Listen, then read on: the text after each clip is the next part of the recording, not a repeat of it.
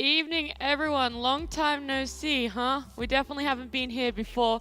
It's going to be some more days of Western Europe tiebreakers. We have OG, Tundra, Entity, and joining me is going to be Sheepstick and Lizard. You guys were here earlier this morning when we had China resume. You had a little bit of a break now. Are you excited for tiebreakers? Is it going to end tonight? It is year 2058. We are still playing the same old tiebreakers. The teams refuse to lose. The Lima Major still hasn't played out. The Lima Major is waiting on the Western Europe. Yeah, this is our third iteration of these tiebreakers. It's the three-way best of one. Yesterday it was Tundra beating OG, Entity beating Tundra, and then OG beating Entity. I can't believe it. I can't believe it. I can't believe that it is so messed up that OG is waiting for 3 years to pass before they ban Lena against Tundra and end the tiebreakers. Okay, that was my next question. I was like, are we going to see it end today? And if so, is it off the back of just OG banning Lena? Yeah, that's it. That's literally that would actually be hilarious. Like, if they ban Lena and they just instantly won versus Tundra, that would actually be quite funny. They're just going to keep letting it through, and they're like, we're holding you hostage, you pieces of shit. We're going to keep you here forever. Maybe they prepared over the night. Oh, over the morning. Maybe they prepared for the Lena. It's true. They have something new. They're going to try it now. They're going to let the Lena go through. Yes, and they're going to lose again. Why not? You know, that's the joy of infinite tiebreakers. It's practically like infinite scrims. You just get to keep trying new things over and over and over again. They're going to be Big like... brain. Yeah. And then we break it down so they don't have to do the analysis. It's just free analysis work for them. They will literally be the best teams out there, these three. They're going to scream each other so much. If they don't all three, well, they can't all three go to the major. But if the two that go to the major don't make the top two, then this was all for nothing. For real, for real. There's absolutely no way. If they get anything less than top 3, I will be filing a formal complaint. I will not cover their games next season. They're kicked. They're gone from Division 1. But OG and Tundra is going to be the first series here today. And then the series game, however you would like to word it. And then the winner will go up against Entity in the second game, and the loser will go up against Entity in the third game. It's a very rinse and repeat. I also have a question for you guys. Okay. Favorite Deja Vu song and or show and or movie? Initial D, obviously. Deja vu. I have been in this place before. I hope that was right. I'll believe you. Was it? There's like a Balkan song. It's basically Deja Vu. What? Like a song from where I'm from. Oh, okay. Song of my people. A song of your people that is essentially Deja Vu. Yeah, and that's your exactly. favorite. If you could choose any medium to listen to over and over and over again, it would be that. Yeah, 100%. All right, I can't fault it. Meanwhile, me swapping a card. Let's talk about this series. Is it just the Lena ban that needs to happen? Where else do OG need to step up to be able to take a game? No, that's it. That's it. Just Lena. That's okay. it. Well, surprisingly, Tundra have first pick. Whoa! Yep. Not again. Yep. So if the Lena gets through, lo and behold, I'm gonna say Tundra will pick up the Lena. Okay. There is literally no way they let the Lena go through. No, they might. Do you think so? That's what we thought in the second round yeah. of reset. Yeah, but it's two times and you lose 2 times to it. Yeah, okay, but maybe Lena wasn't like, okay, right, so the first game, they ban the Brood, they ban the Beastmaster, then Tundra get the Lena, and they respond with Naga Snapfire. Then Tundra respond with Pango. Go into the next round, they ban Brood and Pango. So clearly they thought Pango was the problem, not the Lena, right? Okay. Then they lose again. But I feel like there was a lot of issues in that entire lineup. Like, I actually thought their draft was pretty good, but like their axe got like smashed. Yeah, that was pretty sad. I mean, we talked about this previously as well. Like, okay, the Pango definitely makes a lot of space for Lena. They like to play together. Like, you like to have this Pango bring madness to the team fight while Lena is just pew-pewing from distance. Yeah. But you can change the Pango, in my opinion. You can't change the Lena. Like, there is no hero that has a built-in moonshard. There is no hero that farms as fast as she does at the moment. Like, you can try with the Sniper, you can try with the Drow Ranger, it still doesn't do the same thing. Yes, it does not. I was trying to think of what was the other hero that Tundra played when they faced off against Entity, and that was Weaver. They were forced onto that. But earlier today, when we had China, we got to talk to one of the teams. Was it? LGD. It was Flyby. Yeah, it was Flyby in the first game. it was Flyby, sorry. Flyby in the first game, but Planet from LGD in the second. And I asked him about the Lena. I was like, why is Lena getting let through so much? You know, in the first half of DPC, she was banned. Some people had issues, but other people didn't have issues figuring out the Lena. And they said if your opponents let it in, it's practically just blasphemy to not pick it up. Yeah. Do you ever see a realm in which it's just completely ignored between these two teams? In these two teams, no. Okay. Like Secret Enigma, they just ignored it Yeah? until they didn't, and then they started picking it. But I think those two teams were the ones in Europe that were deciding to like not play it and not ban it. If OG managed to let the Lina go through, and they win against it, they're just gonna, I don't know, they'll roll over all the series that are upcoming for them, because that You will be, reckon? Yeah. the morale boost that they would get from that, the confidence that they would get from that Yeah. would be so massive. I can see it happening. It would be OG style, but at the same time, Don't you think it's a little stubborn? Like, at what point is it stubborn, and at what point is it like, no, we have an answer, we have this, we have this, we have this? They'd be my goated team for life if they beat the Lina. If they and let did it the through a third tiebreakers. time and Yeah. actually beat it. Yeah. because they did beat Lina in the DPC before. Like they did do Who it. was playing it? Yeah, really putting your knowledge to a test there. They played versus Alina with the TA on the safe lane. They won with the TA. Guys, I can't remember moment of versus- truth. Moment of truth. Everyone focus up, focus up. These are the same bands as last. Tango? Okay, Okay, that's new. Tundra, That's new. actually. Treant has now gotten through, Ooh. which means they're going for the 1-2, the Lina Treant. Or I guess OG would take Tree. Yeah. I Well, think you Tundra has the have- first pick, right? So Yeah, well, I'm assuming they would want to take the Lina. OG would be forced to take Treant +1. yeah, there's no way. Oh, Lina my goes. Oh my god! Lina OG, goes. thank it you. ends today! It ends today, round It 3. ends today! This will be it. In before OG beat Tundra beat Entity, and Entity beat OG. Dude, It that would be doesn't the matter. 180. The Lina doesn't help. It's all the same. They're so equally matched. Alright. Yeah, I mean, they could double support here, Tree, Rubik. You could Tusk they Rubik could- as well, yeah. right? I would rather see Tusk Rubik, but 3 Rubik also very solid. Like, I believe that they had to ban out the Lina because of the 3 staying in. Like if they, let's say Tundra is first phasing, which they are, first picking. They pick Lina. If you're OG, you don't really want the 3 anymore. Like what use do you have of Treant versus the Lina matchup? But if you're Tundra, you really want it, so. Feels like just forced into the corner, Yep. back against the Yep. wall for a pick. With the Enigma pick, I guess it's all open for Tundra right now, but this should be their offlane. Enigma has picked up, like especially in the last couple of days. We went from Yeah. it being first base ban, like high priority, To being at the s- ignored to being completely. completely ignored. No one cared about it. It was like a few bans here or there, to now being insanely high priority. Why are they covering their mouth while speaking? Is it like Can you lip read? in can't football? lip You know, read. like I can lip read. Just in case I someone lip can read lip read. that Oh, clip yeah, we that had 33 of clip? 33 yesterday when they What lost the- against Entity.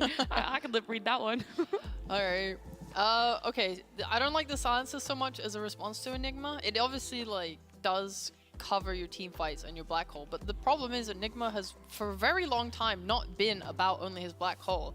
You're able to just go for Greaves, play with auras with your team. You get you can go an ether lens build where you're just playing a Yep. long range like stun or whatever. by that shard long range stun. and Exactly, whatnot, yeah. So this hero's not like I would say the best. Okay, now I it's- have to ask. This Naga, carry or support? Who the hell knows? Yeah, who knows? It's very early on. They picked it up, and it's a hero that if it goes to the last pick and you see a good Naga game, you just pick a support. You just pick a position 4. If it's a bad Naga game, you just pick a carry, and it's fine. I think it's very flexible overall. But Did you like OG when they had Naga as support last time? I think that's more where I was going with that question. Like, is it really comfortable enough for them? I feel like it's more about OG taking the Naga away from Tundra. Like, you didn't ban it, you don't want to let them have this opening Enigma plus Naga. That sounds like insanely difficult thing to play against, and it's something that Tundra have ran before. So you just take it for yourself. As a 4, I think it's very solid. As a carry, if the game is good, I can definitely see them pulling it off. Yeah, it's kind of like a multi-layered pick. You're taking it from Tundra. It's also good against Enigma if it's a good Naga game, and Tiger's willing to play on 4. So you just the have. value. It's just a exactly. It's a value pick. I think the only downside I would see to it is that if Naga, Silencer are your support duo, neither of them are like that good with like it's very low damage support. They're not great at making moves or rotating and doing stuff like that. They're very like Eh. eh. Yeah, Yeah. I agree. Like Tiny, when you see that Tiny, you know what he's gonna be doing. You can see him making these rotations. You can see the impact instantly. You can kind of visualize what his game plan is. For a Naga, it's a little bit more ambiguous right now if you're a 4, right? Like you kind of help that off lane, then you're all about that sleep, All about Yeah. all about the illusions. Okay. What's up? You're just so scary when you're looking into my eyes. Like, yeah, it's all about that sleep. I'm like, oh, jeez. Why am I scared? I'll protect you. I won't look at you It's anymore. threatening. Here. Perfect. Thanks.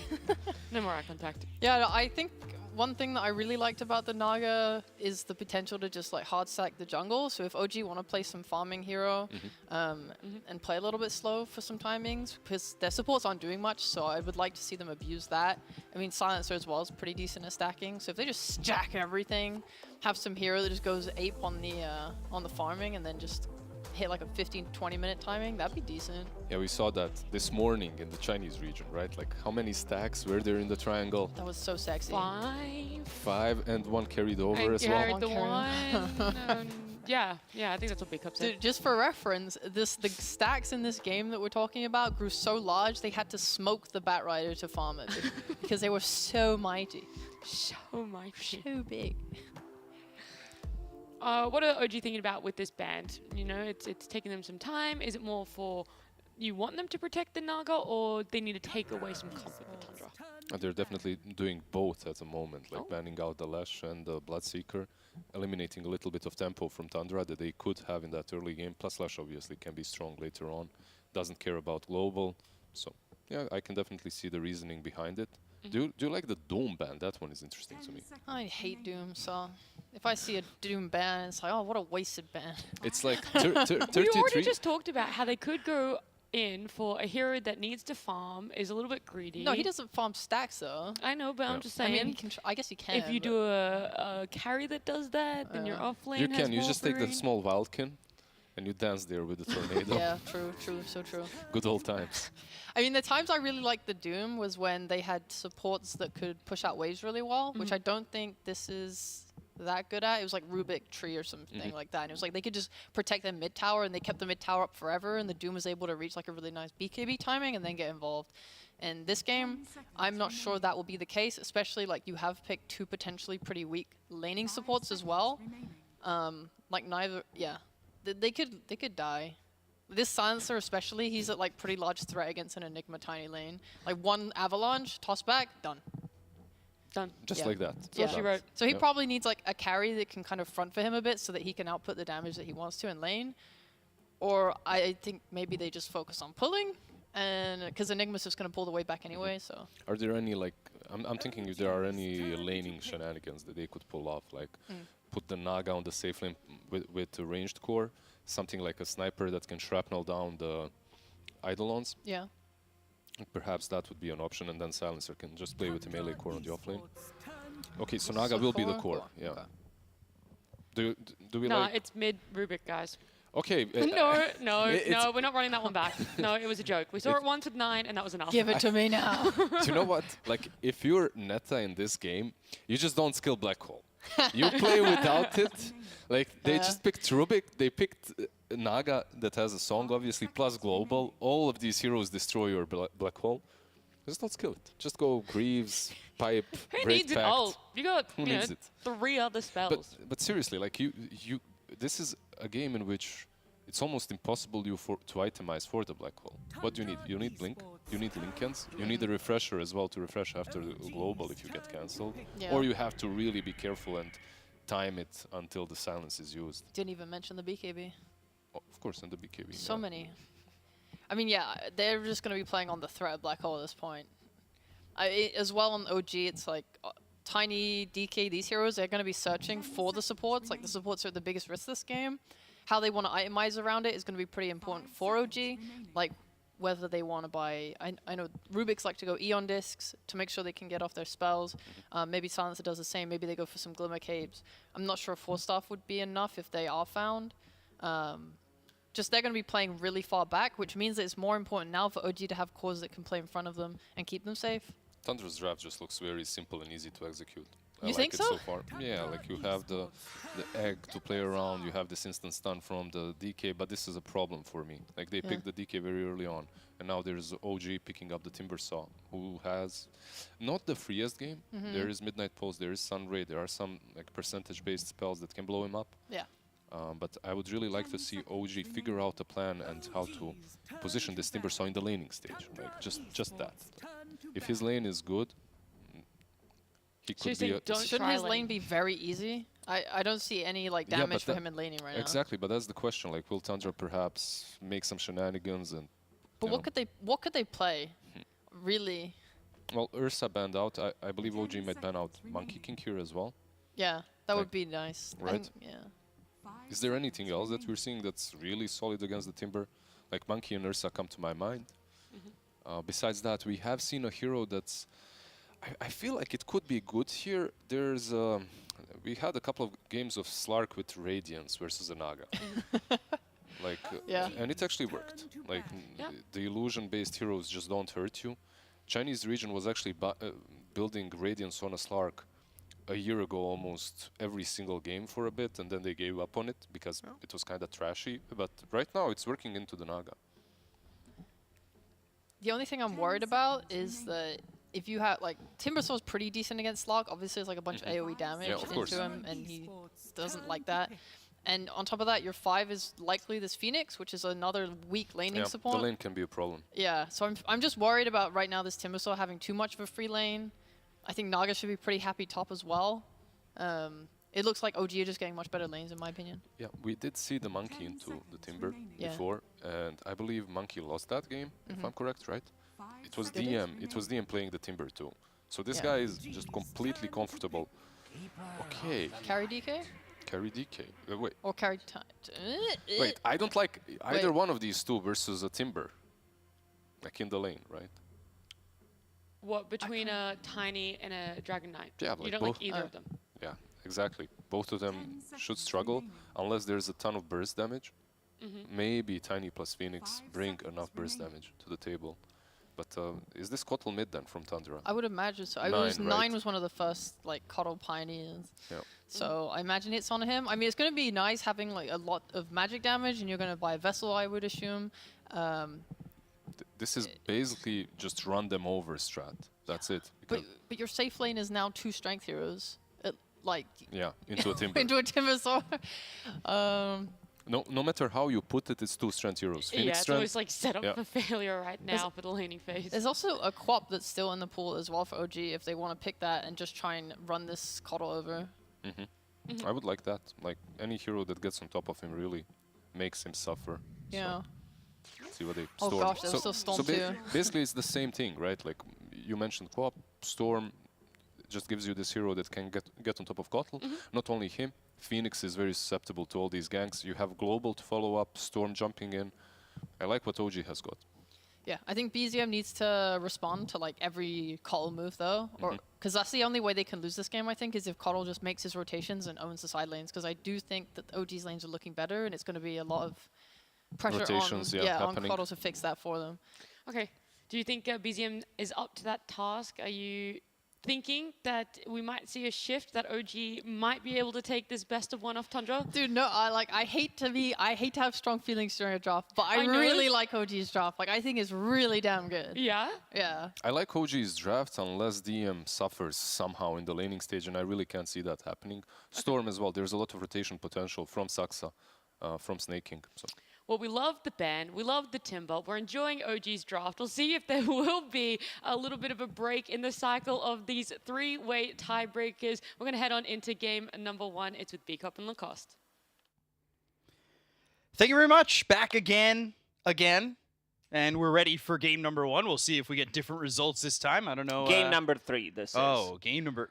It's time 3. to end this simulation, I think, once and for all. This time around, OG, they don't, like, last 2 times they met yesterday or today, whatever day it was, they had a bit of an issue with their damage output. This time around, I don't think that's going to be the problem. And this is a Timber. Like, we haven't seen Timber to, like one that Timber saw that was super popular in the previous patch, the patch before, because he did get nerfed, but this is a good Timber saw game. Like, he should not struggle in the laning stage at all, playing into Phoenix and Dragon Knight, and also carry Dragon Knight. This is popular like 6 months, a year ago. I want to see like the matchup against Naga Siren. I don't think Dragon Knight can match up Naga Siren's farm, especially if she's off to a really good start.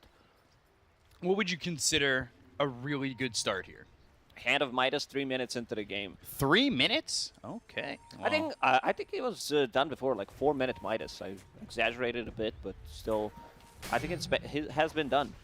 So we'll see if they can reach your standards. And, you know, DM, we're seeing him on the Timbersaw this time around. Last night, morning today, we saw DM play Snapfire in the off lane. That didn't exactly go too well for him, but this feels a lot more up his alley in terms of tanky, initiating offlaners. Yeah, it's a good way to start a fight. You have Global Silence to back him up. Misha starting with the Glaives of Wisdom, level 1. Wants to steal some intelligence. Blast misses. Grazed DM, but other than that, things looking okay for OG in terms of the damage taken and what's being used here by Tundra. Got Misha throwing out some Glaives now, and Dragon Tail, but Skitter, he's taking a lot of damage and being run down by the side of OG. They don't have telekinesis for another couple of seconds, but Taiga now without the Storm Spirit of BZM, so... It's one of those spells. Taiga did pick up telekinesis level 1, not what you want to have for the laning stage, but they did pick up another rune. So let's see what he does with this. He's gonna block the camp, so they know about it.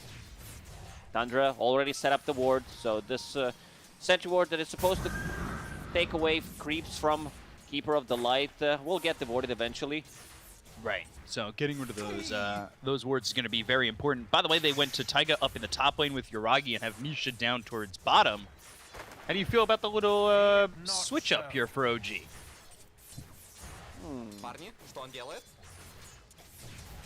I'm just thinking about why they would make such a switch.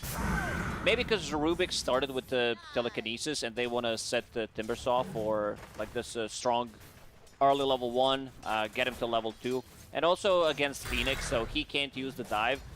Very annoying. Like the value from Silencer in this game is going to be so good. Dragonite blinks in, stuns 33. In a bit of a trouble, especially if he can get close with these illusions to block him. Can't get in front of him, and 33's forced to run off, and will continue to do so with these illusions at his tail. It's not fun to have to run all the way out there. Now Snake King in some trouble.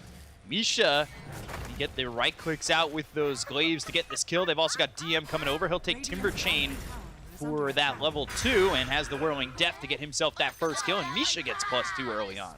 Oh, this is really valuable, especially for a hero like Phoenix, who has really low intelligence gain and really low starting mana pool. So this is going to be pretty big, and you've seen what Taiga did. He zoned out 33 completely. 33 sitting at 3-3 CS. So the esports bet.io odds already starting to come down and favor OG, because it was Tundra who was favored during the draft, and you could see OG pulling away his favorites. And this is interesting considering both results today went towards Tundra when they played each other.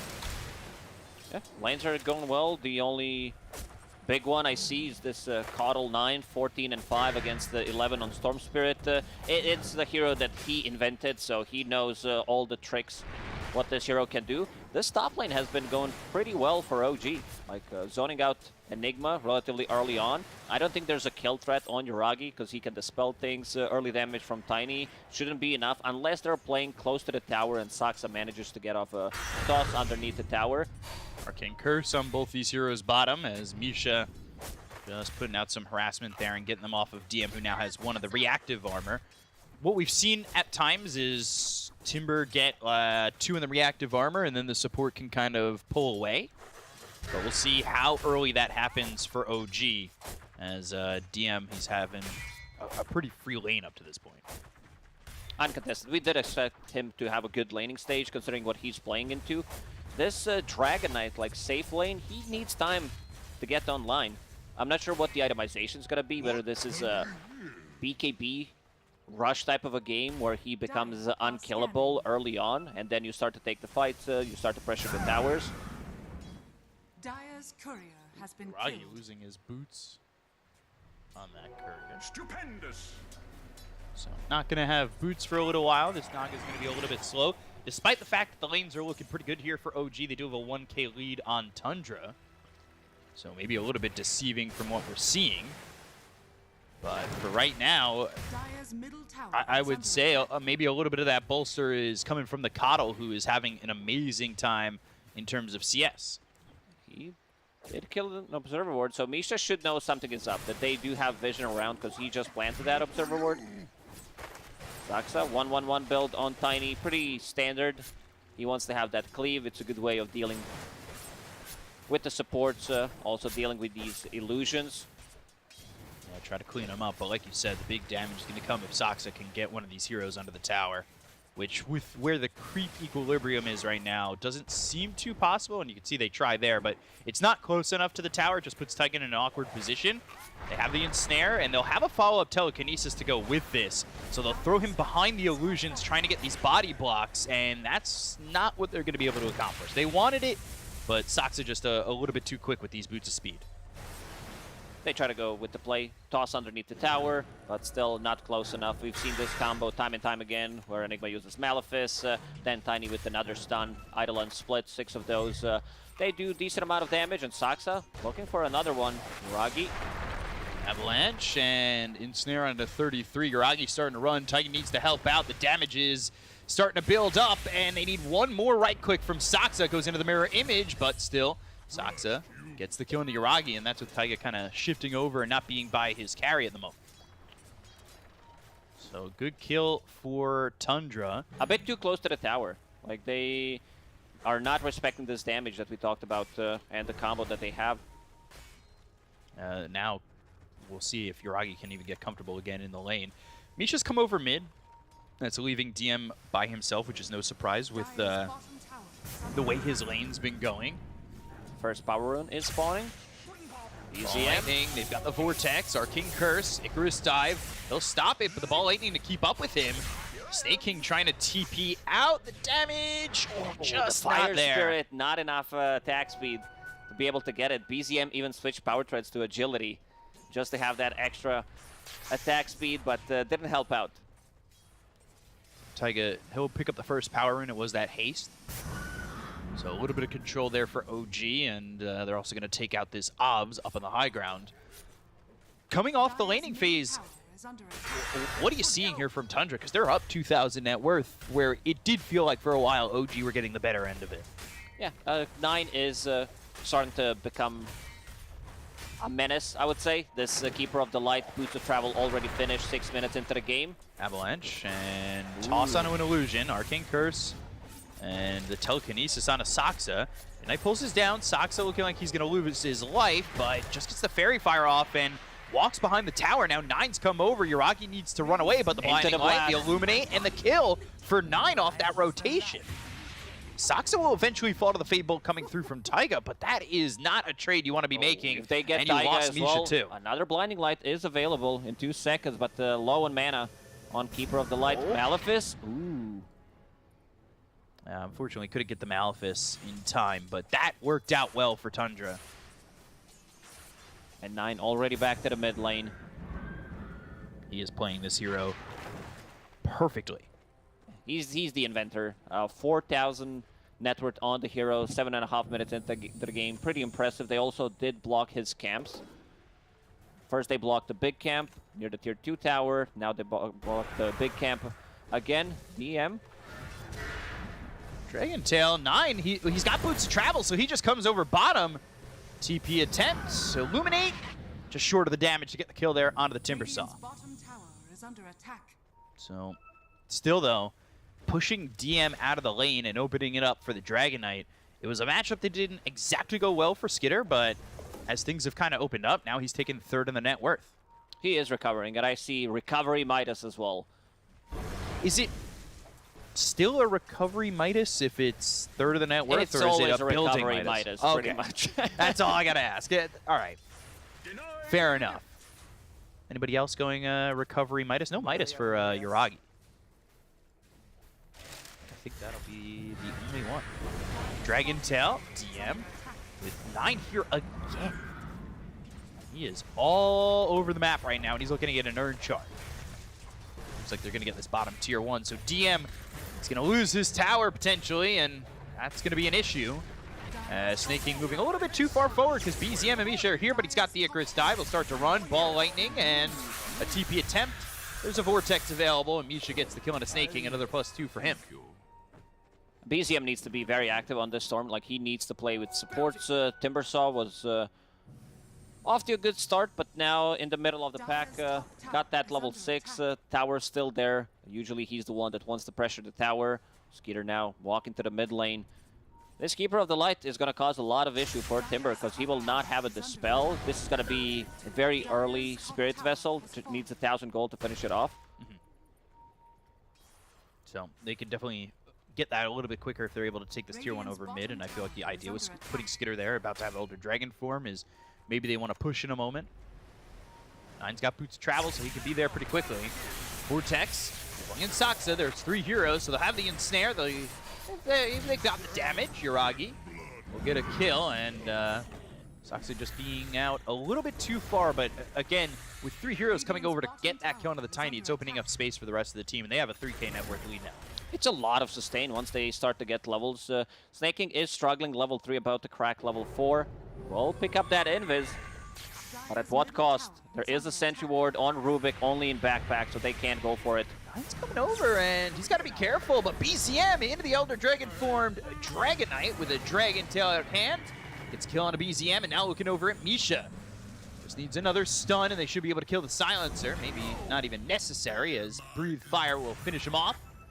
They get 2 kills there as BZM just goes in a little bit too far, and wow, it looked really good until that blast from Keeper of the Light did hit, and the amount of healing, the amount of sustain that they're going to have is going to be insane. You will have early Guardian Greaves on Enigma. 33 has been farming, considering the start that he had. He's now on top of the network. This guy is... he's something different. Like, the way he finds the farm, his farming patterns, it's pretty incredible. All these small items, we already talked about it multiple times, and now, OG, they're going to smoke. They want to get a big kill, and it seems like Skeeter is the one that they're looking for. They still Breathe Fire, but Snake King and 9 are here. So Icarus Dive, it's both heroes. Phoenix they do only get the level stun on the 5 Snake though. King. Now they've got the Sun Ray. DM starting to burn real heavily. That metal's going to get real hot.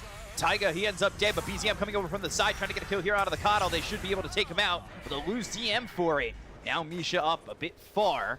They've got 33, and he's got Malefice. That means Misha, they've got locked down to Chase. They still want BZM. They'll throw the Avalanche. They won't land it, and eventually Misha will die because Skitter's Breathe Fire. They get themselves 9, but losing 3 for that is just too many numbers. And they immediately smoke. There is Toss available on Saksa. He might be trying to play with BZM. Avalanche. If BZM wants to, I don't know, sound problems. All right, there's going to be a quick pause. Bottle refill for BZM. Rest of the team is smoked, so if Saksa can't get a full combo, he does have an Avalanche and 10 launch charges, so should be fine. So I'll do some chat interaction. Do you think BZM is dead? 1 for yes, 2 for no.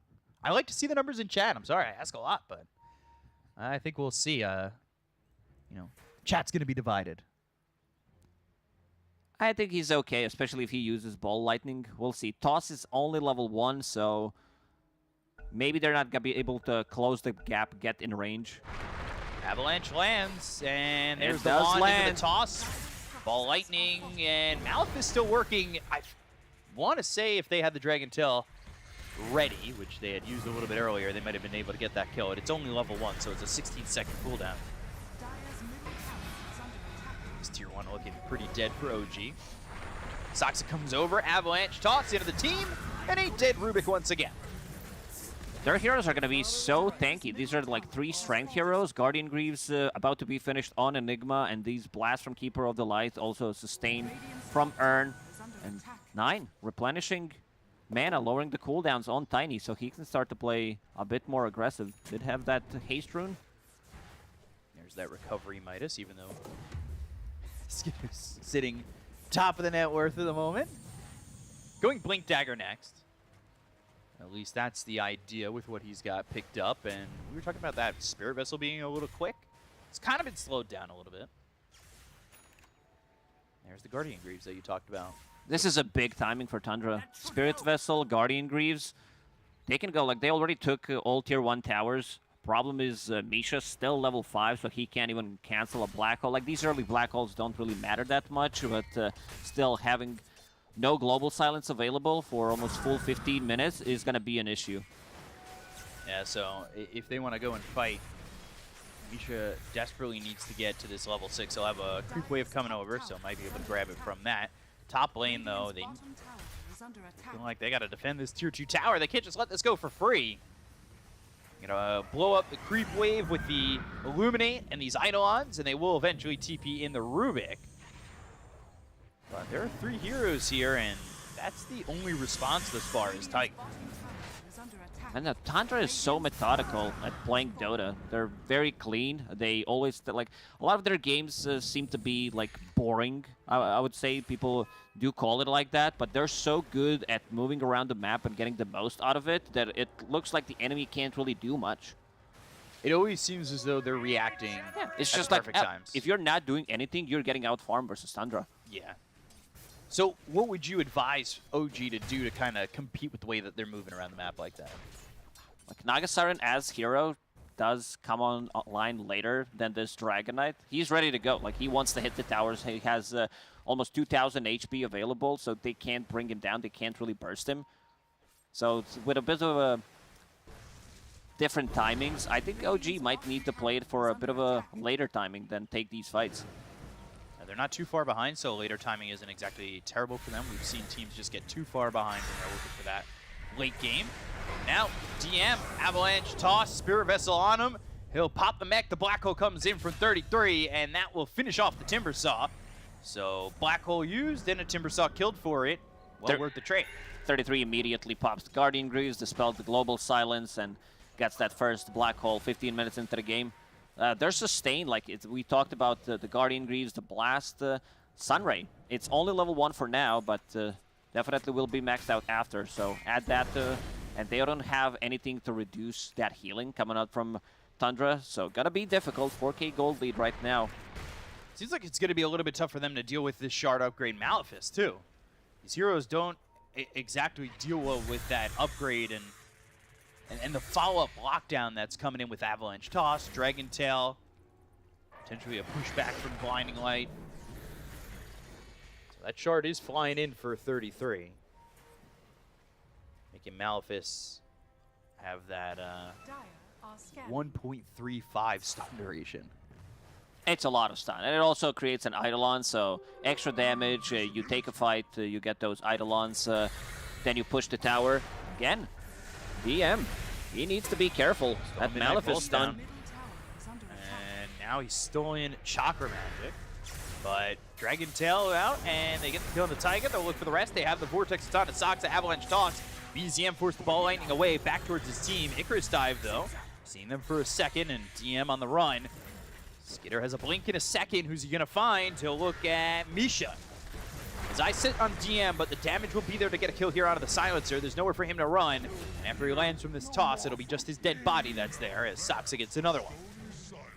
This was the reveal of Blink Dagger from Dragon Knight. Tundra playing it so clean. Like the Naga's on the different side of the map trying to get some farm going into that Orchid, but 9 protecting himself going into BKB. Understands the matchup. He knows that playing against the Storm Spirit, if he gets that BKB, he's going to be okay. Yuragi trying to play a bit aggressive on 9, but this could be tricky for him, especially if there's a rotation, and I can see Skeeter already running there with the Blink Dagger available.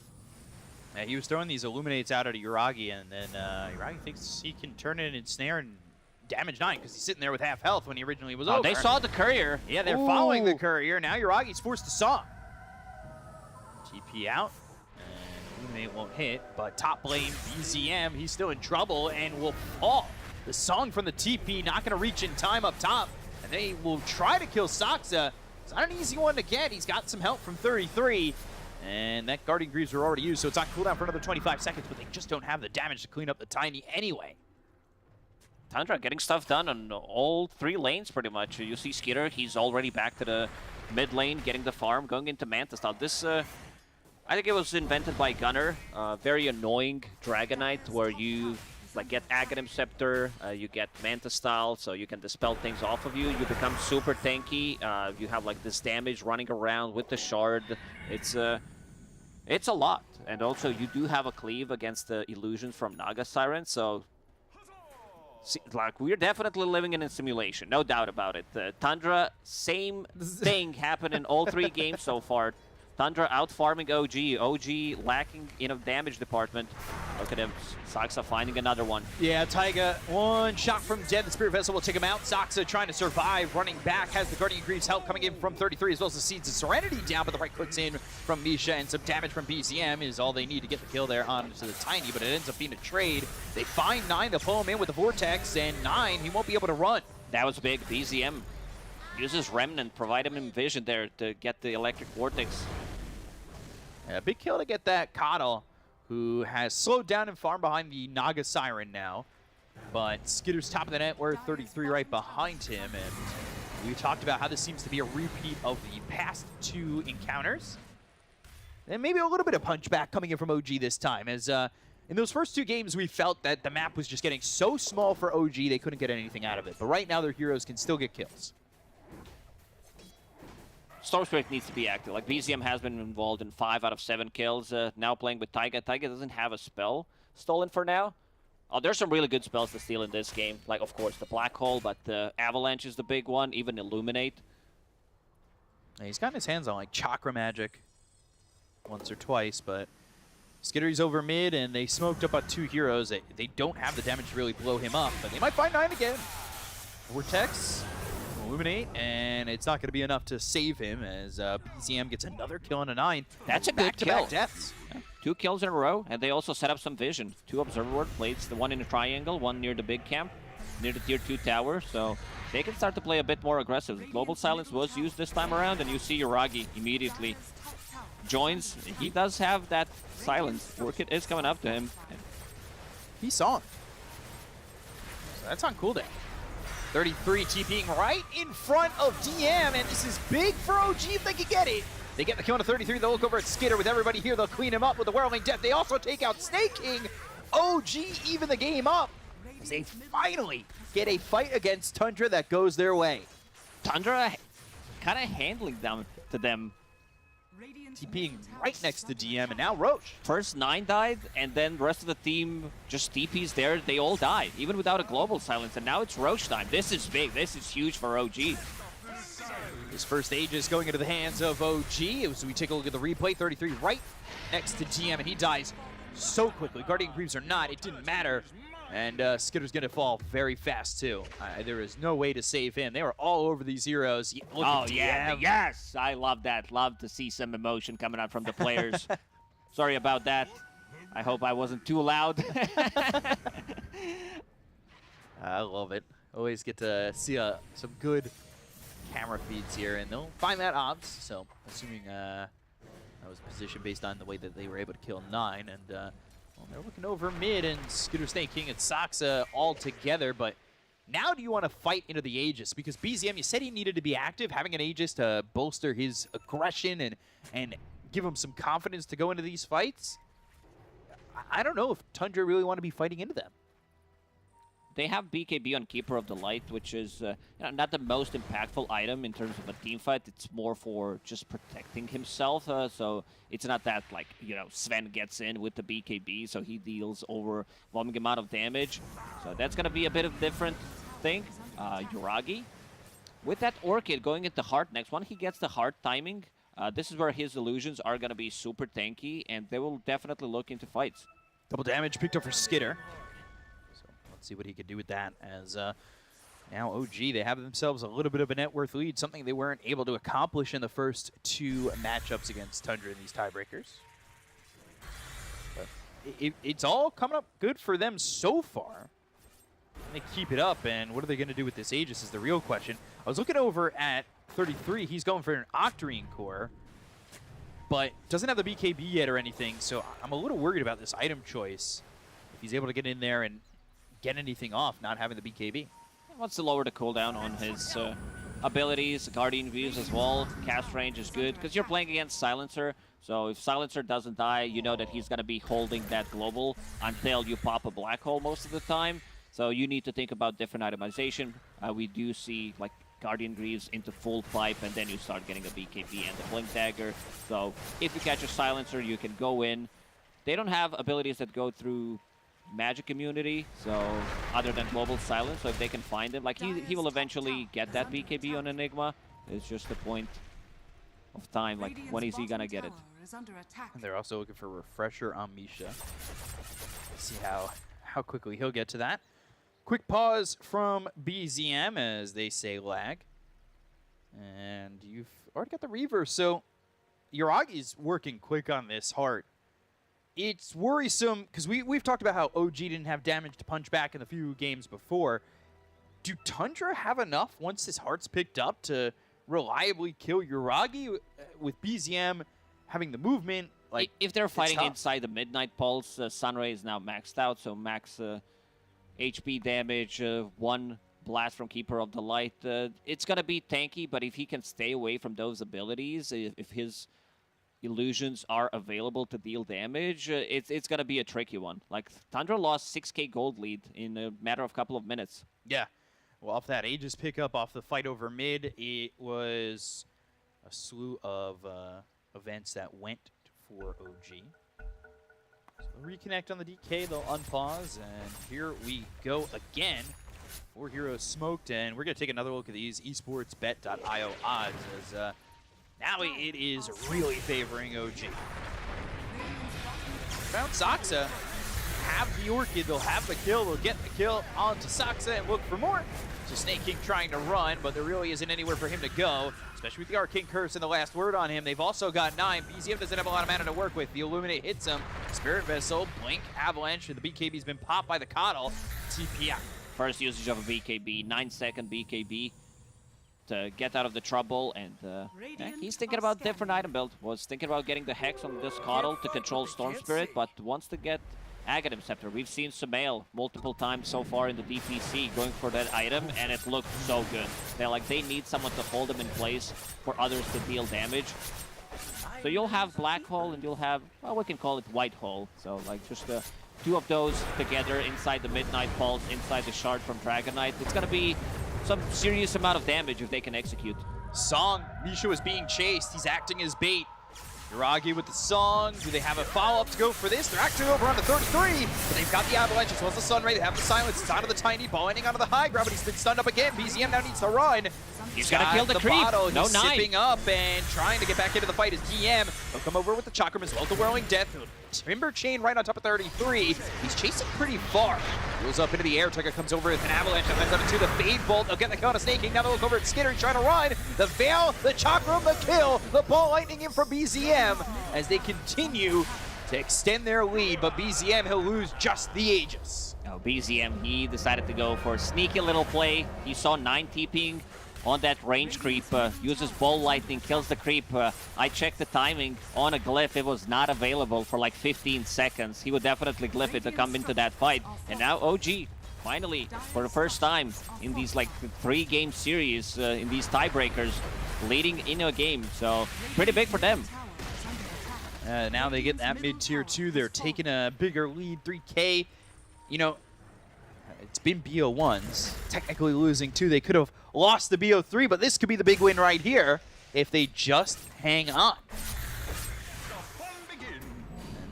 Dota Plus is going to be 64 to 36. This Witchblade not allowing him to blink out. Toss. BZM is going to die here before Saksa goes down. Look over to the side. They've cut themselves DM. Can't let it crumble now, but look at the damage onto the Timber. Rolling Death, Spirit Vessel, right clicks, Midnight Pulse is in, and the Timber Chain doesn't connect. They get the kill onto the Timber Saw as well. Gotta be careful, you know. This tiny combo is still always gonna be an issue, even if it's coming out from position 4, position 5 against these heroes. Like, he's tanky. He does have Kaya, Sanj, and Storm Spirit, but try to toy with him way too much. Now all of a sudden, Tundra are the ones who are across the river and playing pretty forward. The whole time, though, Yuragi is still farming, and he is just about to hit 17,000 net worth. They have not slowed down the Naga Siren since the laning phase. He's going into the BKB and then the Silver. He's bringing the Shard right now, so that's gonna be their way of resetting, having some kind of a heal on top of Guardian Greaves from Timbersaw. Misha, this time around, you mentioned that he's going for Refresher. Eventually, he's going to get it. If this game lasts for another 15 minutes, he will find the farm. That Refresher is going to be big. You talked about how they want to have that global silence with the black hole. But right now, Misha may not have a life. So, Avalanche toss over to the creeps. Misha on the run. Meanwhile, Snaking goes down to the BZM. That was over in the top jungle. So this will be a trade. Saksa using the Force Staff there. Nice little play Top tower is under to get attack. Enigma closer for his spells to be used. Aghanim Scepter done on Coddle. So they'll have the Will-O-Wisp. And gem purchased by Misha.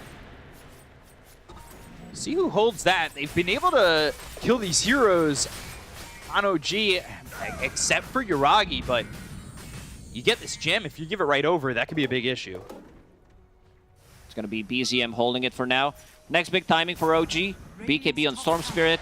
DM will not have his BKB synced up, but you will also potentially have a BKB on Naga Siren. Yuragi has been farming, and yeah, he's been off the map for a long time, joining these fights whenever he was needed, and now 19,000 net worth on Naga Siren. The second one close to him is 5k gold behind.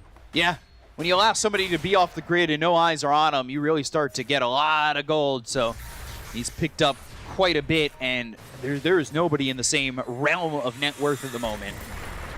Avalanche comes in, it's on a BZM. They'll steal the Avalanche, throw it back, landing on a 2, and a Fade Bolt to follow it up. Isha's in with an Arcane Curse. Do they want to take this? It looks like they're starting to group up, knowing that Roche might be soon, but it ends up being a 2-minute delay.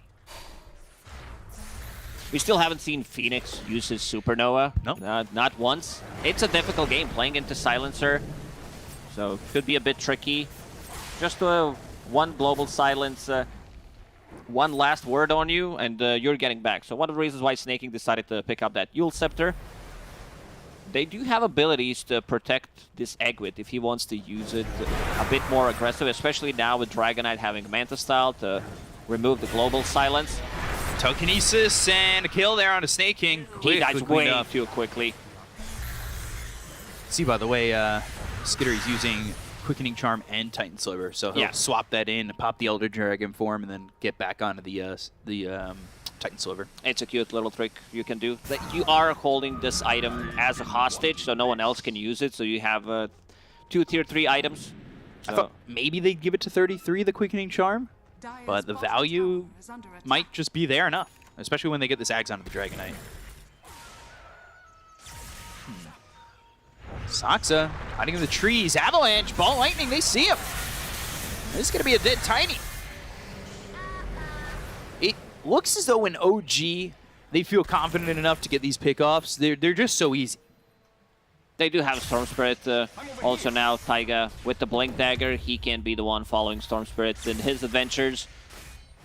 Still looking for something. Does have that Arcane Rune. Searching the trees and 9. TP in time. And Roche up in 10. We'll see if we get a big fight over by Roche. Black Hole, Supernova, both available for the side of Tundra, but Song and Global for OG. So some big team fight clashing tactics We there. still haven't seen Tundra use their ultis to full potential. Like we haven't seen this Black Hole, a Supernova combo, now with Will-O-Wisp as well. It's going to be so hard. Like, if the Supernova's in a decent spot, you've got the Will-O-Wisp down and a Black Hole post-global. I worry Misha's about OG's global fight. silence needs to be on point for OG to win these fights. Like, he needs to be able to cancel it once they go in.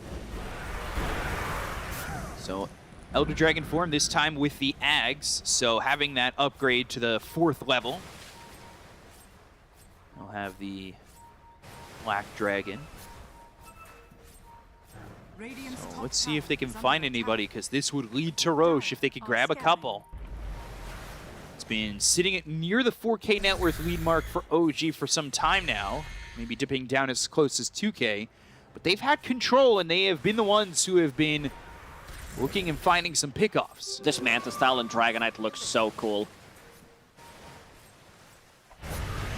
How do you like this as the build-up, where it's Manta in the Ags?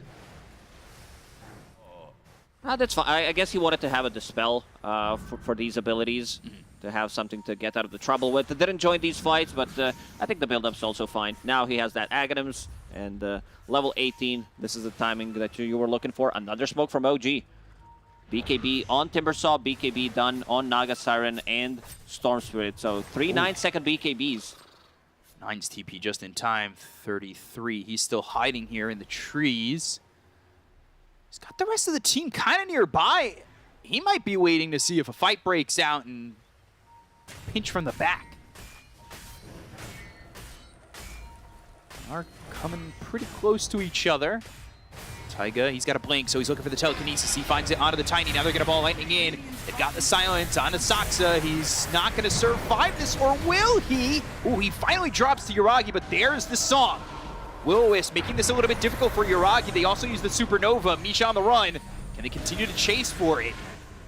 Yuragi is still full HP, does have BKB if necessary, does not want to pop it just to get rid of that. Skitter finds the stun on a Taiga, popping that Manta. BZM trying to help out, but it looks like they're going to lose this Rubik. So Taiga falls, they've got the Vortex, they're going to buy back here on the Tiny, they'll go to the BKB from Yuragi. He doesn't have a song to work with, and now they've got the Global Silence coming out, but they still have a Black Hole available on the side of Tundra. So they'll look over at Yuragi as Misha, he's going to die here to the Illuminate from 9. Bop back on this Rubik. Icarus dive over. Saksa finding the avalanche. It's on Yuragi. They've got the telekinesis. They have the silence from the Orchid.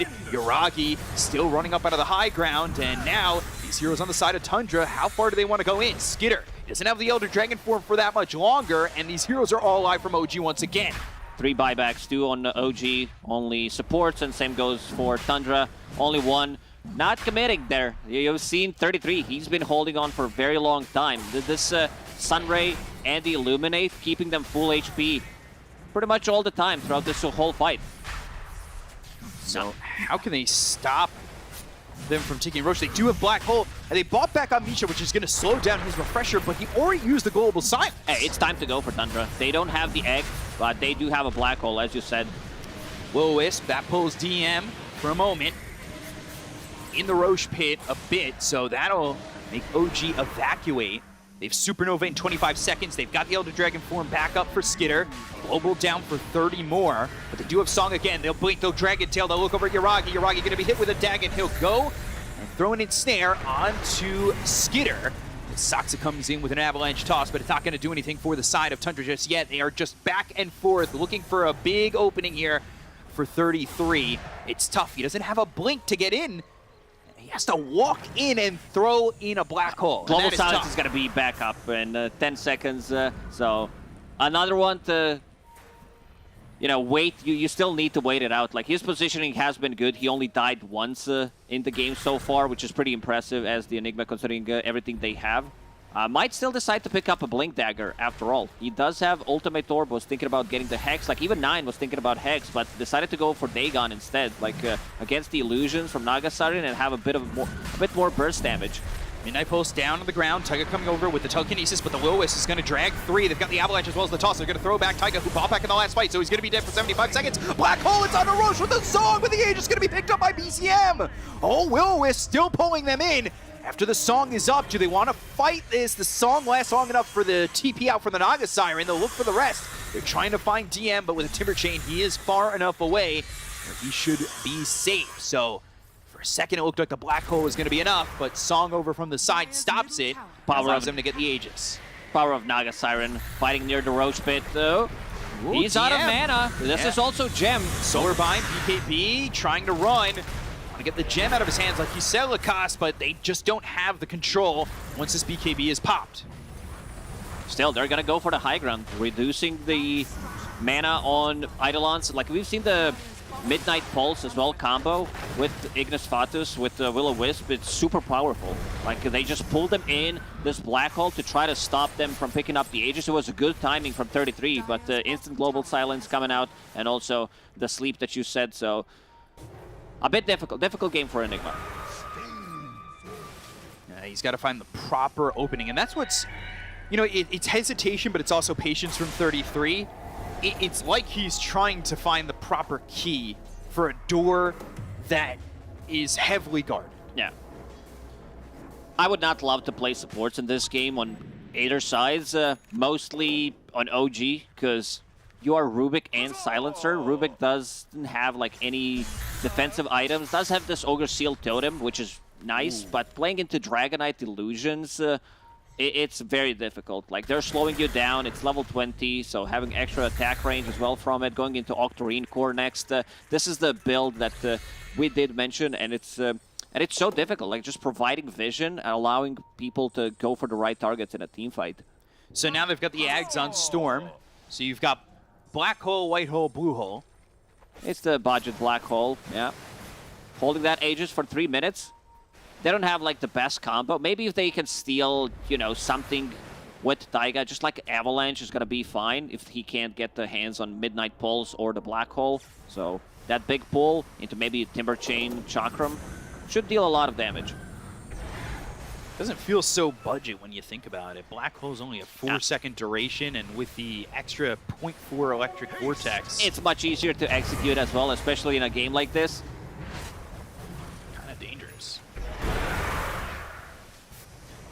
Loud sounds of the Elder Dragon form of the Manto Illusions. So, still holding on to the Quickening Charm. Min-maxing with a Penta-Edge Sword now.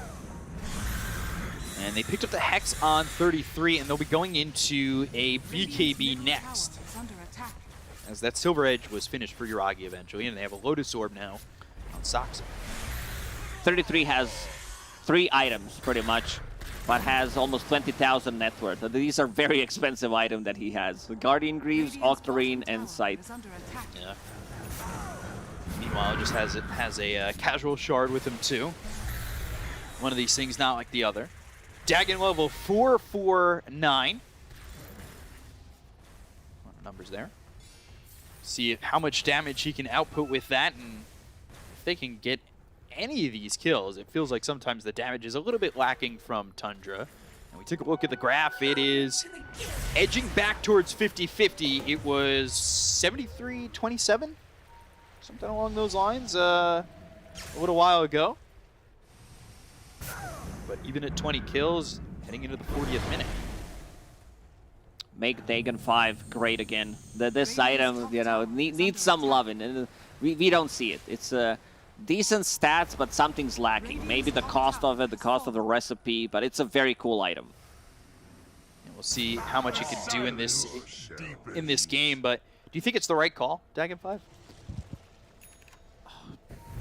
So many other items now. There are. Like, you could go for Octarine Core. He could have gone for Hex. He was thinking about Hex, but since 33 was going for one, I think having one Hex is fine. They just need a bit of an extra damage, because you see, this Dragonite, he's very annoying, but when it comes down to dealing damage to Timbersaw and Naga, they do struggle. So he will need to get some kind of a damage item as his next. And they post the Queen of the Creeps, ball lightning looking over, and they're going to try and find 33. They've got the Vortex, get her over to the side. They have the Hex, it's on a DM. They'll toss him up into the air. The Lilith is down with the Solar Bind. It's through onto the Storm Spear with the BKB pop by DM. He's kind of by himself. Yuragi over to the side. The double Chakram from DM, but doesn't land on anybody. They've got 5 seconds left on the Aegis. So BZM will be back up to full health, full mana. And that expires. Maybe OG a little bit more hesitant on the fights they want to take. We've seen a couple of times two teams just looking at each other. No one wants to Is under attack. heavily commit, and now Octarine plus that Quickening Charm that he's been holding on Dragonite, so almost permanent Dragon form for him. Like, it has 10 seconds downtime. That's really nothing, yeah. So, Elder Dragon form up in 5. 70.9 second cooldown with the Quickening Charm. There it is. And can they fight? Can they find anything? They're constantly looking to see if they can get someone. Soxa! Right by Yuragi, who's going to show himself going to the BKB, and he might just need to leave. But instead, Mirror Image running back, Guardian Greaves, so some heal. They force a BKB, but that's about it. Can they even kill this Naga? And the game has been so close with Naga surviving for a long time. Has so much net worth at 31,000. The closest here for the side of Tundra is just 22,000. Yuragi, since the laning phase, has just been in Farm City. Going for a Hex, also trying to finish off that Bloodthorn, and there it is. This Naga Siren is pretty much 6-slotted. He can get the Aghanim Scepter, of course. Switch the Power Treads. This Witchbane haven't been able to dispel things. Mostly this Solar Bind, I think that's the big one. And also it deals a ton of damage, especially against heroes who have big mana pools, like Keeper of the Light and Enigma. Taiga going into the BKB. So Blink, BKB, he's got an Ogre Seal Totem. So that'll help him get away from these fights. If he steals a Black Hole, then he becomes the Enigma himself. Yeah, and one that doesn't have to worry about global silence, and with the BKB really doesn't have to worry about anything if he's able to steal it. So, OG, they are just over the river and potentially looking to push and force back Tundra. Roche maybe up in 30 seconds. DM, he's going to TP back to the base, though. Glyph is tier 3, not looking long for this world. Slow siege. This annoying Dragonite with Manta style. Like even Saksa Blix on the high ground to get a couple of tree volleys up there. 3 hits, and Yuragi figuring out. Like he needs to do the same thing. He needs to be able to cut the waves now sitting in the bottom lane.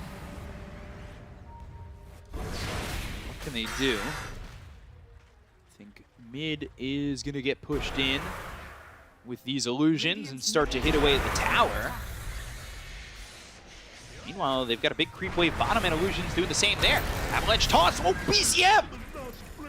God! That's not as planned. That was quick. That's some quick reaction there from Tundra. Radiant's bottom tower He tried to attack. go for sneaky play, cut the creep wave, but it didn't happen. Both bottom is pushed in. Tier 3 tower almost dead, but Yeah. Tundra's doing the same thing on top.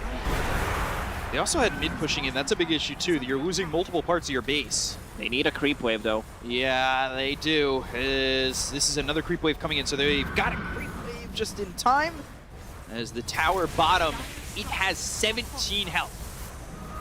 Something about Dragonite with Manta style is satisfying to watch. I don't. Maybe I'm just one of those enjoyers that love to see the world burn. No, I agree with that.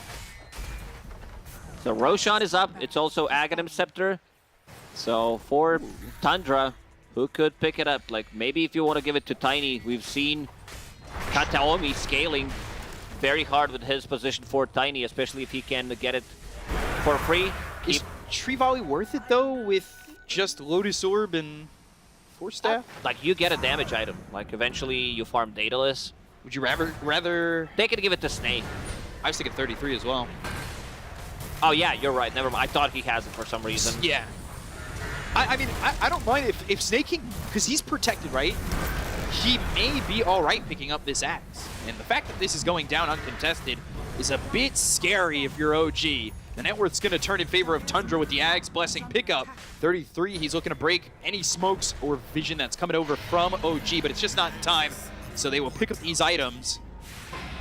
And Ags, it's on this Phoenix, and now they've got the Will is down, they've got the sweep for a Good second, Skitter four-step. coming over, and now they've got the 4-step back with the Midnight Pulse, but the ball lightning as well as the Vortex is going to be on 2 of these heroes. 33 trying to run away, and he gets out. KB from DM, Chakram, 2 of them, thrown at 33, but he still survives. They'll go to the song. They've got a Hex, it's on a Taiga, and Icarus Dive, finding the Rubik, Malefice, they've got these BKB. Eidolons, BKB, TP, ooh, Black Hole to stop it. He knew he was going to be stunned up again, but he uses the Black Hole and goes for a Rubik. Yeah, steals steals the Black 4 for half a second just that he shows that he can do it, but doesn't get anything out of it. I don't mind this Black Hole. Like 33 has not used the Black Hole in a very long time. It was the second Roche when he tried to go for it, but let's see who's holding that Aghanim Scepter for now. It's Phoenix, Yeah. but seems like he wants to give it to 33. Dire's middle tower There it is. Giving it to him with Black Hole not available, so I don't know if he's going to activate it immediately. Yeah, he Well, you try to go gave it for to the Tiny. this Rat Dota with the Naga Siren and the illusions, but the Dragonite, he's he's even more annoying. Like he splits the He splits one on the left, one on the right. BZM disconnecting. So lag again. They gave it to the Tiny, like you said, and now he just needs... He's building Aeon Disc. I feel like that build might change. Yeah, it's definitely gonna change. Like he's gonna start building into most likely just the Crystalist to have some damage that deals well with the Nagasaren and her illusions. And Tundra off to a high ground. I don't know how you stop. Like they need to heavily invest. But now you've got Aegis on DK. Like investing to get the kill on a Skitter, not once but twice, for someone so tanky is gonna be so difficult. It's worrying. There's Sunray behind him. There's a Keeper of the Light charging the Illuminate. So there's always going to be some kind of a heal coming out. He doesn't even have a BKB in this game, so which is pretty impressive. I love this build.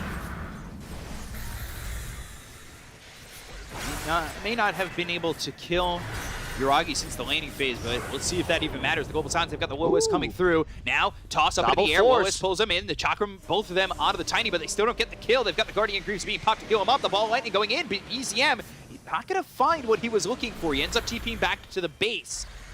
Yuragi now, working with the Song, with the Blink, the Dragon Tail. Can they get the kill here on Yuragi? Finally, but he pops the BKB. He's got Song. He'll throw the Hex. It's onto the Dragon Knight. He'll run away. Still, nobody dying on either side. 3 minutes on this Aegis still. Also, Keeper of the Light lowering the cooldown on Dragon Knight abilities.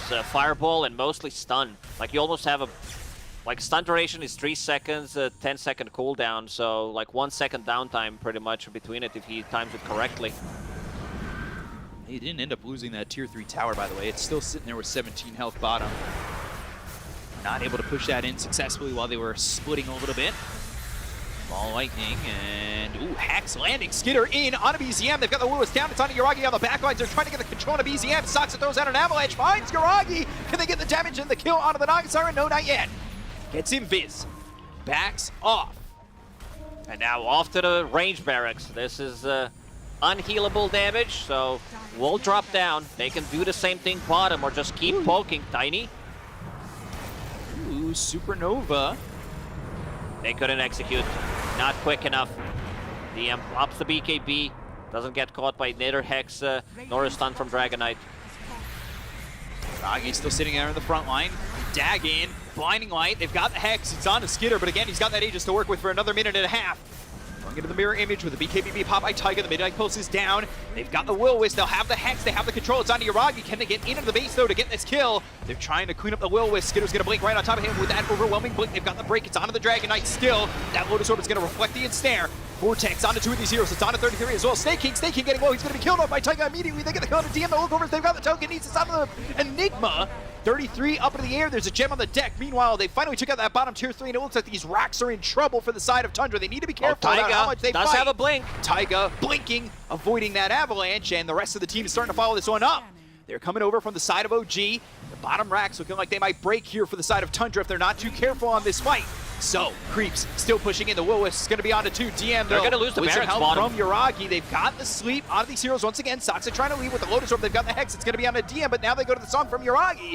So, they've got a Fireball down. They're looking over at 9. They've got the Chakram right on top of him. When he wakes up from this slumber, Ball landing over with the BKB pop by 9. They'll go over 33 with the BKB they of his found own. 33. He's trying to throw a black hole, but he doesn't really find the opportunity to do so. Taiga over to the side. He doesn't want to give it up. The Ball landing's going to come over. They're trying to get the kill here. They'll find DM right on top of 33. They get the kill on the Enigma, but the damage coming in from Taiga. Again, the Rubik. Can they? Oh, the Ogre Seal Totem on the right on top of him. Soxa gets the kill on a Rubik. They find themselves 9. They've got the dagger, but it's not going to be enough damage. Skinner comes in with the Fireball. They've got themselves the Global Silence, and is that going to keep Yuragi alive?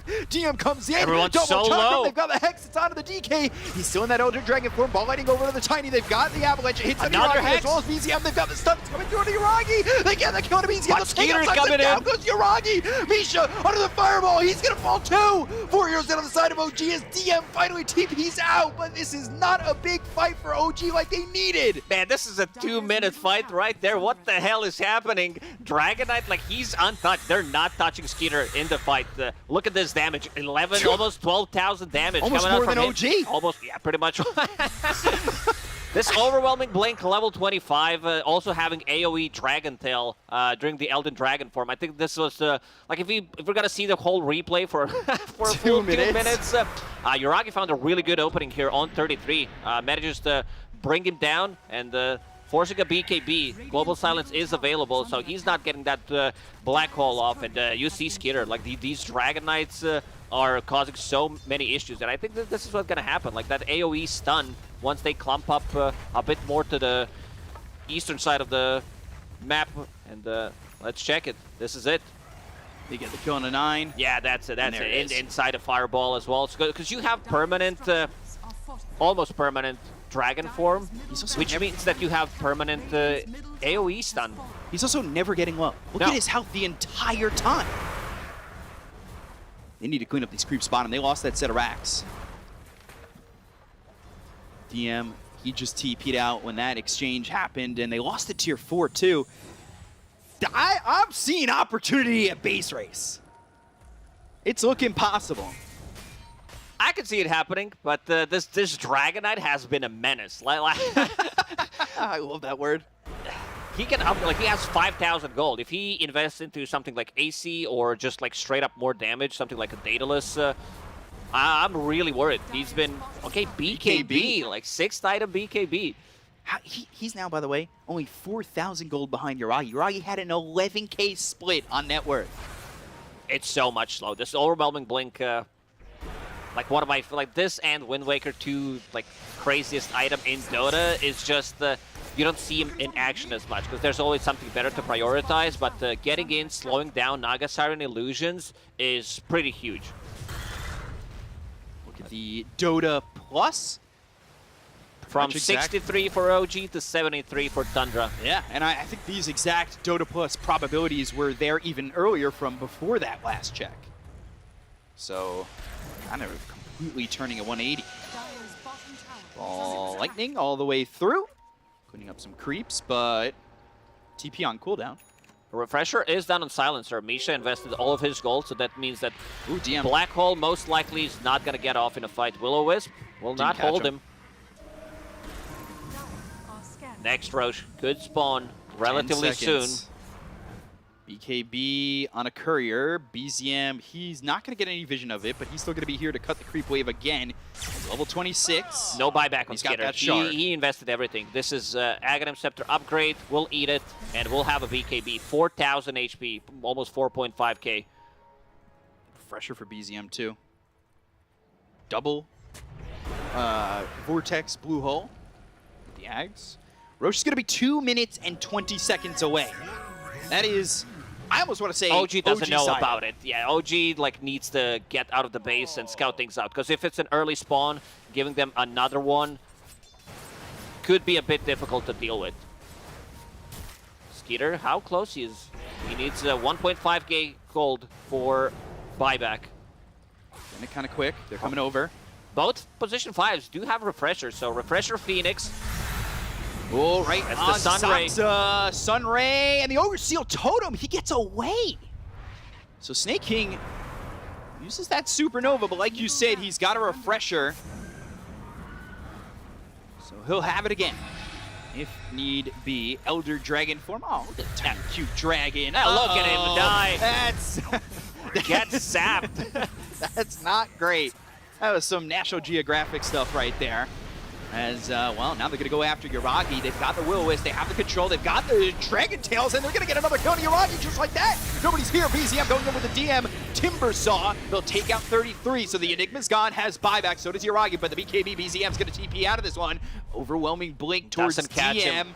Force staff forward, Dragon Tail lands onto the Timber Saw. Can he get out of this one? Avalanche to follow it up. The Stunlock is there. They've got the Dagon. Do they have the control with the toss up into the air? They do. They'll take out DM. He bought back in the previous fight, so he's going to be gone for 2 minutes. Buyback from Naga. Tundra slowly opening things up. A 20k gold lead, but this is the entrance to, like, one more fight is all it takes for them to win the game. And you see this Dragon Knight, like, being just super annoying. Does have a buyback available. Dire's middle barracks. 75 gold. Yeah, he's there. Like Top of the net worth. He is now more farmed than Yuragi. I love the way this dragon looks, especially when he puts Mjolnir on him. Look, it looks like he's Electrified. he's the smog. We'll see it when he pops the armor again. Ooh, Arcane Rune as well, lowering the cooldown on everything. Look at this, 15-second Manta style. Oh, okay. Balance in all things. 55 on Elden Dragon form. Roche up. That is Ag's Blessing. That is Refresher Shard. That's everything on this fourth Roche. So Arcane Blink being built here for BZM. He's got a lot of gold to work with, but does he want to keep a buyback just in case his fights don't go well? Got 50 seconds still till DM is back. Meanwhile, Roche, it's up, and it is being taken. We're also getting closer to tier 5 items. 3 minutes away. Give that Dragonite Giant's ring. Bigger. We can make it bigger. Tiny can also be, like, Tiny's the funny one. Seems like OG's not going to contest this at all. Back-to-back, Roche is going for Tundra, and it brings a lot of wealth. Ag's Blessing, Cheese, Refresher Shard, Snake King, he's going to pop that Ag's Blessing on himself. So now he'll have that upgraded Supernova. Could be griefing. Could be. But also extra attacks to destroy the egg.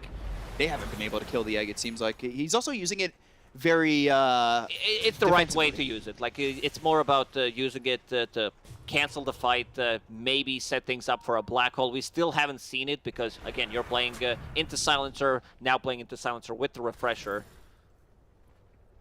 So 2 minutes. That's 120 seconds till we'll see tier 5 items. When we get to that point, still have BZM killing these creep waves with the ball lightning. He's got that shard upgrade on the overload. They found themselves this Rubik, and, well, they are going to lose Tigers. He's got buyback, but it's now a 30,000 net worth lead for Tundra. An 87% chance on the win probability. And look at that graph. It was a wild game so far, minute and a half away from the big items. This Dragonite, he wants to hit some buildings. Bottom set of racks look like they could be juicy here for Tundra. Also, Keeper of the Light hitting level 25. Blinding Light stun. So it's an AoE stun, not a long duration stun, but it's also a setup. It's great to have against Naga Siren and the Illusions. This is the only lane that they need to kill. BZM's career died. Not gonna have it for 3.5 minutes. That's the Mystic Staff for the Arcane Blink. And an illusion working on this tower, throwing down a fireball as well. Yuragi, who felt so unkillable previously, has died in back-to-back fights, so the Naga Siren just not being what it felt like for the first 40 minutes of this game, and that's unkillable. Speaking of unkillable, this Dragonite, he's inside and outside of the base at the same time. Schrodinger's Dragonite. Look at that range, level 28 DK. Stealing the Breathe Fire, Telekinesis, and now look at that with the Mjolnir armor. They've got the Hex, Yuragi going in with the BKB, the Ball Lightning, they've got themselves the Vortex, it's going to be on a 2, can they get the control of the Skitter? It's going to be rough, he also has himself the Aegis, so even if they get this first kill, how do they follow it up with another one? Get the Aegis out of his hand, Sock's in some trouble, the Avalanche toss, they get the go to BZM, he does have buyback, the Song not in time, so Yuragi, just the Song being a little bit too late, black and hole not on getting Timber. them up. They've got the Black Hole, it's on a DM, they'll lose DM, they have buyback, but it just, it's going to be rough to They hold. need to use the buybacks. Yeah, buybacks come out by both these heroes. They'll look to get the kill Supernova on to save DM. him. He got the save with the Supernova. Now they'll go over Yuragi. The Sunray burning him away. He's got a Hex on him, and he's dead. That's 2 game. He minutes, has no buy. No buyback. Icarus dive over. The Andis is going to be popped. They'll go to the overwhelming blink. They'll get the kill on the Taiga. They finish off another one, as it's 4 heroes that have died, but 3 of these buybacks have been used by OG. They do not have Naga Siren. They're going to have themselves Mega Creeps. Vortex on to 2, 33. He's going to have some help here. They've got the Avalanche as well as the toss. BM in trouble. BCM, he cannot get out and will fall to 33. They'll also find Taiga. They'll get another kill on the Rubik, and they'll call GG. It is the same as it ever was. Tundra get the victory in this first tiebreaker and take it over OG. We're just rolling the simulation. No way this is happening one more time. how many people are gonna queue up a Dota game right now, play Dragon Knight on the safe lane, and go for the same build, ruin the pub games for their own teammates? It's like he was wild. This is some wild Dragon Knight performance, unkillable. Tundra did a very good job also protecting him with the Lotus Sword, with the double Force Staff. Like even in the end, you've seen they try to go for Tiny. There's a Supernova coming out to save him. So much sustain. At one point, like OG was ahead, but they became unkillable on Tundra. There's way too much healing. Like also the percentage-based damage. This like Midnight Pulse as well, plus the Sunray and Will-O-Wisp. Nagasaki tries to get in with the illusions. It's just like doesn't happen. Like those illusions get blasted. Yeah, it felt like for a long time, Naga was the endgame boss, but little did we know, it was just the mini boss in the dungeon because there was another boss approaching. This is the main character in Oh, anime yeah. for a reason. Yeah, they picked a good main character because this hero does not die. And with that, Tundra take game number 1. Let's hear how the third time around the panel breaks this one They down. could just say the same Yeah, thing. just get the same or the breakdown together. Take it away. Let's hear it again. You know what? I would love to say the same things as the last 2 times, but this time round, OG put up an insane fight. Every other time we've seen this matchup play out, it very much felt like the Tundra show. They always had the better draft, they had the better lanes, and they utilized that to their advantage. But this time round, OG, maybe a little bit the same in the earlier part, but the late game was insane. The fights were so like chaotic is the only way I can describe it. Yeah, but it's such a long game. If you start from the beginning, maybe the two of us, we were a little bit phased by the Timbersaw pickup. We thought, okay, this is it. They have 2 strength cores, they have Phoenix on that safe lane. They're going to be crushed in the laning stage itself. But all roads lead back to the Tundra win, baby! Let's go! Tiebreakers! Well, we're gonna get It there. never We're gonna get there, you know. Yeah, we thought the Lena ban was gonna be enough for OG to take it. Clearly not. There was some stuff in the later part when it came to team fights. Tiger, though, I have to say, was so influential in some of these fights with these buybacks and living on a sliver of health. Oh hell yeah! There was one fight around 33 minutes where his buyback saved Save Naga. yeah The Uragi's lift. life because he got that lift on that Tiny when he was about to get tossed back into the black hole. That was pretty exciting. I really thought Yeah. that would be like a big moment, but it Like, you had this outstanding performance from Tiger, like clutch moments like that, and then you have a 44-minute mark where BZM sort of leaves the base and he dies with no buyback. And I'm like, what was it? The Hex and the stun from DK, Yeah. and that's it. Like Yeah. he dies on that top lane.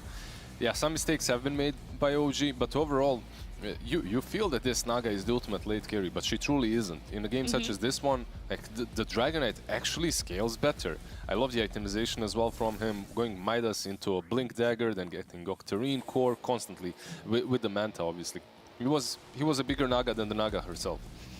yeah, there was one fight where I kind of saw them just 1v1ing, and like the slow from the right clicks of the DK just meant that Naga could barely move. And then you purge it with your Q, with your Manta, it doesn't matter. It just gets reapplied instantly. It was very, very hard for Uragi to maneuver around these fights. oh, this moment here, it actually filled me a little bit with rage for DM. Just being perma-stunned like this, there is just nothing you can do once you get caught. It is just so hard in the later part of these fights with Tundra being able to just shut you down and lock you down like that.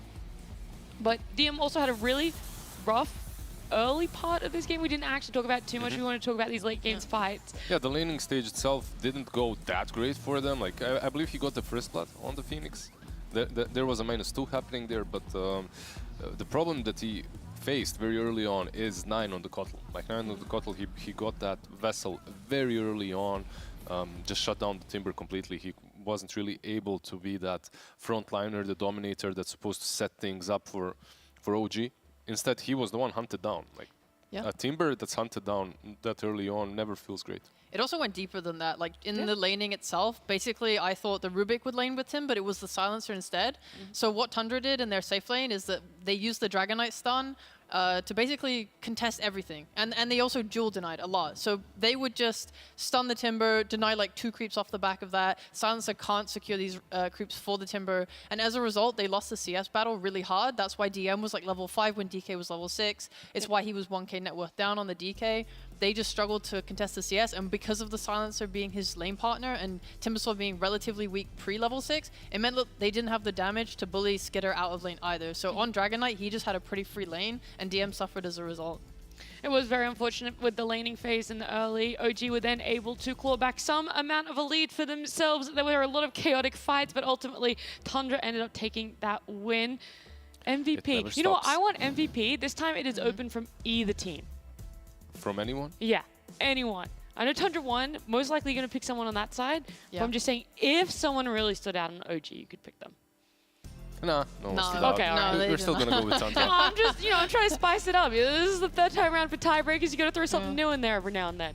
All right. I feel like perhaps I'd give it to Skitter. The dragon did a lot. Like the Manta, the Aghanim is just flying everywhere. Dragons giving vision. Also, dragons just carrying this game. The itemization was perfect. You don't necessarily see a lot of Dragonites actually carry the game as hard as he did. Okay. You could go for some supports here and there too. Like any honorable mentions?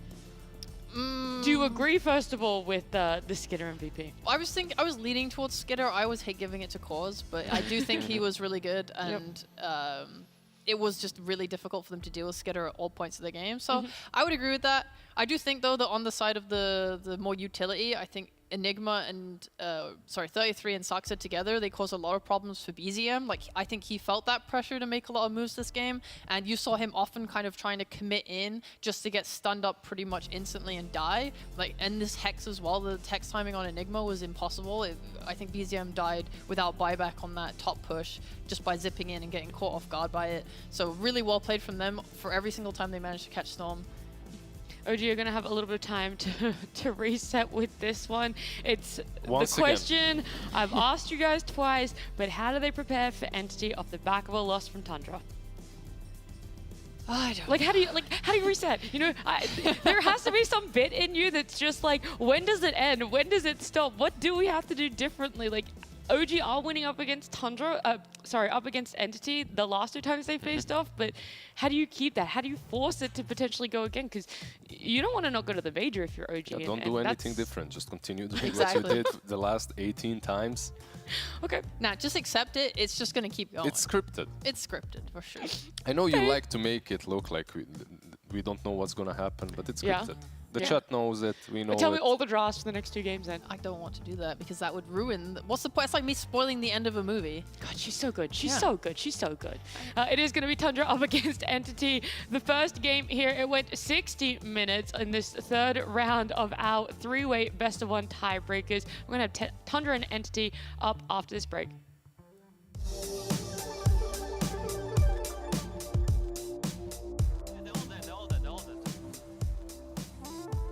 Timber no buy. Make sure Timber dies. One jump here, one jump here.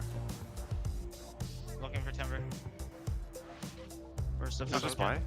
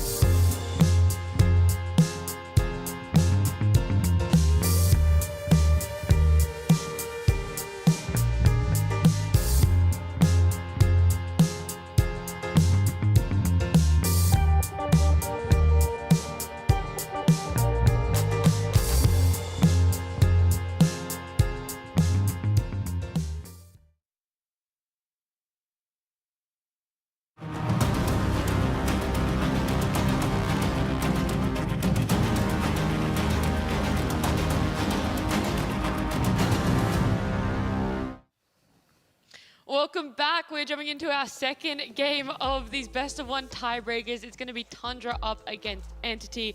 Our first game, it was 60 minutes. It was creeps taking racks. It was perma-stuns. There were some good team fights, chaotic team fights, actually. That's the way that I would describe it. So what can we expect for our second game? We're never going to leave the studio. The players are never going to leave the lobby. We're going to be here forever. And honestly, we're going to have two teams from EU just not attend the major. We're going to have. So. They're going to continue playing it out. Meanwhile, in Lima, they're like fighting for some points and shit, and we just got two. We're still here. Something actually teams, valuable. yeah. We're all Exactly. just locked here. Oh, great! No, I'm living for this, and yeah, it's just scripted. What can you do? I mean, what can you do? Might as well just Actually, I leave. was going to say, that was going to be my question to you guys. What can Tundra do here to finally not lose against Entity? I think the last. So You like, both felt no, so like, defeated. so It's just scripted. I don't know what to say now. the thing We got is, answers. when they were second pick last time, I think they got really outpicked. And When I think, Tundra were yeah, second pick, sorry, yeah. just now they were first pick, and I think they came in with a good idea. Same on the very first game of the first tiebreaker, they first picked Lina. They also had a nice idea. Yep. So I want them to swap up the way that they do pick from second pick. Sure. Which, if my eyes are correct, an Entity decided to have first pick. Oh, that's Yes. good for Entity. And they're- yeah. Entity do have first pick. Yeah, they themselves are better on first pick, so I think putting Tundra on second pick is good for them. But with that said, Tundra could have chosen pick, and they were like, we just want Dire. I think that's better for Tundra though, because I don't think Tundra right now in draft is too excited by either prospect. Because if they're first pick, are they really going to want to play Lina? I don't think their Lina is that strong compared to other teams. I think Entity understands how to beat their Lina nicely with the tiny Enigma. And I'm pretty sure Entity have other options down the line to also deal with the Lina. So I think Tundra might even have to waste a ban on themselves if they were first pick. Again, I don't think they would be picking Lina again after how shaky it's been. It's been very hit or miss. I feel like that's... His items weren't perfect, but I feel like that's the game that should have broken the tiebreaker, where they had Lina. Yeah, The and that's why I don't think they're going to go You back mean the for very first iteration Yes. of tiebreakers? Yeah. is when I it should still break. think that their best chances are from first pick. That's just my opinion. But, you know, they had time to think about it. But Yeah. yeah. They'll do better from second pick. So, I hope. yeah, I hope. ban-wise then, it's like Lina Brood probably, again from Tundra. Banning out, so obviously Entity can't Yeah. first pick. Do you think a Brood? I still think this Yeah. Treant has got to go against Entity. I said it yesterday. I'll say it again today. I think you play against one of the other things. Have we seen Entity play Lina lately? you're gonna say, okay, so you do what, like Lina Brood bans? No, sorry, Lina Tree bans, and you give away the I feel Brood? like maybe you just do Tree and Brood. Play Tree and against Brood. Lina. Have they played Lina lately? On Entity? Or is it Entity? always banned? I guess it might be, but It's just still. always banned against them. As I scroll through, every single No. team has always banned it. Entity's played it Watson- once I was and going to they say, lost. Watson has gotten it. Yeah, I feel like, to be fair, fuck they- it. Leave yeah, the Lina. why not? Yeah, I mean, At honestly, this point, man, like... Enigma's so stop prevalent. making me Just come go in for again, it. play against the Lina and beat it. You know, I don't give a damn. Just take out this Katomi tree. I'm sick of seeing it. Every game, he has double roots. He's invis. He slaps you from the trees. All right, question is though, why What? can OG beat the Entity tree and force the tiebreakers to reset, but Tundra can't beat the tree? Huh? Because they're stupid. They're stupid. Listen, Okay. there is no other explanation. They're Stupid just tiebreakers. dumb. Yeah. Oh my TI gosh. winners. You're just stupid. Just stupid. I love how in the first No, I game mean- we were like raging over the Lina if it was gonna get banned, and now here's Kezu having his No, like fit so- over Some aneurysm over a yeah, tree. over a tree. I think the problem for Tundra is that they are this team that really want to slowly play the map. They don't just like break open the map. They do it slowly, and I think that Tree is like their nemesis. He counters everything of what they want to do. This is true. I think, Tundra, they are slowly becoming the team where people aren't enjoying their Dota anymore because it is just so slow and methodical. Whoa. No. Some people might be going there. Now that we've had to repeat the tiebreakers 3 times, when We can Tundra say play, it. it's like we can say We it. can say it. It's like TI The game was didn't hype. have to go to 60 minutes, is what we're trying to say. It's like every game, Tundra, like they're very methodical. They're very good at breaking down the map, but it's like they really wait to break the team, you know? And it's cool. And there's the tree and the Brood leader band. Yeah. That's it. Kezu's retiring. He's Whatever. out of here. Okay, completely different though. We see a Shadow Demon. Okay. A soft Okay. cover Wow, against the wait, Bat I'm Rider gonna make a potentially. really hard call here. They will pick DP, Pango, or Bat Rider. Yeah, I was thinking Pango. the same. This is some crazy calls, This is brother. crazy, yeah. It's as if we've done this for 2 rounds prior. Oh, God. 10 seconds. Also, it's so Okay, hard. I don't have my glasses. I'm you just have to pick squinting. one. You only pick one. I pick one. Do you want your prediction platypus again? Let's go. Ooh. channeling his prediction energy. I need 8 more seconds. Bro, Too the late. hell? I need a you time. were too slow. Well, I You've got listed one of them. 3. Oh, no and you shit, just had to brother. pick one of the 3.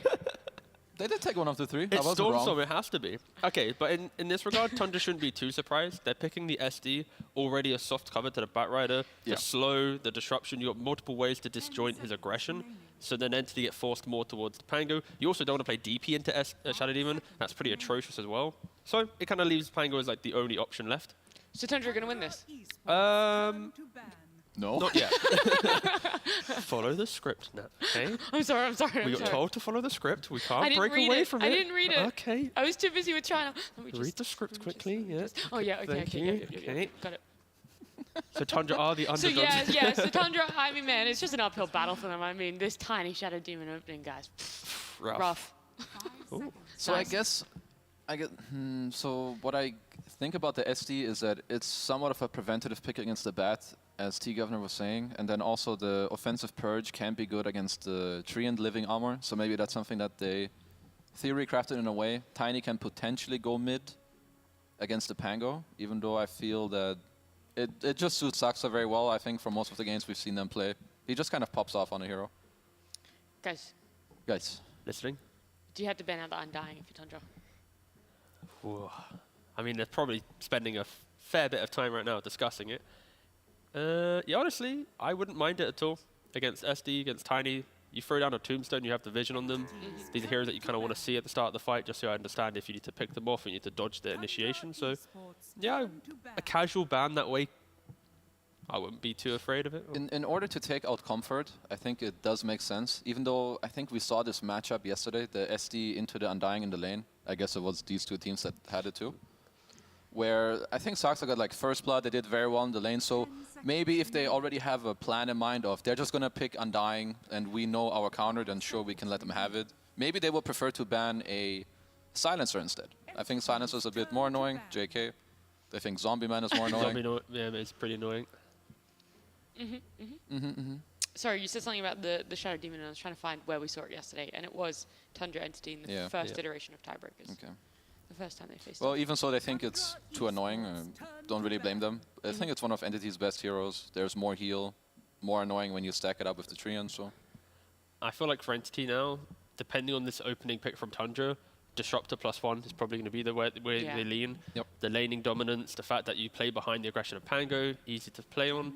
SD, sure, you might save them, but yeah, I think it's too much defensive team fight. Again, Entity, I think the archetypes of Entity and Tundra, they're both, Entity's a little bit more aggressive, but they have more static supports in the side lanes. So Tundra, who are very static in how they play, Entity just kind of eventually get a little bit of a better timing early and just break them. So yeah, I feel like just going for these type of supports would just fare pretty well. God, I really do squint when I don't have my glasses on, Christ. Yeah, that's Doom. They picked up No, Doom. yeah. Luckily, he's big enough and muscly enough that I can make that out from the pixels. Okay, just help me along though. Thanks. No, you're welcome. Their bans are good in terms of Tundra. They protected this Doom fairly well. So there's no Dirge that they can pick here, no Zombie Man, no Pudge. Like all these 2 aggressive carries are banned, perhaps 3 if you want to count Entity's Lark ban. Because I do think the best way to answer Doom is to just make sure he doesn't have a free early game. Because this hero is very lackluster if he's just, well, a farming bot, which tends to happen if he doesn't do well in the lane. So then would you like Entity to pick up that +5 and then an off lane, a safe lane carry? I mean, they Or- could just, I'd say, like, I don't mind like a clock drow or something here. Just then you always have the vision of the SD, the drow secures the lane. That's an option. If they want to go different route, they can do like Disruptor plus Monkey-esque hero and you go for more, yeah. Okay, yeah, Terrorblade. Go on, pick the It's just Disruptor. boys. TB Disruptor, I think, Yeah. would be the most probable duo. Like some sort of kill combo in the game.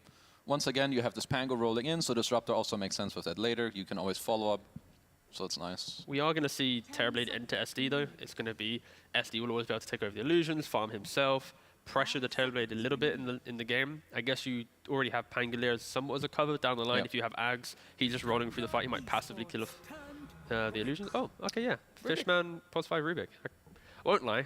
At this point, I just assumed it's banned. It was already banned? Yeah, I don't blame and, you. yeah, it's fair enough.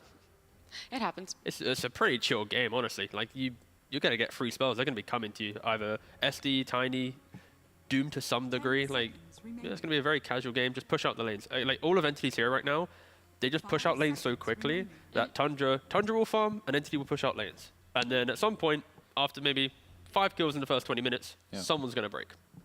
Do they close the phase with a 9 hero or a Skitty hero? I think it should be a 9 hero. Because I think it's most likely mid. I know that Toby can play it. I would have guessed either between, there was Zeus and Ember. Yeah. I think usually when they play Doom or like these Spectres and Rickies, they always like to have like this bonus damage coming from somewhere else. So Doom has bonus damage from Zeus to get pick off, same with the Tiny, so they synergize nicely. Should be fine against the Pango mid and does well against the TB in the game. I think if you're Entity now, you're banning probably like Faceless Void +1, one of these heroes that can be a frontline through your positioning, because for Tundra, they just need to protect the Zeus, and then Entity's carry won't always have a great time. But you also want the carry to have some kill threat, that his TB can't just go like BKB Blink and posture aggressively. He can't just be able to reposition in the fight for free. So I'd like to see one of those kind of big carries banned out. Just for the side of Entity's bans, what about on the side of a Tundra? I would like a secondary hero that goes in, I think, with the Pango. I feel like Toby plays more of the Aura heroes, but I feel like this could be a very cool Centaur game. You can disengage from both the SD ult and the Doom. Gives you another target to go in. You can potentially build Pipe against Zeus, which would also help your TB a lot in the game. Same principle, they've done Darkseer before, just some Pipe buyer who buys sure, Blink, Darkseer. No, it works really well with them. I'm just a bit afraid against Doom SD, I guess. I just feel but it like really fits their script. Both of these, I mean, it's again scripted. I mean, both of these teams are going to be so static in nature, unless some team somehow finds a volatile entry to the game, that you can just pick these heroes that need time to come online. Because how's Tundra going to take a tier 1 in the first 20? Entity, they could. TB, TP, rotation plus Pango. They Entity have the kind of the momentum to do that early on. And that's why I think Tundra already now banning out the Lycan. They're afraid of just some overwhelming presence that collapses the map. So maybe even like a Visage or something as well might get banned out. I guess Visage could work well too. I mean, Beastmaster's there as well. I think anything push orientated on the side of Entity will be scary for the first heroes of Tundra. Like they don't really defend towers. Zeus can. They don't really rotate and kill things. Yeah. It's difficult for Tundra. They really need to lean on their Tundra vibes to get into this one. Yeah, I would just like Entity to abuse the fact a little bit, because it looks like it's going to be an SD5, with the Tiny being 4 who lanes with the Doom. Either way, it's a Tiny or SD5, which doesn't really do so much. So I think you can abuse that with heroes that really kind of get a lot from the fact that they have a very good few early minutes. Like Visage with early good levels, you know, it's going to get 6 fast. Centaur as well, he's going to get through the lane well, get this pipe. I think the Void Band is very good. Yes. Good job, Entity. Great Void Band. They're learning. Would you like to keep clapping? No, I just really like how soft it sounds in my ear. It's kind of nice.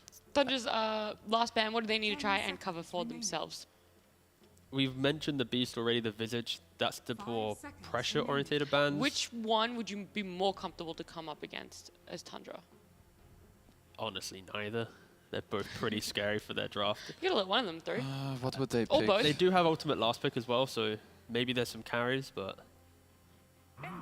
What do we also mention? They banned the Visage, sure. It's like Centaur, Visage. Oh, and then Darkseer, yeah. And Darkseer. So if it really depends on how Entity want to play this game out. If they want to play more for the big team fights, and TB will be the win factor, they could maybe go for the Darkseer. If they want to have early pressure to open up the map to ensure TB can farm, they'll go for Beastmaster. If they want auras, again, they'll lean more Darkseer. I just really like the secondary engage against this draft. That's why I would prefer the Centaur, but I don't know how much that is within Toby's comfort. Because I think he does play a lot of heroes, but I do think he prefers some of these other heroes a bit more. Yeah, he's not played it in the DPC so far, at least in this tour. Probably in prior tours. What's it gonna be, brother? They got time, alright? There is potential you put the Pango off lane, but I don't really like that too much. We saw that swap up yesterday. Don't do Storm like that. Let him just have his fun. Yeah, I agree. Just giving them another option to make a mistake. Ooh, I mean, it's not gonna be a Razor, right? Oh, whatever. It's fine. So yeah, like again, Toby, this one's very stock standard. We've seen him play it. We're talking about like heroes that mess up the fight. Yep. The middle ground isn't the objective pressure, but will just annoy you so much. How can Zeus or SD enter this fight with confidence when there's some Storm Panda running and lifting them up and forcing them to be in a bad position? overall, like the pick. Now Tundra need to pick up a carry that can pressure a Brew and a Tree in lane, whilst providing some aggressive front line. It's Whilst being in difficult pick. Skitter's hero pool. True. Nothing coming to mind? It doesn't seem to. So the thing is, at least I think you don't need to overly deal with the TB too much. I think something that Tundra want here is a hero that deals well with the lane. Because as we said, your post 5 is not going to be very strong. And I think Tundra are going to want to actually play a pretty slow game. Not very surprising. You have like Doom, who just wants to farm. So shocked. Yeah, Zeus, who wants to play on high range. But I am currently struggling to find the best pick. Go 1-for-1 on the carry. Just pick up the Deucer. Just AFK the entire game, Tundra. Let's take it to like 90 minutes.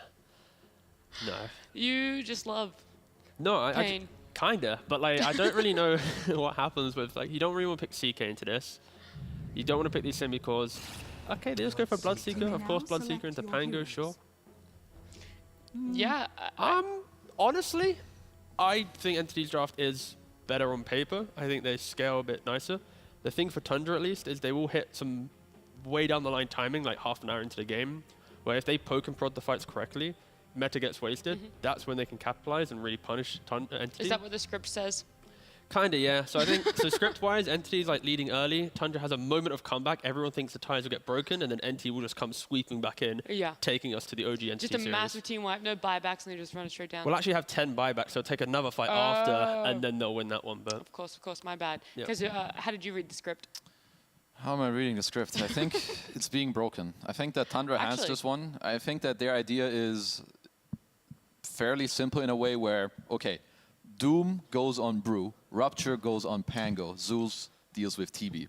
Sure, you have some Lincoln Spheres, you can deal with that, but there's the aggressive Purge. At least to dumb it down, I think that's what Tundra want to do in this game. Okay. And I think they'll execute it. Well, this is the 4th time we are seeing Tundra and Entity play up against each other, including the whole DPC. Are Tundra able to finally overcome whatever this blockade is for their games against Entity? We'll have to find out as we jump on over to Lyrical and Fogged. Thank you so much, Nat. Fogged, we have been here before. We may be here again, depending upon what happens. Trying to just breathe it all in. Deep breaths, everybody. It's going to make it happen. The night could be a long one. How are you thinking? Do you think it's going to be? I feel like I'm going to curse people, though. I don't want to even say anything. Both drafts look fun. We're going to have a great time. So Okay. everybody, you know, tune in, enjoy yourselves. I mean, I'll say it. I do like the... God, I don't... Okay, I'm doing it. I like the Tundra one. I like Hezu. Exactly what he was saying. That's exactly what I was kind of thinking. They've kind of covered it with these type of picks to do everything. I think the Brew might have some trouble in the game, but... who knows? I mean, these games have been absolutely crazy, and Entity, they've made some beautiful things happen at times, and they have broken Tundra before, as we've seen literally yesterday. I mean, so I'm going to be real with y'all. We were sitting in front of his computer looking, and he's just screaming, yeah, take that one, take that one. He's losing his mind over here, loving the draft that they got on Tundra. We'll see if it actually works out or not. Obviously, Entity, they've been able to pull things together before. The question I'm really curious about is at 50 minutes, what's going to happen? Oh, that's God, the don't ask average, it, don't ask That it, is don't the ask average it. game time that we have in these qualifiers. 7 games so far played in these tiebreakers, and the average game time 50 minutes in. Well, you can see right there the name given over, tie break breaker. My man Stormstormer, he's going to break it somehow, some way. The one downside is that the easiest way to break the tiebreaker is for them to lose. Yes, it's true. Oh man, yeah. I mean, let's see if this Brew can do it. Let's see if Entity's gonna be able to do it with Katomi. Of course, that's the other thing too. Will we doubt this man's tree? He's a beast on it. Who knows? This is gonna be quite the match. I'm so excited. I can't wait. I think it's kind of interesting too, because I remember you talking a few different times that Tundra not a type of team that tends to go for counter picks, but this time around they've really invested in it. It feels like It's counter picks, but it's also fits their style and it fits the game for it, right? Like they love 9 on the Zeus, even in some games where it's like, why'd they pick the Zeus? But this time you clearly see to counter the TB, to get the vision for the initiations, and it's Zeus Bloodseeker. So it is a duo on its own where it's incredibly potent. You throw this Blood Rage on the Zeus in these mid-team fights. If they don't get on top of him, he's going to kill everybody. So, whew, all right, let's see how it all goes. Of course, they watching, a panel and everybody else was thinking they need somebody to carry all these orders. auras rather. It's going to be the Brewmaster. We saw Brewmaster about 5 hours ago in the China DPC that did not look so great on the side of LGD, but they did end up winning that game. Do you think that this hero has kind of what it takes? He definitely can have some struggles, of course, versus the silence that's coming out from the Bloodseeker. And if he gets doomed, of course, he's not going to be able to have much of a game, but he is going to be that hero to just pierce to the backlines to get on the Zeus. So if Toby ends up having a decent game, maybe he's going to be that answer to allow Watson to have a better game, because, you know, if Zeus is alive, that's where Watson's going to struggle in most fights.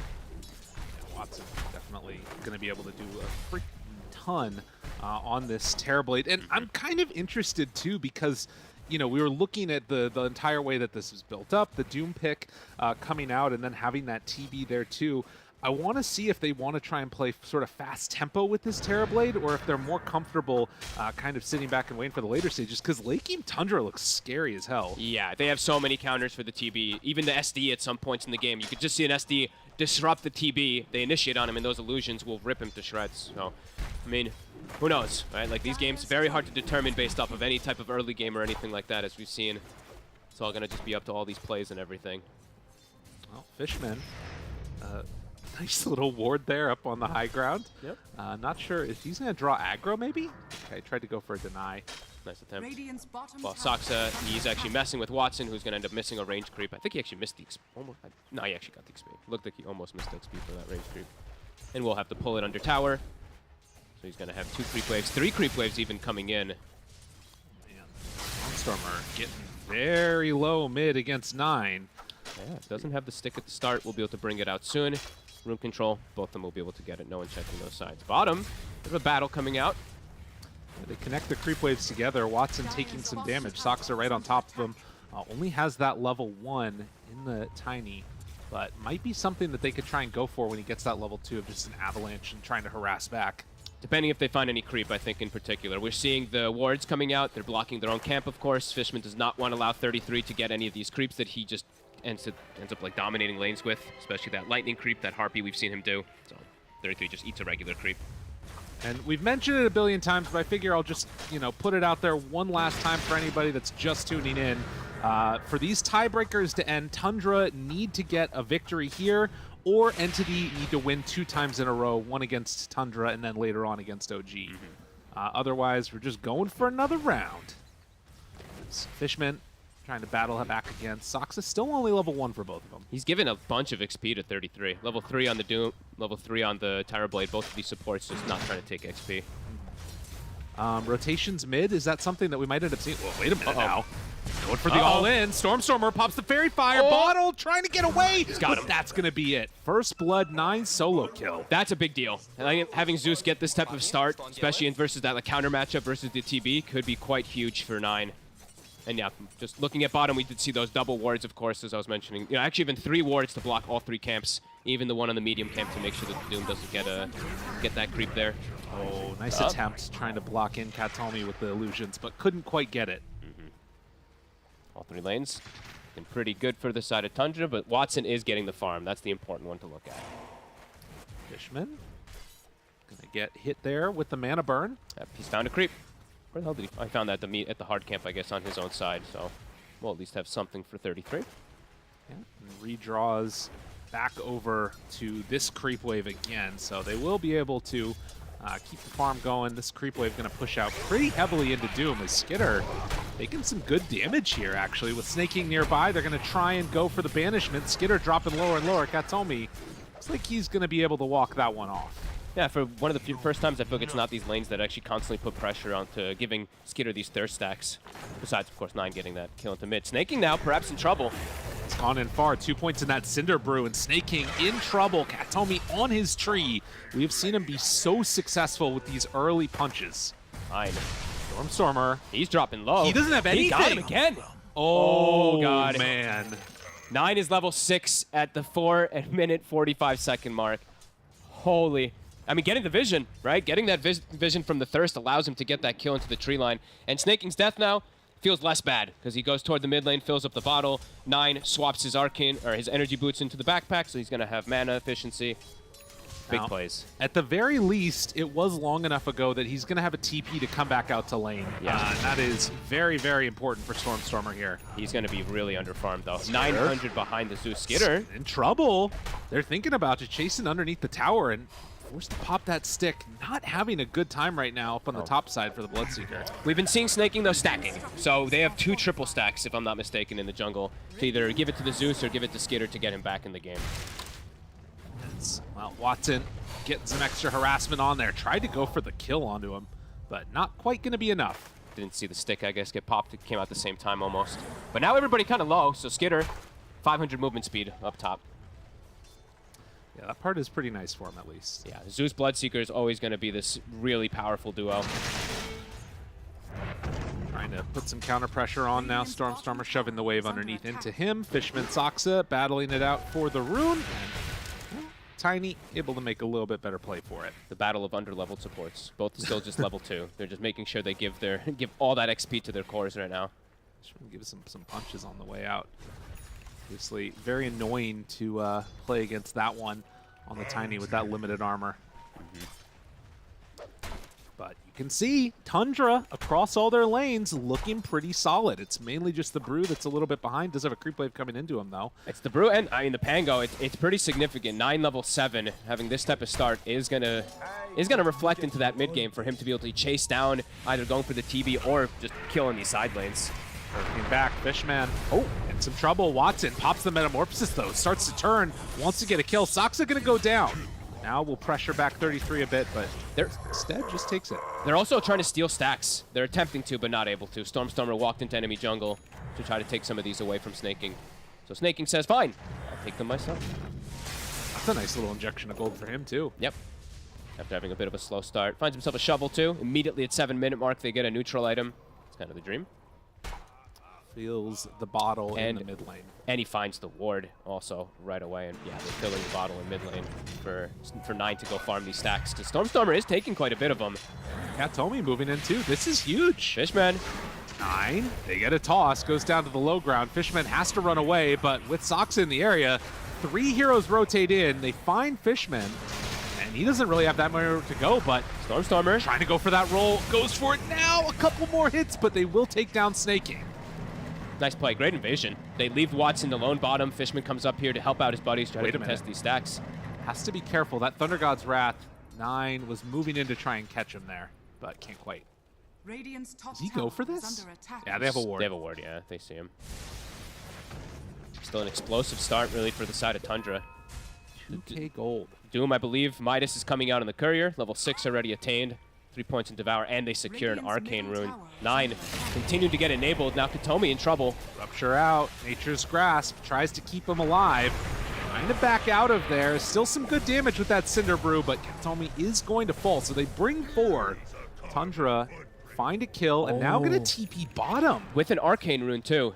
Ooh, how much can they do? Watson, he's still relatively tanky with those raindrops, but you can see the burst of magical damage. He's holding a skill point for Sunder. Waiting for it, trying to bait it out. Has stick charges too. Needs to be careful. Looking into position. Fishman needs that lift. Won't quite find it. 9, no mana for the ult. Too much spam out, so Watson will be okay. Now Stormstormer looking to connect over. Rolling Thunder on cooldown, 5 seconds. Can't get the catch. Doesn't want to give up that ward either. So they couldn't get the turnaround. Likewise, though, the rotation down bottom for 9, not bearing any fruit, and using up a lot of his mana pool. Absolutely.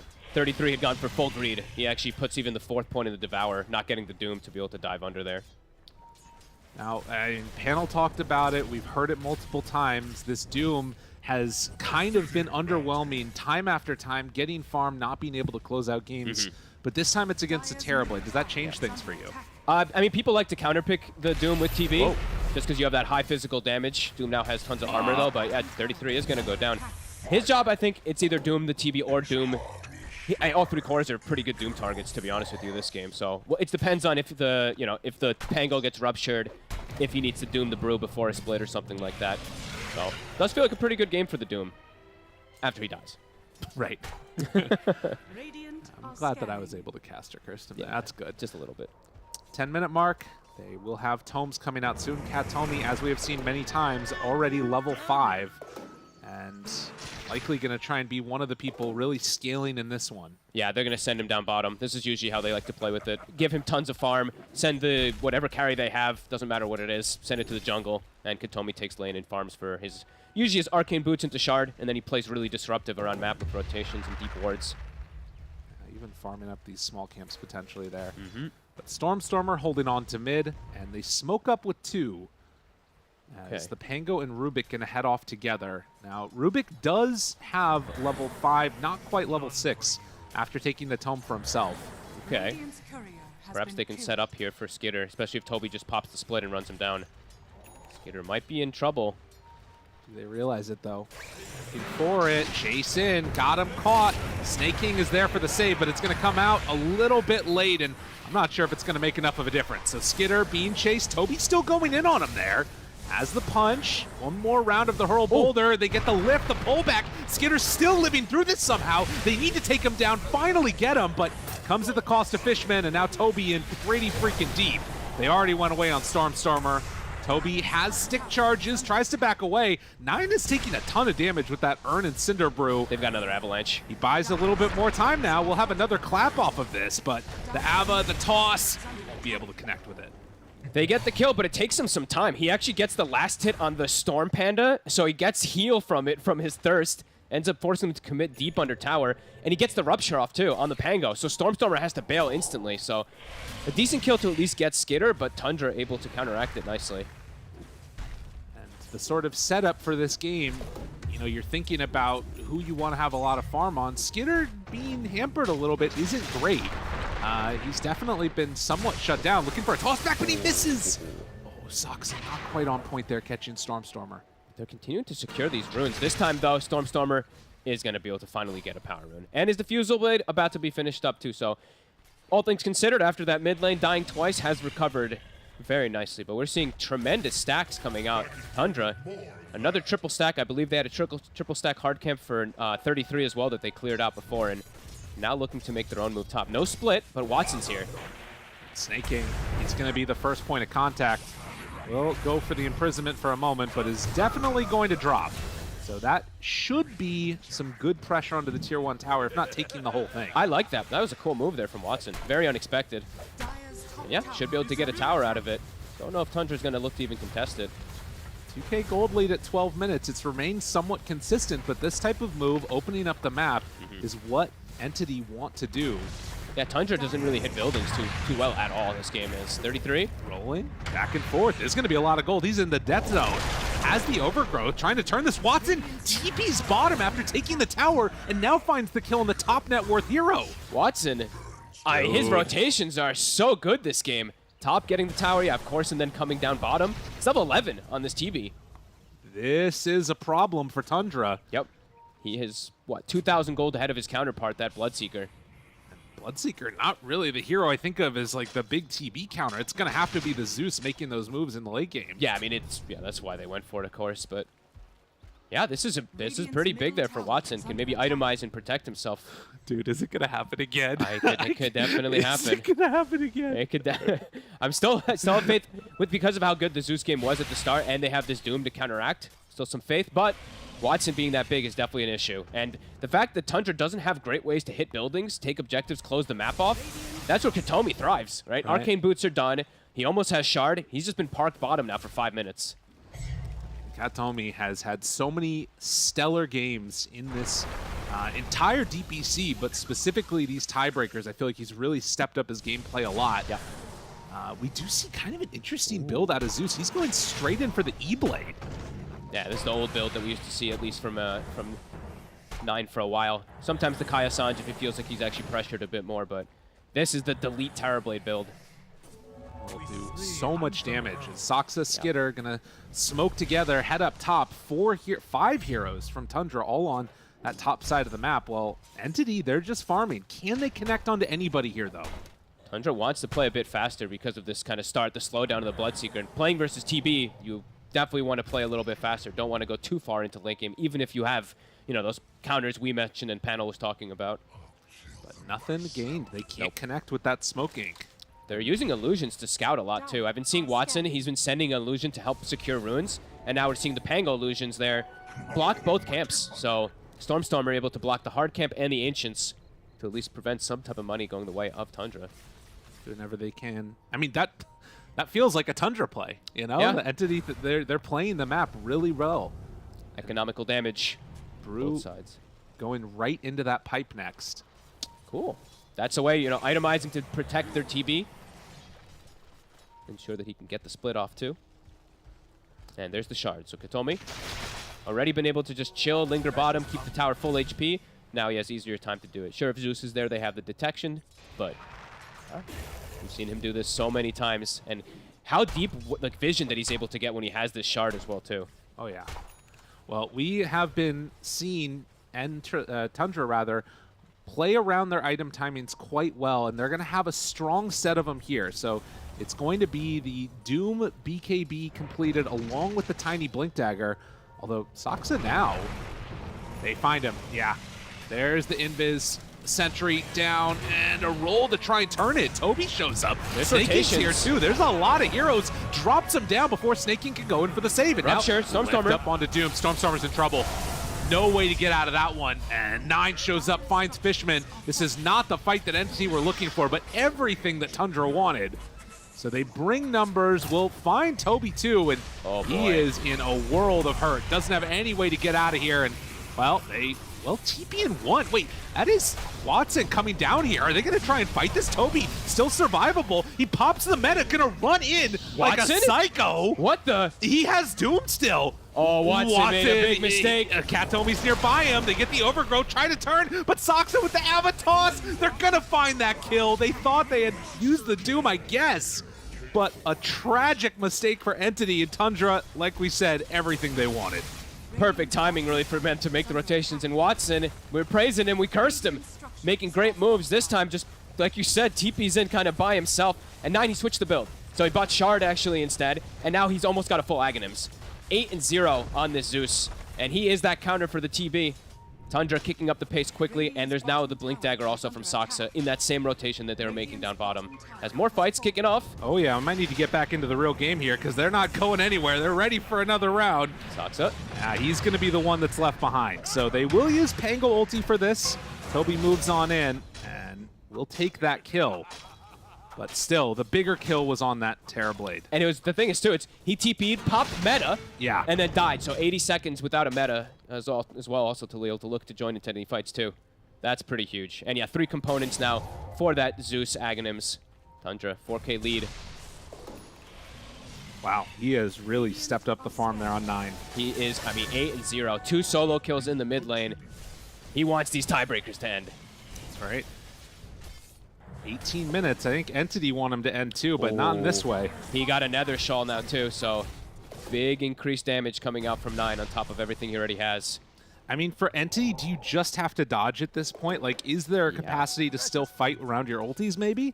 Oh, it's not easy. Stormstormer, he has a lot of gold saved up. He has to get a blink to get initiation, because if they don't initiate perfectly, every single one of these fights, it's going to be a Rupture thrown onto the Pango, and probably a Doom either onto TB or Brewmaster. So does feel like for Entity, they're probably going to have to kite in for quite some time versus these fights. Yeah, I mean, it definitely feels like he's wanting that Lincoln Sphere on Stormstormer. He's well above the Blink Dagger gold. Yeah, he's thinking. Uh-oh, Stormstormer. Yeah, now the catch, it's there, and he's just going to die with a whole mess of gold in his inventory. He swashbuckled aggressively into high ground to clear the creeps, and Tundra just super ready for him. Tundra pulling it together here. 6K lead. Now they're applying so much pressure on the map. It's giving Skitter all the space to catch up. His BKB is nearly done.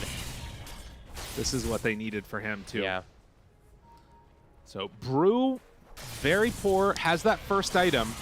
Aghanims finished on 9. That has to be one of the faster ones we've seen, with a Shard and Arcane Boots and everything. I mean, he's 9-0-2. Saksa just kills off Fisherman. They will find him here, though, with the Toby ulti. Watson moving in, too, but I don't know if they can really run him down here at all. They're going to try to. 9 is nearby. If they full commit onto this, he is ready for the turnaround. And in fact, yeah, they're just going to lift. And that's a Brew ulti down, nothing gained. Yeah, Snaking actually bought Shard on the Shadow Demon this game, so just pops that Demonic Cleanse onto his Tiny. He can just waltz right out. Really cool itemization. So you see that Tundra, Skitter, he has BKB, but always is going to have to watch out, of course, versus the tree ult. Now you just throw Demonic Cleanse on him in fights too, and you can't you just walk right through. It's going to constantly do that dispel onto you to be able to protect you, and another pickoff. Saksa getting the last hit on these kills, pairing together with 9. This is what they need to do. Yeah, Tundra starting to pull pretty far ahead in this game. And constantly getting rune control. There was a moment there where I believe Entity got like 2 or 3 of these runes for Stormstormer with the illusion protection of Watson, but now 9. Bottom, he had a regen rune. Now he gets another full regen. His presence on the map is so threatening. Well, 11 to 15, but the gold very much into the favor of Tundra. That is with the Doom with Midas, so you're sort of inflated naturally, but very much it feels like Entity are on the back foot and just having to respond to what Tundra are doing. They're not able to make moves on their own. Yeah, it feels like a couple more of these, like a brew split wasted or a rotation wasted by Watson, that things could just quickly collapse onto them. Drops down that Nature's Grasp. Will try and slow down this push, and we'll be able to do a decent job of it. So you can see Tundra. I mean, this is the thing, right? With the better scaling lineup, would you say it's somewhat comfortable for them to just try and play defensively? Or do you think that they need to play aggro on Tundra? I think they still probably want to look to play aggressive here, but they also can just play the map as they do, right? Everybody farm. That's kind of just a Tundra special. As Stormstormer does commit for Lincoln, so okay. Did they scout it? Didn't get to see if Tundra was able to see that one. So this could catch Tundra off guard here in the next fight. If he does get, the Lincoln's caught with the Rupture, then he can actually fight. Otherwise, he just can't fight. Walking in division. Again, don't know if they clicked on it there or not, but regardless, he will be in a creep wave now, and they should have scouted it on Tundra. Yeah. They've definitely been talking to each other, right? Communicating, being like, hey, there's no way this Pango is this poor that he just has no items, right? Yeah. Like, he hasn't shown a Blink Dagger, hasn't shown a Shard, so clearly he was saving for something. So that full Lincoln's completed. We might see more of them eventually come out, too. Tree has gone all in for the Blink Dagger now. Katomi consistently having good games. But Tundra grouped together, ready for a smoke. I'm surprised if Entity actually looks to go for a smoke play here. Watson is very close to BKB. I think he needs to finish BKB before he looks to join, or he just dies to the Zeus in particular. Heading on Tundra's over. hunting. They thinking about Roche? I'm not sure. I guess that they just want to play on this side, but they're going to go in with 4. Okay. Watson is finishing the BKB. He definitely told his team, guys, just please, give me a moment. It's going to be coming out on the courier in a second. Seeing if they can find anybody here. Saksa gets the whip and the walk away. Snake King. Smoke breaks there on Toby. Okay. And it looks like it's again going to be just a chill out moment. But the gold lead continuing to grow for Tundra. Yeah, this Midas Doom with the Boots of Travel, just playing all that efficiency game. They're just farming and farming and farming. I love how afterwards, also, Katomi, after the blink, just goes for the Midas. He had it queued up as well at the same time, so I think he's just debating how they want to go for this type of itemization soon. Just trying to farm. We said average game length has been 50 minutes throughout these. Oh my, they're actually the ones walking in the pit with the BKB reveal. I mean, they'll kill the tree, but this is sneaky. Unexpected. Entity make the move into the Roche pit, and I think they just get it. Oh, Saksa, does he have an inkling? Does he know that this is going on? It doesn't look like it. Watson, oh man. They get away with it, okay. That is crazy. What a bold call. Yep. A move that they feel like they probably need to make as well, too, with the way that the game state's going. You know, they're getting out-farmed super hard on the map, so just trying to find some type of objective they can get. Jeez. Still at a pretty massive deficit, and the thing about their draft, too, is it is kind of this, I mean, it's a 4 protect 1, right? And they're playing versus Doom. So definitely still some high concerns for them. They're going to have to make something happen big with this Aegis and next meta form, it feels like. Yeah, it really feels like they're going to need one of these other heroes to scale to have any type of way to fight in the late game. And the late game is the only place that they're going to be able to play, it feels like. Because right now it's not working, but on to 33. Get him with the root, trying to chase down. They pop that BKB. Overgrowth used immediately. He was able to dodge away from the split, too. Tries TP out, and does look like he's going to be able to do it. Oh, that's 2 ults. No chance for a kill, but did at least get that long BKB charge out of the Doom. Yep. Did Tundra want to try and punish this? That's the question. I don't know if they have any smokes remaining. I'm actually checking if they do. I don't think... Okay, they do have one left on Saksa, but he's got to go back and heal. Could look to take advantage of this. They probably also are aware that Watson used meta to take that Rosh at that time, so... Yeah. Not 100% sure, though. They didn't get... I don't think they got to see him in meta form at all. So maybe just sitting back and playing the farm game still, because they are just pulling further and further ahead, and... like we were saying, it does feel like they're going to be able to outscale quite effectively. But looks like we do have a little bit of a DC there. So I saw the Bloodseeker kind of just standing still for a second. So Okay, surely he'll be back soon. But yeah, so here's the thing, right? Oh God, don't say it. In 25 minutes from now, we've seen so many of these games where it feels like the team that's supposed to win to end the tiebreakers pulls out ahead. And then there's some like crazy play. There's some fight around a Rosh pit. There's some weird thing that happens, and it all falls apart. And I kind of feel like that could happen here as well, because, well, yeah, you've got the counters of the Zeus. You've got a Doom there. You've got, Bloodseeker for the Rupture onto Pango. Some of these heroes are a little bit on the squishier side from Tundra. If they get caught, if they get found, if they get controlled. If they get caught, I think that's the big thing, right? Is if they can get to the back line, kill the Zeus off before these fights off, then the TB is probably just going to run rampant. Yeah. But it's not an easy ask for Toby in this game. He has no blink. He's very underfarmed. This game has just the pipe. So his form of being able to just jump into the fight's not easy. No blink either on Stormstormer because he had to, go for Lincolns to protect himself. Now he'll have it, so maybe that'll open up opportunity. But yeah, the key is have to find the Zeus. Otherwise, fights are probably just going to go totally Tundra's favor. And for now, that Aegis, 2 minutes and a half. Not able to make anything of it. Nope.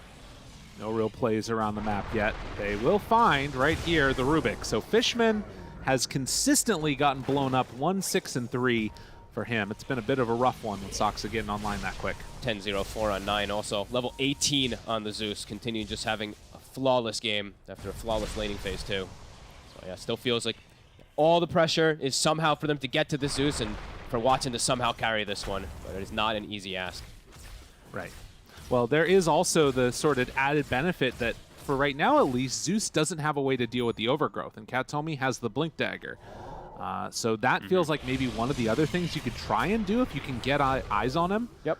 It's going to be up to... Well, Snaking does have an answer, right? If he demonic cleanses the Zeus. Fair. So depending on which one gets targeted, I think that's where Snaking's going to decide either disruption saves or demonic cleanse saving. So positioning going to be everything, initiation going to be everything, but it's a very uphill battle, I would say, for Entity. Oh, yeah.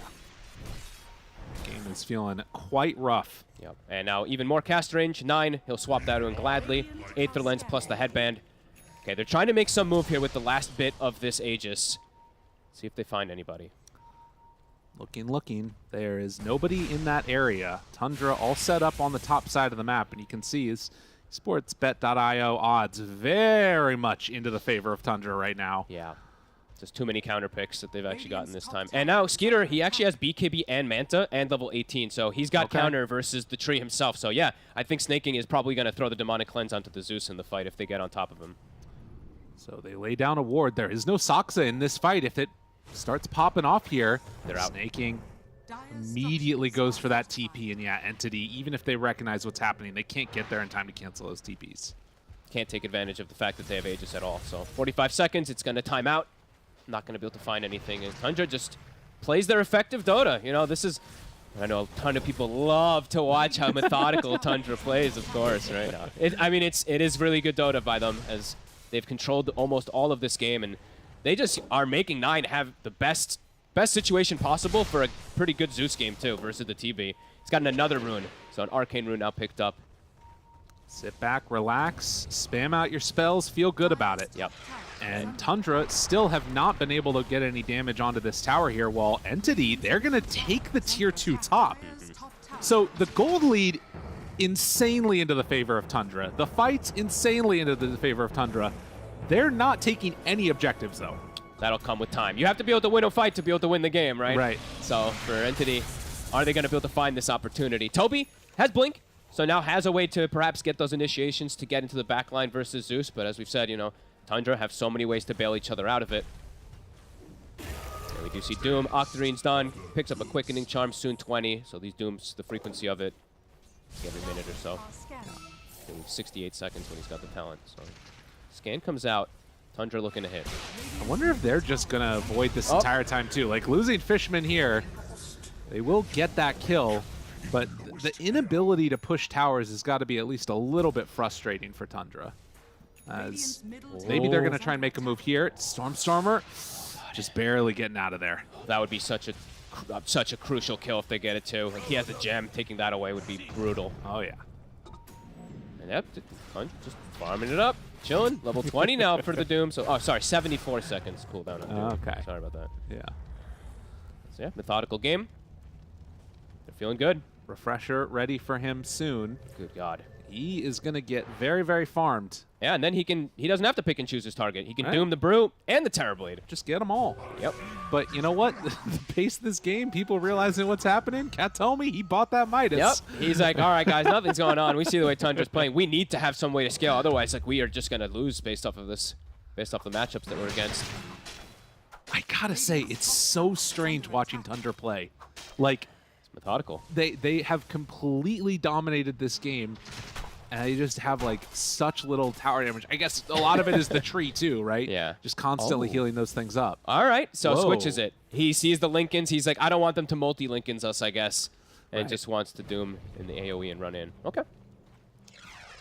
I think I would have preferred the Refresher, but 33. The God of Dooms. I will never argue with him. Good enough. Guy's pretty good. He's a beast.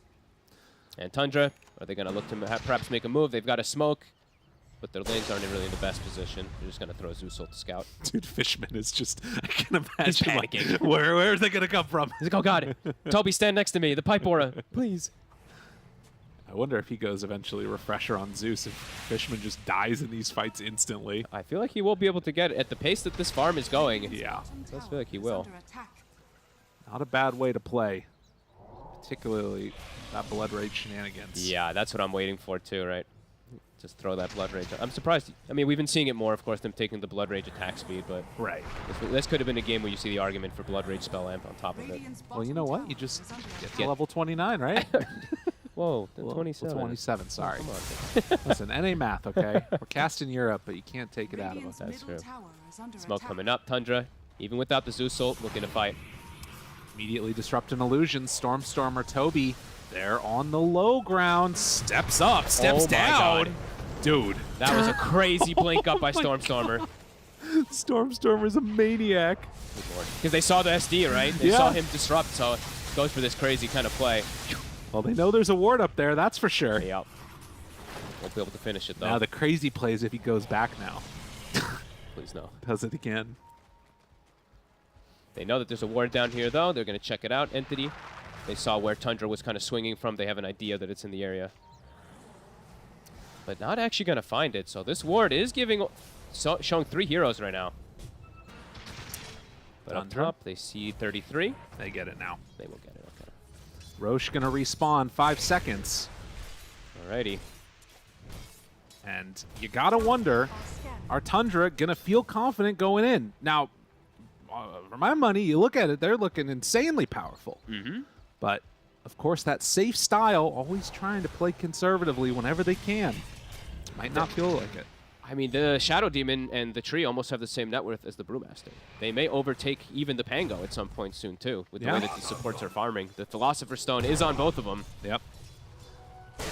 He has not really been able to progress in items that much. Toby goes back. They get the Thunder God's Wrath. Immediately smokes afterwards with Entity. Okay. Do they have any other pickups? I mean, just Daedalus on Watson, right? Getting close to Satanic. Octarine. Now for Zeus, Tundra. Lay down the vision. Scan is there. Soxa, the first one forward. Look at the line that's drawn from Watson. He wants to get the big wraparound to find the Zeus. Dude, if they make this play, this is crazy. This is crazy. They're crazy. This team's insane. Skinner, right at the start, they find him. Do they have a way to get him, though? The jump forward, the Doom, but he's still already in the form. Watson, meta, they kill off already Soxa. Doom stolen. Now, the turn? They just have to run away. Do they get Roche off of this? Oh my god. They get the lift up there onto Soxa. It was his courier that died in the fight, not actually him, but he is soon to follow. Dude, how The line, I mean, the line, Watson, he's in their brain. He's like, don't play around this ward. We know it's warded on this high ground. Go for big wraparound, and they'll find the SD. They find them and catch them off guard. And yeah, Roche, now on the menu. Dude, what is this game? And for the next fight, look what Fishman's got. So he's got Doom stolen himself, too. Listen, I don't even know, okay? I don't even know. Like, Tundra, they just want to hit creeps forever. That's all they want to do in this world. They messed up a little bit, too, with the way they used their... You know, he threw the Rupture out onto the Terrorblade. They threw the Doom onto the Doom, but Doom actually has to be careful after that moment. He has to actually run away because he has very little armor, and Watson does an insane amount of damage. Now Watson has Satanic.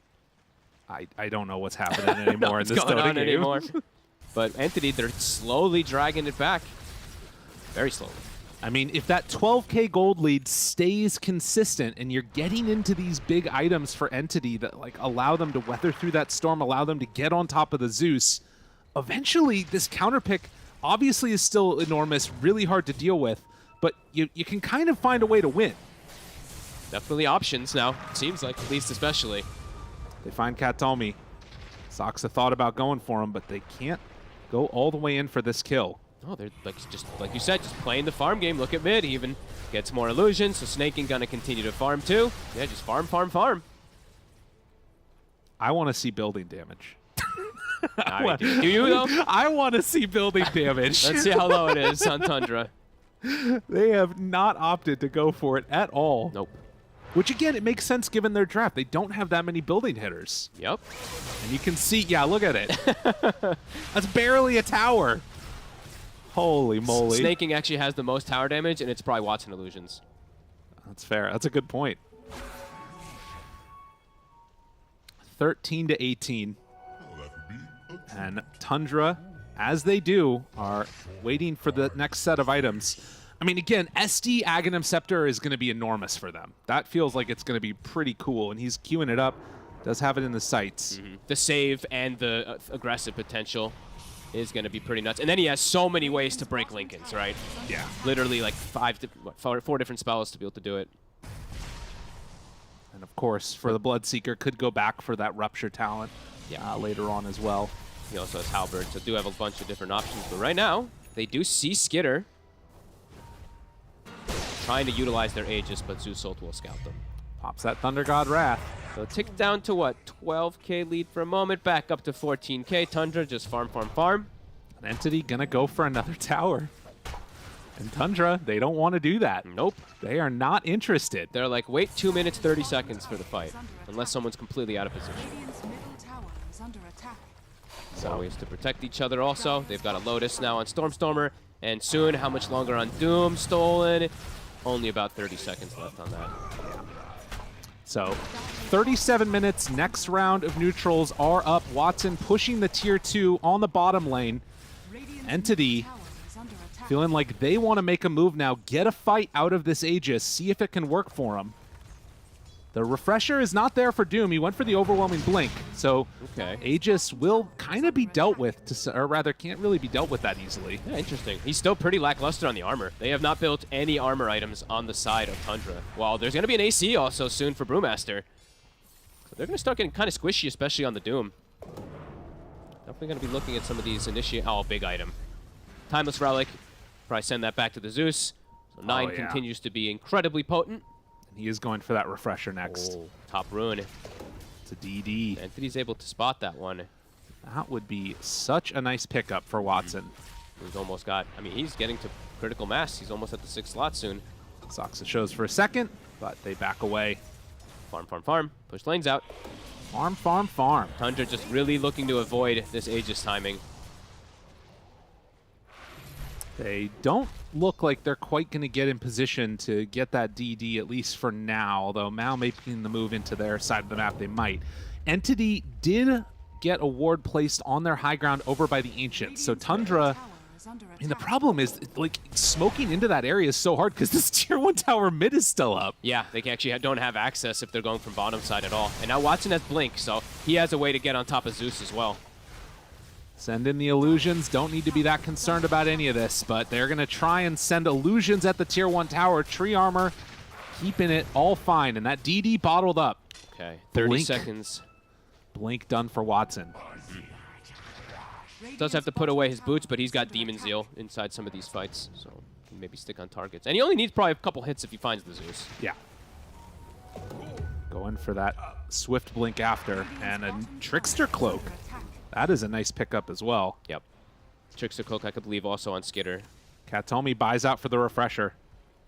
What the? Where the hell Dude. did he get all this? I mean, the Midas. The Midas. The Midas and the the Midas and the Philly. Listen, they may not have 3 cores, but they have, you know, 1 core and kind of 1.5 via the other ones. Something like that, yeah. Lots of control. And Watson is the big damage dealer, right? So, all right. Katomi finds Snaking, gets him caught, goes for the imprisonment. Stormstormer looking for the roll. They find him. They'll bind him. Snaking gonna be in the grave. That's a big steal. That Disruption. is a huge steal with Watson. Yep. Now they've got the disruption even to protect him and even get those illusions. Could see even Fishman now pop off a little bit. So much farm from Tundra, just still farming, farming, farming. Like I said, they want to scale infinitely. Refresher soon to be out for 33 if he opts to go down that route. You know, it's often talked about the sort of net worth to damage ratio, and it's not looking great right now for Tundra, if I'm going to be honest. For 9, yes, but for everybody else, Yeah. not so much. They send in the illusions, start to beat down this tower. DD. This is an issue.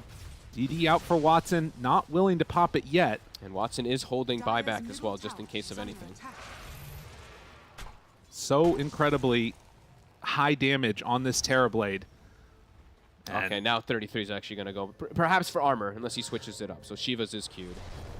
But you can see, like, the fact that the Terrorblade is keeping level with 33, like, Doom, Midas, everything is a pretty big problem, I feel like, for Tundra. Who knows? Who knows what's going to happen? Honestly, who knows right now? It's just all depending on how these fights will kick off. I still feel like the Zeus has enough to handle him, but if they get on the Zeus, if they delete 9 out of the fight and he doesn't have buyback or something, then who cares how much money he has? That's true. Gonna be a lot up to if they just find him. So And now they have an AC of their own. AC completed. I almost was wondering if we were going to see an overwhelming blink from Terrorblade instead, just to, like, boost up that HP pool. No, he commits. He Yeah. just wants sheer damage. Understandable. All he needs is a couple swings. If they're able to get on these heroes, if they're able to find these pesky, annoying Tundra players who just avoid everything right now and just farm. I mean, the other thing is that with more room to grow, like an Aghanim Scepter for them will also be insane, right? The blink in, pop Ags, just go to town on 1 or 2 different heroes there. But we will see. So much patience.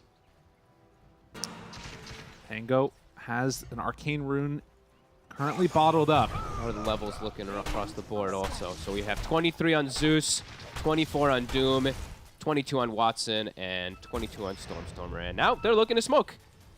Can they find something? Can they do it? Can they get on top of this SD? Can they get on top of the Zeus? They have to kind of find both, as I think Snaking's committed. The Aghanims has been purchased.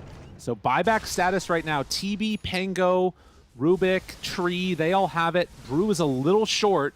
And then on the side of Dire, obviously Doom, Zeus, and that Tiny. Can they find another big wraparound play on Entity? They got to find the SD and the Zeus. So I think Snaking's positioning. He has to chill pretty far back now. Skitter shows. Okay, They Zeus ult. pop it. Now they see where everybody is. So we'll get back into position here. 33, unlikely to find a great combo. I think 33 now has Shivas as well, too. I mean, just dunking out items. He's Why doing not? almost a critical mass also. Dude, I told you. Soon to be able to 50 minutes. 50 minutes, you said 50 it. minutes. And it might not even be over then. Who knows? Nope.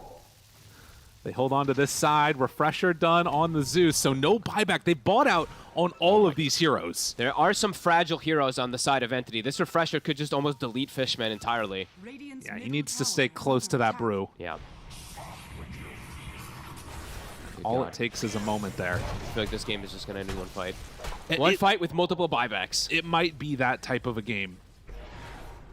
I mean, that's the other thing too, right? With Tundra right now having bought out for all these items, if they do go all in, and then it's Entity that have the buybacks. They're holding on to this outpost, and they are holding on to that tier 1 tower mid, so they can get back into the fight easily. And they have this ward up on high ground, so right now they have great information of wherever Tundra comes from. Tundra working hard to try to get this tower.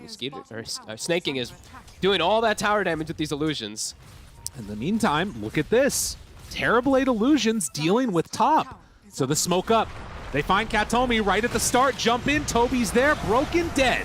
Does have buyback if they wanted. Doom onto Pango. Do they have the fight, though, that they need? Stolen Scorcher. That's not good enough. Tries to get away, but Pango gets dropped. This wasn't enough to deal with Watson, though. He's still at half HP. Katomi back into the fight. Gets the overgrowth. There's the BKB. Everybody else held in place, but not for long enough to really go for a fight. That's a lot of buybacks from Entity. That is a lot used. They also used meta. Tundra coming out big in this fight. They didn't use much. I mean, they used their refresher, and but they get the big catches out of it. Watson still sticking around like he wants to fight there. There's the Sunder, the turn, a couple punches. Can they chase down Skitter? The run is there, trying to get damage out. Soxa gets the blink away. 33 gets the blink away. They are playing around this fight perfectly. 9 over to the side, he just TPs away behind a tree. They just dance around him, and now Roche is up. This is the fight that Tundra was waiting for. 21,000 gold lead. Yeah, super patient, kiting 33 with some nice maneuvering there, dodging that rolling thunder. And yeah, we saw that explosion. How much damage 9's able to do. Timeless Relic Refresher. Angle just gets deleted.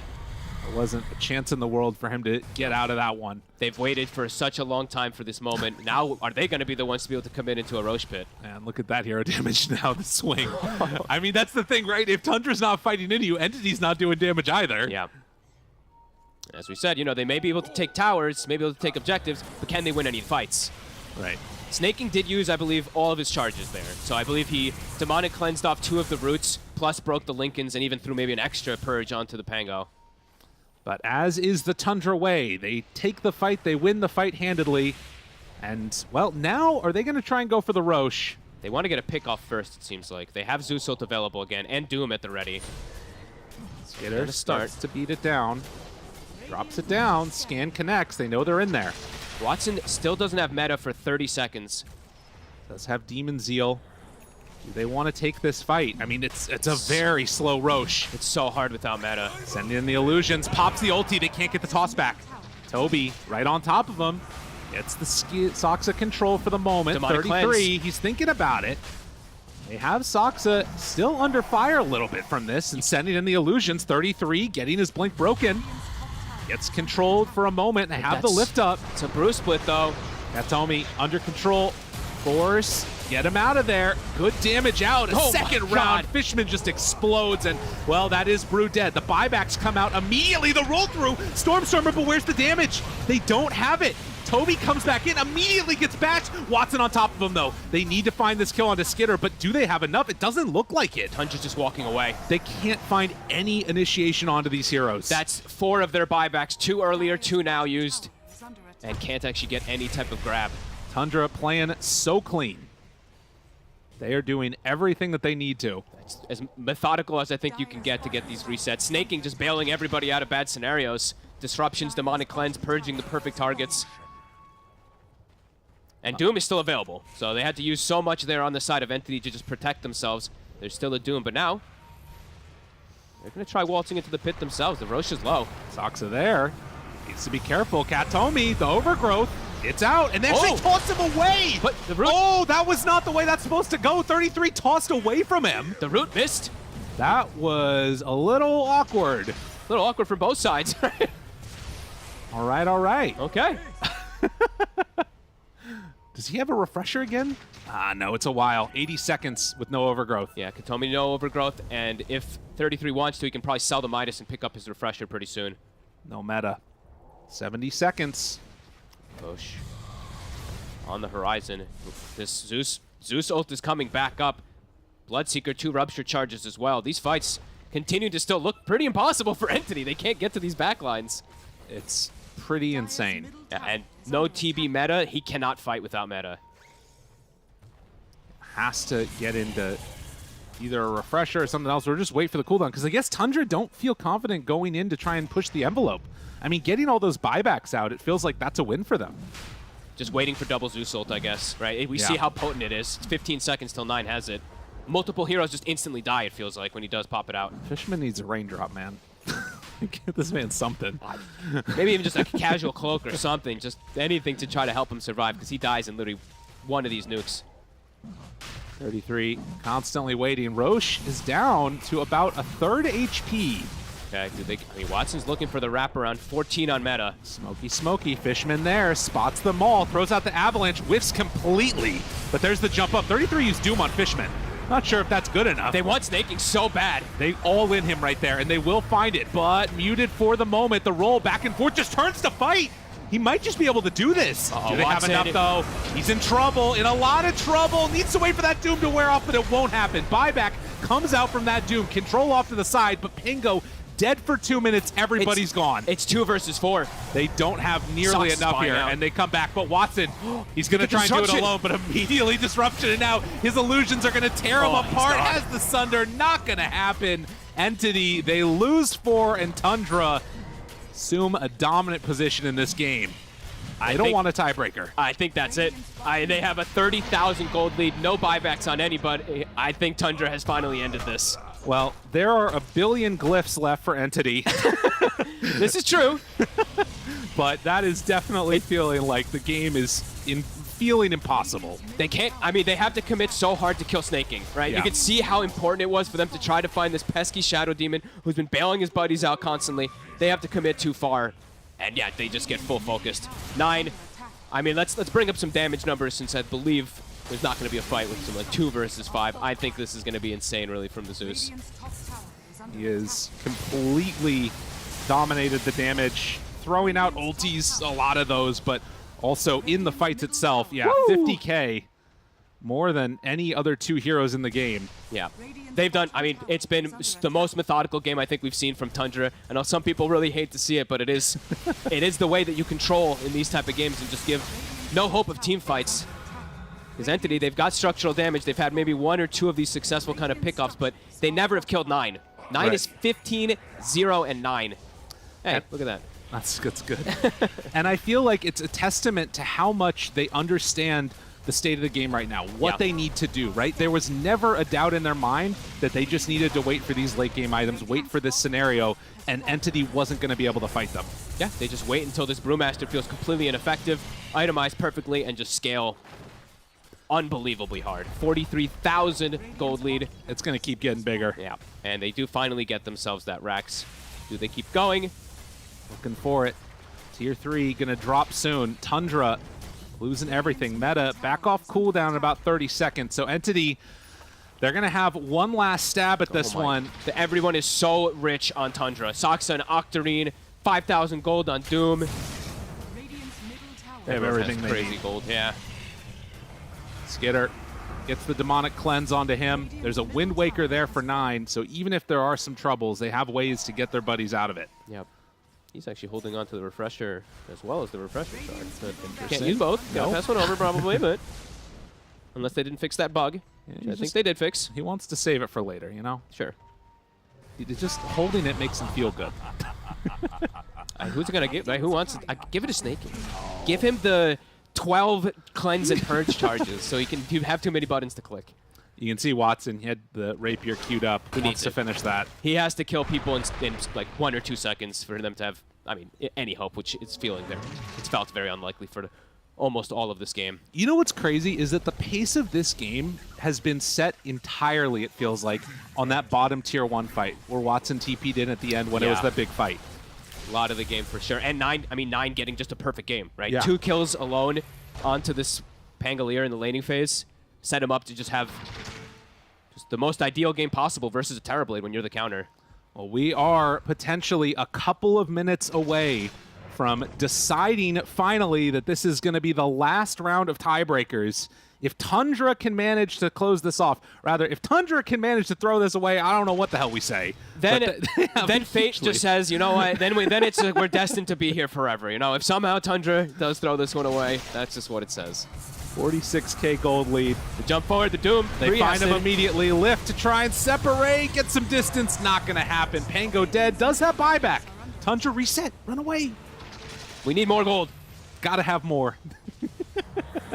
back it up. Lane's getting pushed by an illusion. Wait another 60 seconds. What power rune are they going to get? Let's see. Oh, it's Watson an invis. does have enough for Rapier now, but Courier dead for another minute and a half. Who has the refresher shard? Not sure. Did he use it? Oh, he I used guess it. he used it. Oh. Yeah, and now recognizing that, Wait, did he? yeah, they share that cooldown. Did he use it? I guess he did, yeah. Yeah. That's cool. 54. I'm clicking all over the place trying to see if there was one. Okay, cool. Just making sure. Wants to get that Rapier desperately. But to be honest, like, I don't even know if that really I don't solves the think so. problem. No, it definitely doesn't. But it's their only attempt, right? It's their Yeah. only hope and dream. Even like the 1% perhaps could be that Rapier. But yeah, Tundra, their Doom. calculations are working. Back up in 8 seconds for the Doom. Watson going to smoke out with Toby. So a little bulwark in front of him so he can finish off that Rapier and then maybe go... Oh, no. Ooh. Oh, no. Get out of there, Watson. Run away. Uh-oh. Oh, they know where they're going. They see Watson! him. Watson, no! Farewell. Oh, he's in trouble. Don't buy it now. That's not the way to go. Oh, jeez. Snaking was just blinking to make illusions of the illusions, and he's like, oh, surprise! But the roll back and forth, they got to find something. But with no buyback on this Terrorblade for 2 minutes, it is looking like an impossibility. 9 gets controlled for a moment by He's so Stormstormer, tanky. but there is no follow-up at all. Fishman going to get burnt and bolted down to death. A toss back onto Katomi, gets the overgrowth. The buyback is there from the Rubik. Still 2 minutes before that Terrorblade can come back in and rejoin, and GG is going to be called. There will be an end to the tiebreakers. One way or another, Stormstormer's right did proceed to say the prophecy. That's right. Tiebreak breaker.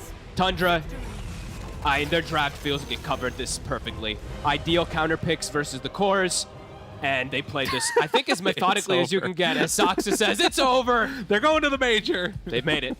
Yeah, well played. And yeah, with this draft, I think they touched everything they needed to. I know Kazu said it a lot on the panel, how he highlighted exactly how they were countering each one of these cores. Yeah. And yeah, I think Entity, if they had to have some type of chance in this game, there could be like literally 0 mistakes. They need to shut down the Zeus. It never happened, as we said, you know.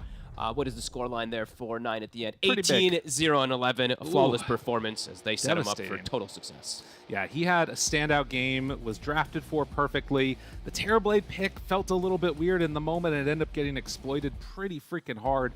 And I you know, as much as like we're memeing about it and all the rest of it, Tundra, they played the game exactly the way they needed to win. There's this machine learning going on from these players, you know, just deadpan, we're going to input the correct output to make sure we win. That's how that works, right? Yeah, it's the Curtis calculations. You know, that's what we used to call it, as the Curtis brain this time does succeed. And yeah, we're going to see them at the major as they play a very methodical game, and that's the Tundra strategy, that's how they've won TI. That's how they decimated a ton of teams, so congratulations. TI winners at the first major, and for us, we're going to head back to the panel one last time as we get ready for the last game of these tiebreakers. Tundra have done it. The cycle is broken and they are going to be going to the major. It was slowly but surely they got this game. Let's go, Tundra! Yeah! No more infinite tiebreakers!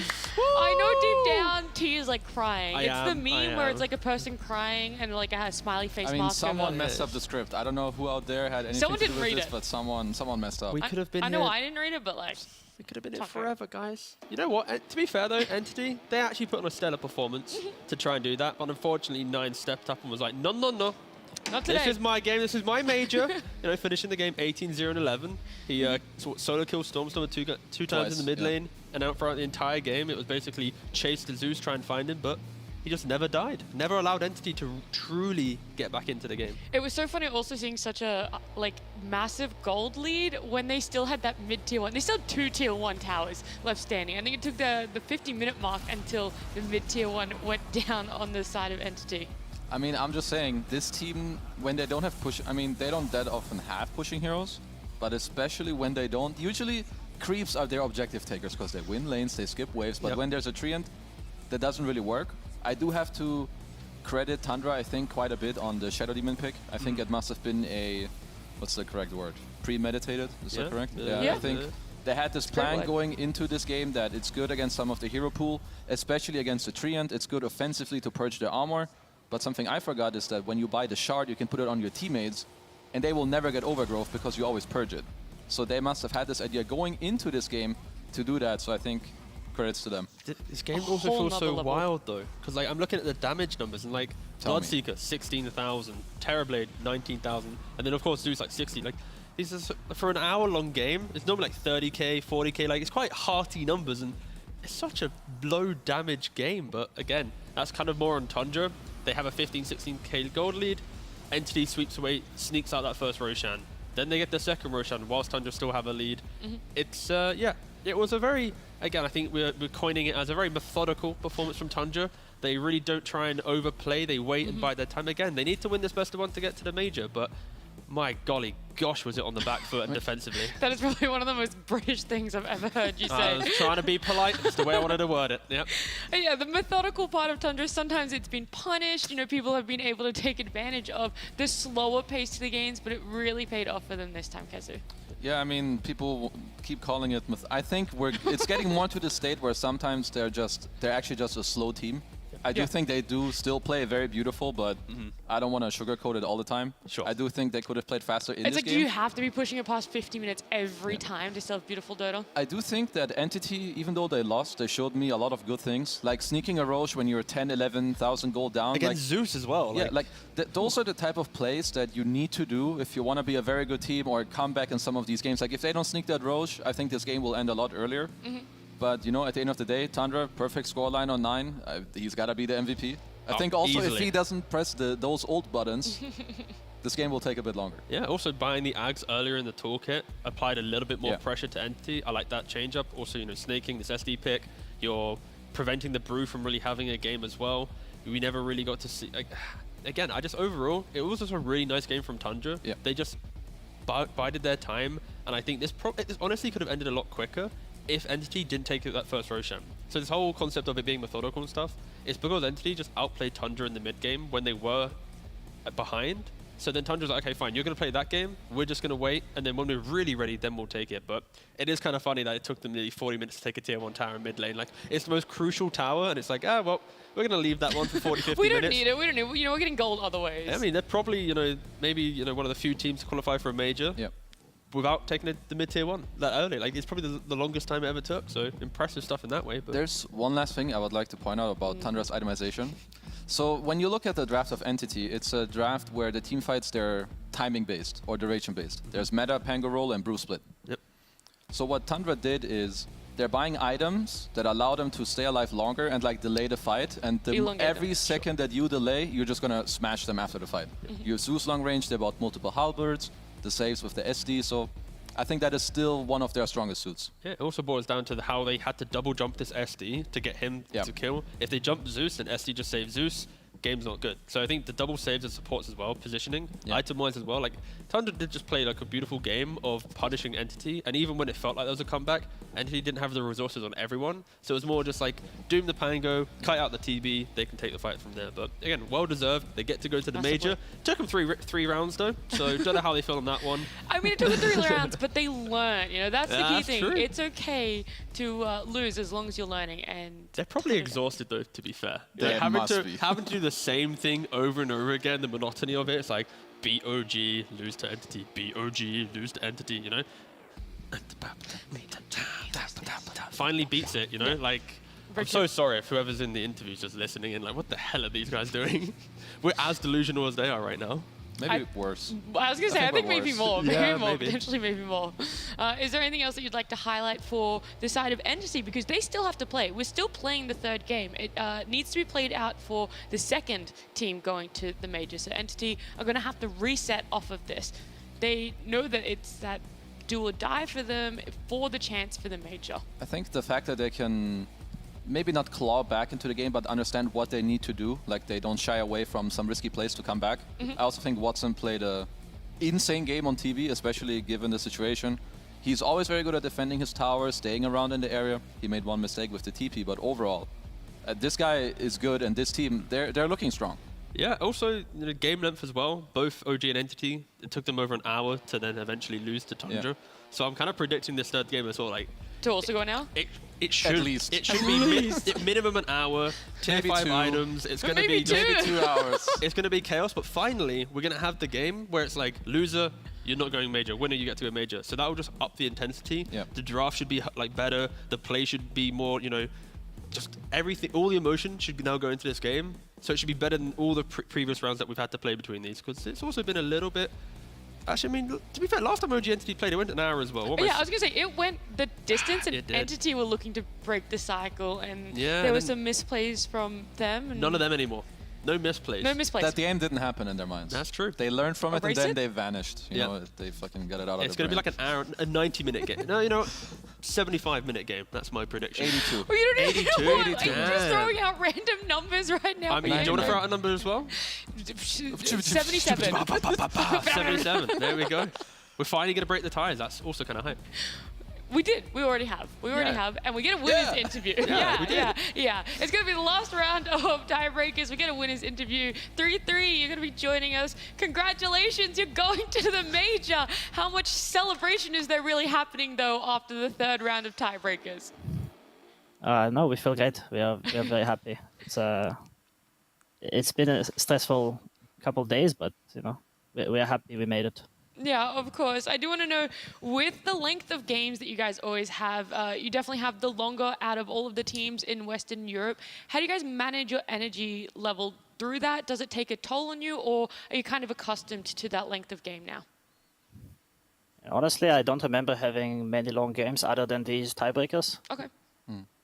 So I'm not sure if you say we have the highest average. Maybe it's only because of these games. The tiebreakers have bumped it up. Yeah, like these tiebreakers, obviously it's very stressful, so you don't want to make mistakes. And also, you know, the way Entity was playing against us, we felt like they are just trying to like tire us out in the first day.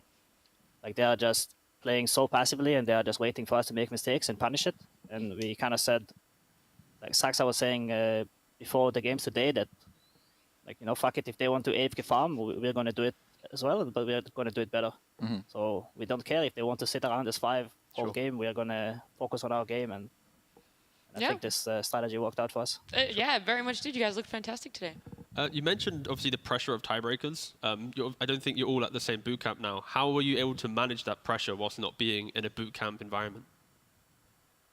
Honestly, it's probably easier when you're not in a boot camp, because you know, if you lose or if something feels a bit bad or feels a bit off, you get to just go in your own space and reset. Sure. I think it was good for us that we were not all in the same boot camp. Okay.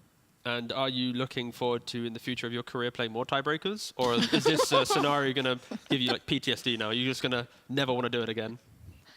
I mean, honestly, to me, it was pretty fun. Like suddenly you play a lot of games and a lot of important games, which, I mean, this DPC was shorter than before, but it was still 3 weeks is quite a long time. So it was nice to play a bunch of games against more than one team the same day. I enjoyed it. Cool. But I think we are for sure going to play a lot more tiebreakers, because the way the system is set up, you have 8 teams, you only have 7 games, and you're pretty much guaranteed tiebreakers every season. Inevitable. So. Yeah. All right. Hi, Neda. Congrats on the major. I have 2 questions for you. Did you guys go into this match knowing that, I mean, obviously they would first pick 3. Did you guys theory craft the SD specifically against Entity to then pick it in the first phase? Yeah, we thought it would be a good pick against the Treant, but honestly, it kind of came in the last moment. I don't know if they discussed it before, and I wasn't there, but I first heard of it like 5 minutes before the game. So I'm not sure, but it seemed good against the SD. Do you know who came up with it? Is it IQ 2000? I think it might have been Snaking or AY. I'm not sure. One of the kings. Okay, second question. So you guys had a lot of games now, especially in the last days. Can you tell me first about Aui's impact, you know, in this period, and second, was there anything very important to you that was said during any of these games that helped you win today, as opposed to, you know, the other days? I mean, from strategy side, it's kind of what I already talked about. That Saxa mentioned how he thinks we should play against Entity.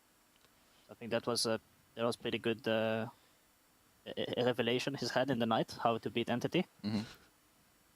And in terms of not specific Dota stuff, I think Aui had a lot of positive impact in kind of reminding us that, you know, that we should make sure we trust each other and that we can do it. And, you know, if we've won TI, we can for sure win some some tiebreakers, and he kind of helped keep everyone in check and tried to help with the mental side of things. All right, that makes sense. Thanks. I have one last question before we do let you go. Out of these tiebreakers, which game was your favorite, if you can remember them all? There was a lot of games. There's a lot of games, yeah. I'm not sure. I think I had a lot of fun in a lot of the games. I think we had some pretty easy games against OG, which I enjoyed. It's always fun to win. You won the best of The 5 games against them, Entity, honestly, they were very fun, but it's hard to think about them in such a way. Like the game yesterday was they're like 1 hour game. Yeah. It was super fun, but it's not fun when you lose these games. I think if we won that game, I would say for sure it was super fun. One last. Okay, I'll quickly, be quick. quickly. You guys didn't ban Tree. Can you tell me pretty quickly why? I feel like you guys struggle a bit when this goddamn hero is just keeping every tower alive. Yeah, the tree is annoying, but you kind of have to pick your poison. Yeah. And we felt like we refused to play against the Broodmother and the Lina. So Okay, that's simple. had to be the Treant. Fine. Of Thanks. course. Well, 3-3, thank you so much for joining us. Congratulations on making it to the major and breaking the cycle of these best of 1 3-way tiebreakers. Yep, thank you. See ya. Weirdly enough, Tundra qualified for the major, beating OG in a best of 5, and losing to Entity in a best of 3. So Well take that played. as you wish. Congrats. Congratulations. That's an Sometimes interesting that's little all it fact takes. there. Yeah, sometimes it is. We still have our third game, though, to be played out. It's OG up against... Sorry, T, I didn't mean to. It's OG up against Entity, and it's happening after this break. Canceling. Oops. Bro, I'll get him. Yes, go for it. Don't mind. Interruption Nice. vision. I was spamming it on Fork Jang. 9 Dotto. Oh my god, it's over.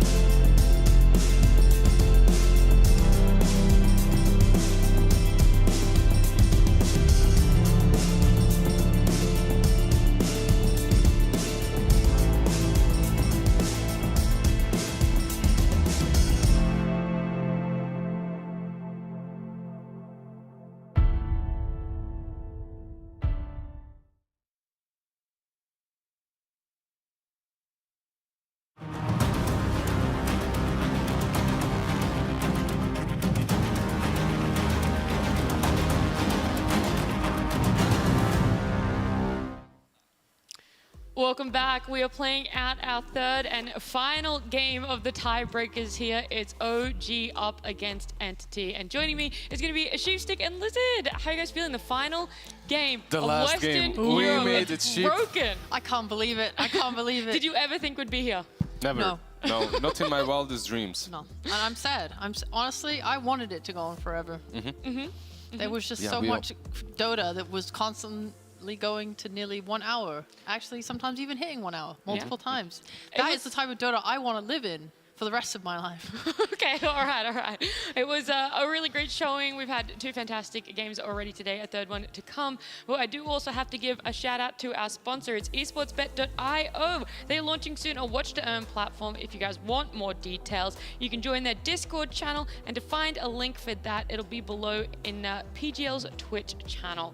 So you can get out and have a little bit more of a look, get some information on that, while I get some information from our panelists about this final match. Whoever loses is not making it to the major.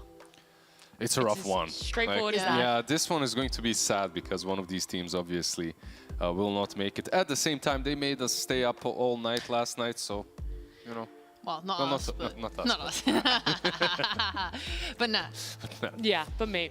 OG gonna have the second pick for this one. Do you have an advantage, or I guess a way in which you feel this series is going to be going out, as we've seen OG take game after game after game after game of Entity? Well, the curse was broken today already once. So you reckon it's gonna happen a second time? So it might happen the second time as Yeah? well. Like Entity definitely have got what it takes. They've taken games off of them before in the DPC season. I believe it's possible. I believe it's doable. I hope that this last match didn't completely break them. Like Stormer, he tweeted out he is the, what did he say, tiebreaker breaker. Well, he did break it. He did break it, just maybe not in the way that he wanted to. Oh. Exactly. But at the same time, I hope they aren't too demoralized by the last game. They all had a pretty stellar performance, in my opinion. Yeah, of course. They just played versus a team that was completely on point. Well, have you guys heard in the interview, the whole idea that Tundra had coming into the Entity game was, if they want to AFK farm, we'll AFK farm, but we'll do it better. So maybe Entity try and flip it up, and they go that more aggressive route. And if they do, Sheep, do you think that's going to stand up against OG? Oh, aggression, maybe. I mean, I think that OG tend to struggle when BZM does poorly in mid, and then it's kind of like a catching up game for OG. And I'll be real, they are pretty good at catching up. Like, a lot of their games, they claw back from what should be a loss. So I guess it's more an Entity to, like, if they do put out that pressure, they just need to make sure that they're solid, they're not throwing. I know that's something they have struggled with throughout the DPC, just a little bit of overcommitment. So, yeah, it's definitely looking a little scary, because they did, like you said, with the second pick on OG, it is the same pick order they beat Entity with twice already. Yep. And they also give Entity their Triumph protection on 5, like for Kataomi, which is meant to be their like strength. So knowing that that strat is already a little rough for them, and they just lost with it to Tundra. What they stole yesterday, they stole the Undying, right? But they gave the 3. This time around, the Treant was given already to them. They lost with it, but I don't think a team like Entity will completely be demoralized by one game, by one loss with their Treant. I don't think that the puzzle was cracked. No, it's 3 losses. I don't think that it was solved. It's Yeah, 3. okay, no, yeah, you are. They opened with Treant both times against OG and lost with it. They just did Tree again and Versus lost with Tundra it. as well. Yeah, so their Tree is pretty defeated. So 3 has 3 losses so far. It's pretty bad. Yeah. Well, I mean, like, okay, to be fair, you look at last game, right? They kept that tier 1 tower for how long? 50 odd minutes, just before 50 minutes? That should give you a massive benefit in your game. Yeah, you just go, everything else was the issue, the tree was perfect. Tree was fantastic. Well, No he did go faults. for a Midas, like in that last game. He literally went, okay, I need level 25, I need to carry this game, I need to get that undispellable talent on my overgrowth. Sadly, he didn't really manage to use it that well in the last game. They lost already. But overall, I don't think that he's the problem. I feel that Entity from time to time struggle when Watson isn't a part of this early game aggression. Even though he plays really well with the TB, with something like a Slark that joins the fights perhaps a little bit later. If they could get their hands on a Pudge, I would love to see that. If they could get their hands on a Bloodseeker earlier, I would love to see that. I like them very much when he is one of those active cores. I like it too. Yeah. I was going to say, the other time that we saw Stormer play Pango in these tiebreakers, Bloodseeker was not banned. and they ended up losing that game. It was an Entity OG matchup. It kind of happens again. Would you prefer that they protect the Pango a little bit more, or just maybe go towards something else for Stormer in this series? I cannot verify this with a source. However, I Okay. feel like I have heard pros talk in the past about how a good Pango doesn't care about Bloodseeker. But I think that might have been Right. back when Yules was more viable, because then you would just play around like the Yules shard back and forth, and you're basically not moving that much. Yep. And also you can buy like the Lincolns because you're a core, so I think that might have been back then. But nowadays you're not going for that, you're going for the Diffusal build. It's a little bit different now. Yeah. That's why we see a lot of Bloodseekers picked into him. But for me, Stormer is literally the win condition of this team. Yeah. So if you are giving him that Pango, I want to see the team that's giving him the Pango also protecting the Pango quite a bit in the drafting stage. Well, the draft is here. It's underway. Enigma, Alina, Ban. Ooh. Sorry, I was gonna say I really like this adaptation on the Rubik band because I was thinking if they are not, if they want to go for their tree, right? The problem is OGO has always responded with the Rubik, and I think the Rubik was very vital to their success. So will they go? So it's for the gone. tree? There's Treant, there's Undying as well. I hope they take the tree. They go for the Undying Ooh, instead. okay. I believe that the last time that they, not the last time, but one of the games when they picked the tree, Undying was snatched away from them. It's been a Rubik +1 for OG in their response opening. It was the Rubik Undying, and then I think it was a Rubik Omni 9. So Entity definitely very capable when it comes to having these, how to put it, like their drafts shine when they have strong lanes. Yeah. And if they can have something like an Undying on one lane and something crazy like a Skyrat on the other, if they win both side lanes, it can, like their game can snowball really easily. So because of that, I do like the Undying, but they lose the Pango. The change for OG is now a Shadow Demon and a Pango for theirs, which is very different. Last time it was those double supports that they were opening up with, but now we see most likely a core going to be picked with the Shadow Demon. I think it's fair to take the Pango away from Entity. Yep. I'm thinking, what are their usual responses on this line? I know they like Bat Rider, but I don't think it's very good into Shadow Demon, which might be a part of why OG have valued it here against them as a team, just due to that shard and the ability to constantly self-purge your ally. So what else do they have? Brood is gone. Do you want them to close out with the Stormer hero? That's what we have seen, but they don't necessarily have to do that. They don't have to. But I'm struggling to think what else they would want. Like if they do go for the Stormer hero right now, they would have to commit a lot of bans into protecting him. Like there is still an option to just instantly answer the Pango. They go with the DP, okay. I mean, that's one of their other comforts in the first phase that they've taken a lot. It's just whether it's good into these heroes. Maybe. Is it? Yeah, I was like, is there more coming? I don't like it into Shadow Demon ult. So the matchup versus the Shadow Demon is kind of weird. Like when you're using your Exorcism and trying to take down towers, he purges you. You're kind of slow, kind of isolated, easier target to take down. But I do like the DP plus Undying. You don't care about the Shadow Demon ulti because you have Tombstone over there. So just come at me, bro. You know, it doesn't matter. Like, I think the Shadow Demon ult is nice because what she wants to do is just be highly mobile in fights, running in and doing what she wants to do, and Shadow Demon prevents that. However, on the other hand, if you look at Entity's lineup right now as an idea, they do have this group up, take towers, and Shadow Demon is not super great against that. If they want to just kind of take it slow as a group, as a ball, and they keep building towards that with their next heroes as well, maybe OG struggle, but I mean, the draft is so early, it's kind of... Just group up, take objectives. That's usually what you want to be doing with the Death Prophet, so makes a lot of sense. Meanwhile, OG ban out the Bloodseeker. So they are the ones that definitely... They don't subscribe to the notion that a good Pango... No. Exactly. They're like, bro, you're a good Pango, but at the same time, let me ban out some of these counters, you know? Make it easier. Let me just make your life easier, exactly. Last time when Entity had the Pango, OG picked up the Bloodseeker and they're like, yeah, we kind of... tore it apart. We made it not as impactful as it could have been. Where would you like to see the rest of Entity's draft go? If you already like the fact of this potential snowbally, run it down with DP and Undying, do you then again want to double down on it and have a Watson active core? I would like to first and foremost see them have a normal teamfight setup, some catch, some area control. That's something that they're lacking completely from these two heroes. They don't have any stunts. I'm a big subscriber to the have at least one stun in your team idea. At least one. So I would like to see that. On the side of OG, you have a lot of chaos coming from the Pangolier. You don't have a way of controlling him. So something like that would be decent for them. A Tiny that they play perhaps on the mid lane, which we haven't seen Stormer. Did he play it in the tiebreakers last night when we were asleep, Sheep? He didn't, right? Entity, no, they picked Lesh when they had a Tiny. A Lash would be crazy as well. Like Lash and that Prophet, just roll them down as early as possible. Combo that with some Pudge on Watson and you have exactly the snowbally kind of a lineup. The Slock ban from OG is also making sense here, as last time Mapanga was picked against Entity with supports with low stuns, they just picked the Slock. So I guess like even if you are picking sort of a ball lineup that can do a lot of damage to objectives, this Slock being able to go on the backline would be a big problem for OG. Like Shadow Demon does want to sit back save, so it's nice ban.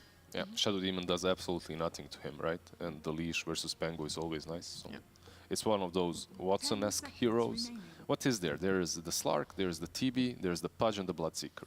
When I imagine Watson, these are the 4 heroes that I'm imagining him play. That seems fair. There's Drow, there's... Maybe some Sniper here and there. Could be, well, he's banned. Yeah. Do you want just the other ones that he's already played this DPC? I'm just looking at the heroes that are decent with the Undying in the lane as well. And the Drow goes away. Like usually when you see the Undying on the 5, you're expecting him to be the bodyguard to these big guys. And the 3 gets snatched away from them. These ranged, like Drows, Linas, Snipers, but all of them are banned out. I mean, it kind of makes sense to them taking the tree up for themselves. It is a very valuable hero, but that's something that Entity like to do. The tree and the Undying, we talk about it so much, especially in this tiebreaker. 5 seconds remaining. Too much. Too Sick of much? it. Yeah.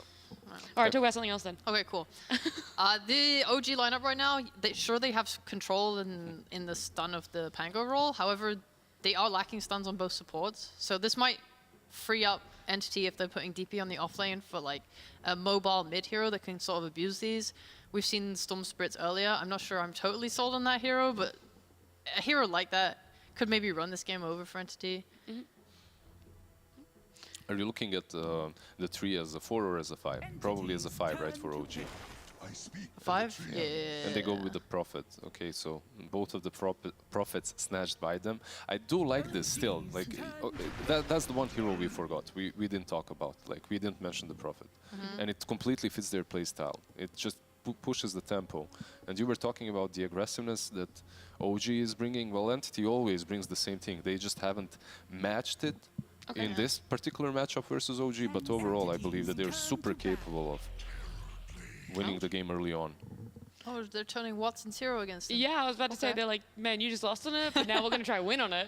That's pretty good. I mean, they kind of picked a tiny Nature's Prophet. They're not very good against this. Like high armor or TB, not the happiest against Nature's in lane. I'm assuming this Nature's will probably be a carry though. Yeah, I think so as well. Yeah, DB to the offlane with tiny support, Undying with Nature's would make the most sense.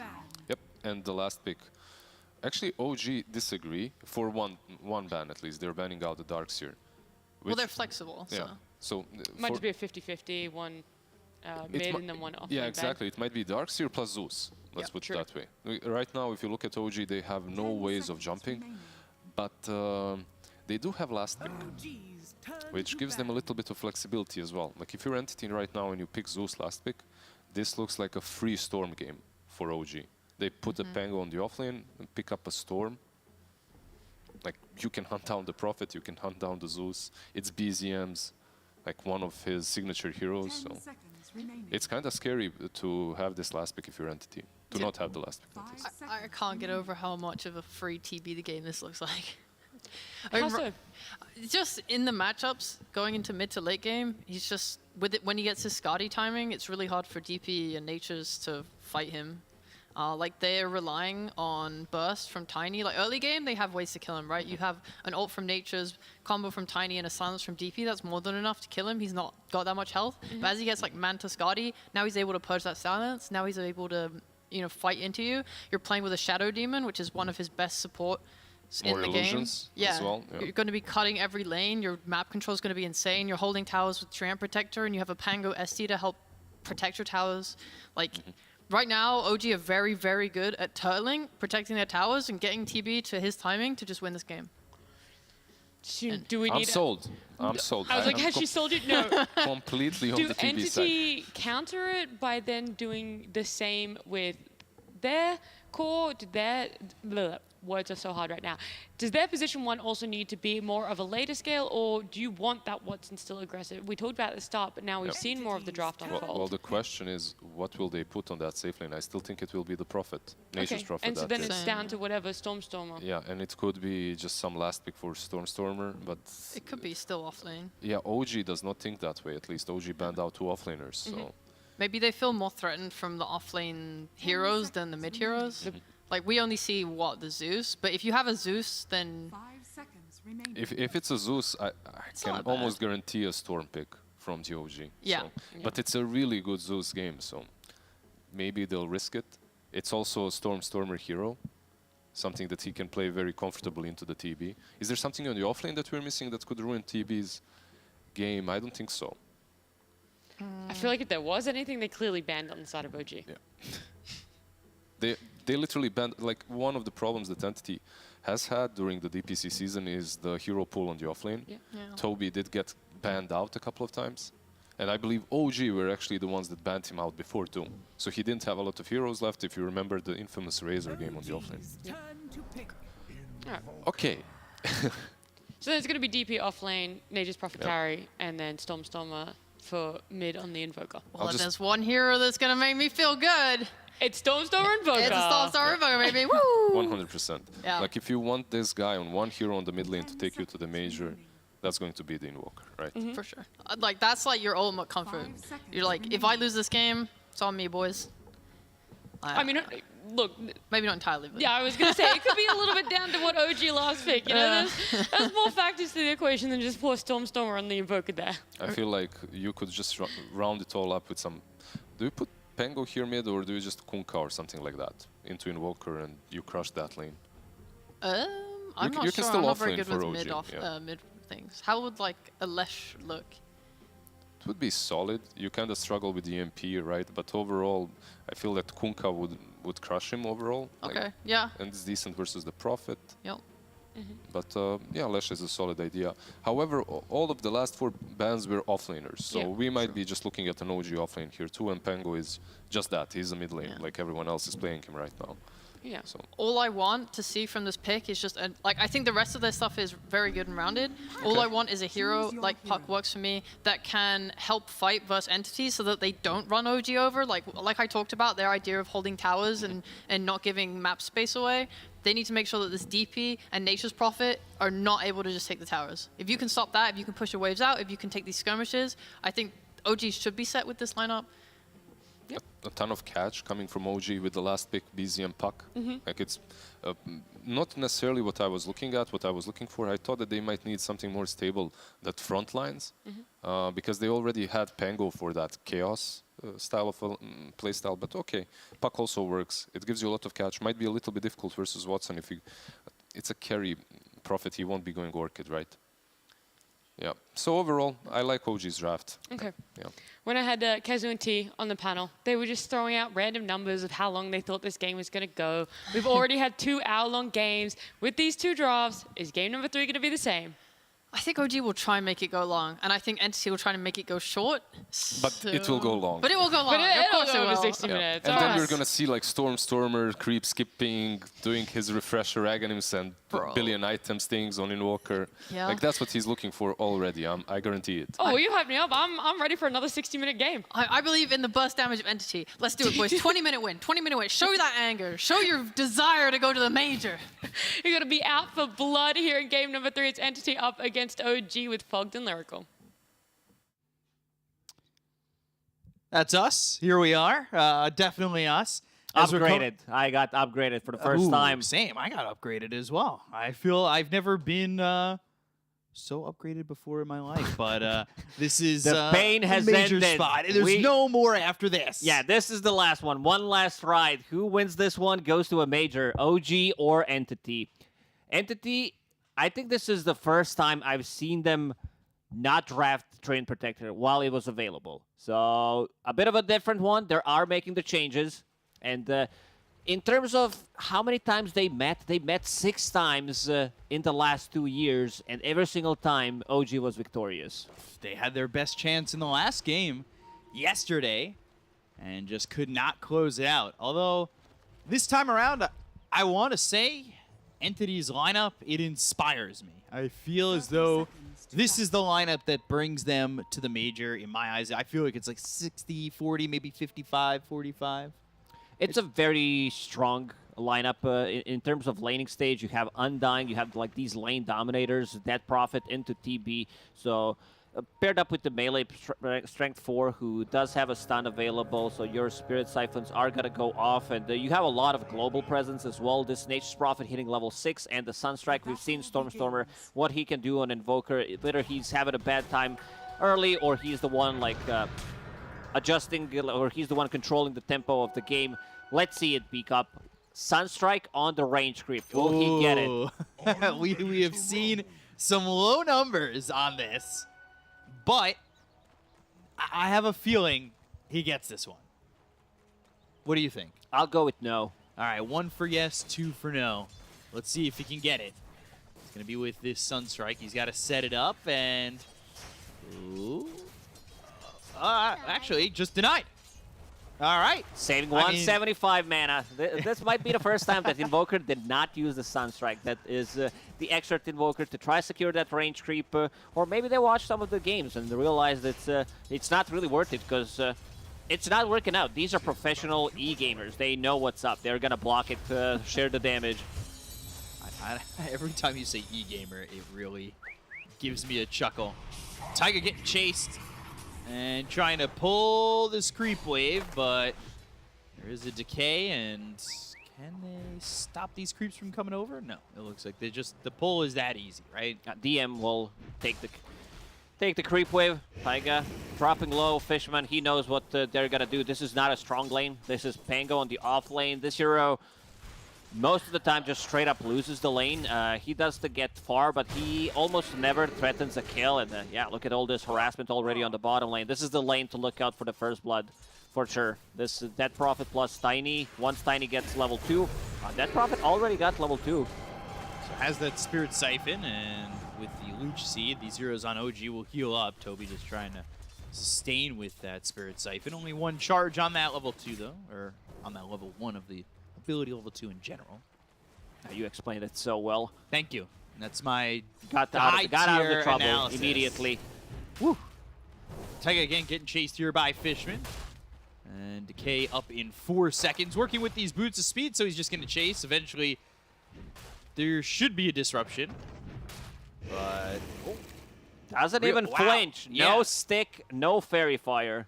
I'm impressed. Taiga, you know that he was paying attention during the math classes. He did the math immediately. This is also first blood money. Like, you do not want to give it away. Is he? He's still just... There's 3 mangoes now on Fishman. I'm a little surprised you're just kind of hanging out like that, risking giving away first blood like that. But Taiga... Oh, no. Is he going to do it again? Does he pull this creep wave again? All the way down one more time. I think it might be time we patch this out of this game. Yeah, consider this as something that needs to be changed.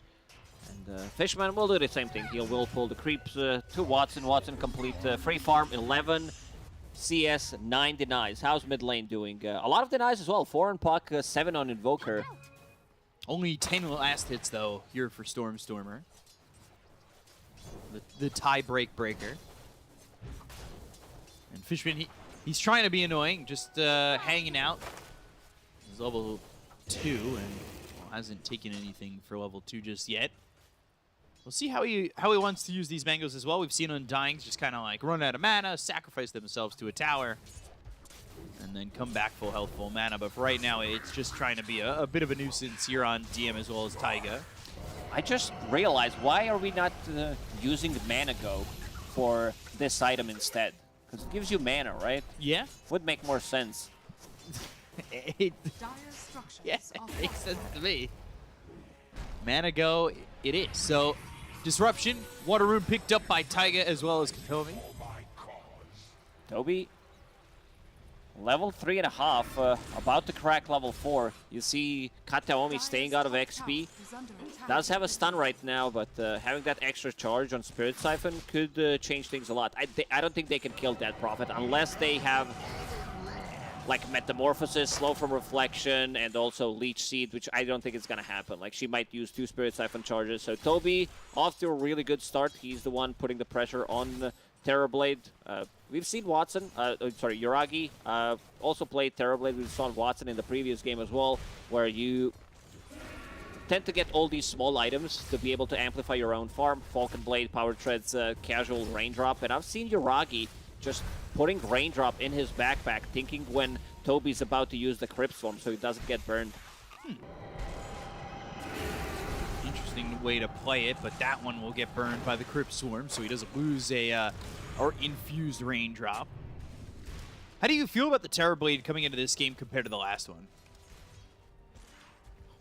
I mean, Terrorblade is really good against these ranged heroes, especially Dead Prophet. Once he gets to his Scotty timing, there's also heal coming out from Undying, like Invoker. All 3 cores are ranged, so one Scotty's got to do a lot of things.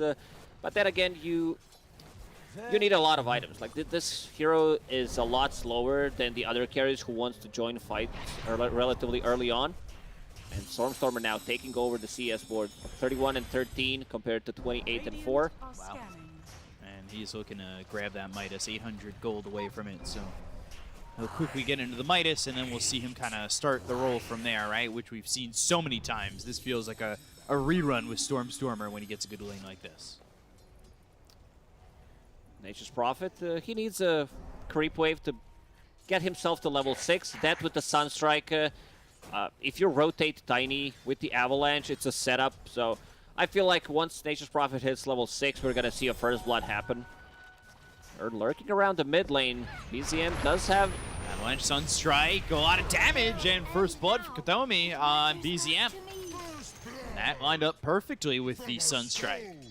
Kataomi takes it. We've seen what Kataomi can do once he is the one being enabled in the game, whether this is Tiny, Wyvern in the previous patches, and the Treant Protector. This has been his hero for quite some time now.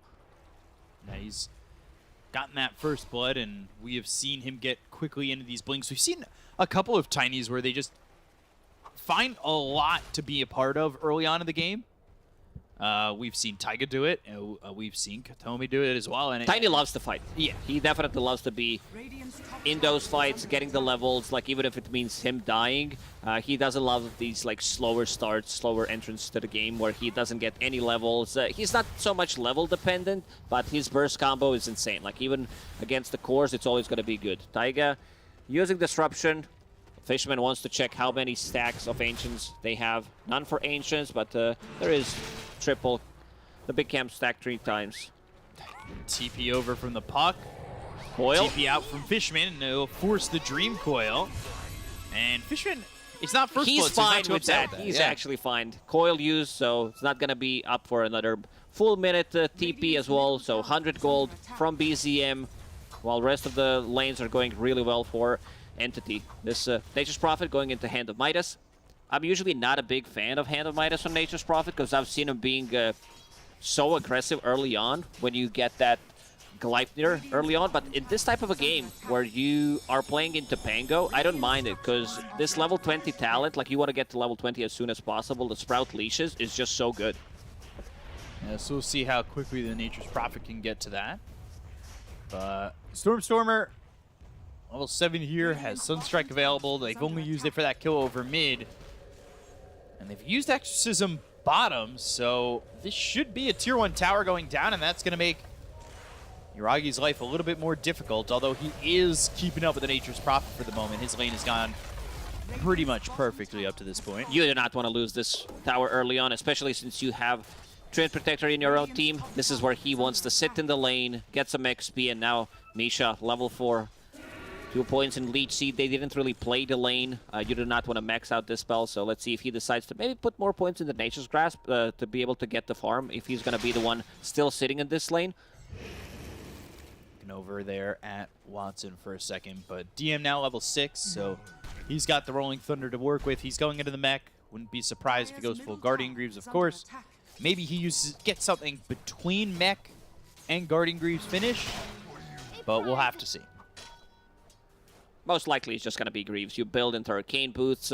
Once you have that mech, you also want to be able to dispel some of these things, Cold Snap and Silence from Dead Prophet, to be able to get to another round of your abilities, maybe get the Rolling Thunder off as well. A lot of OG members here on top. We still haven't seen this Wrath of Nature being used. Watson being very patient with it. Look at where he's just sitting. Not moving for like 20 seconds. So just looking for an opening. DM, they see him.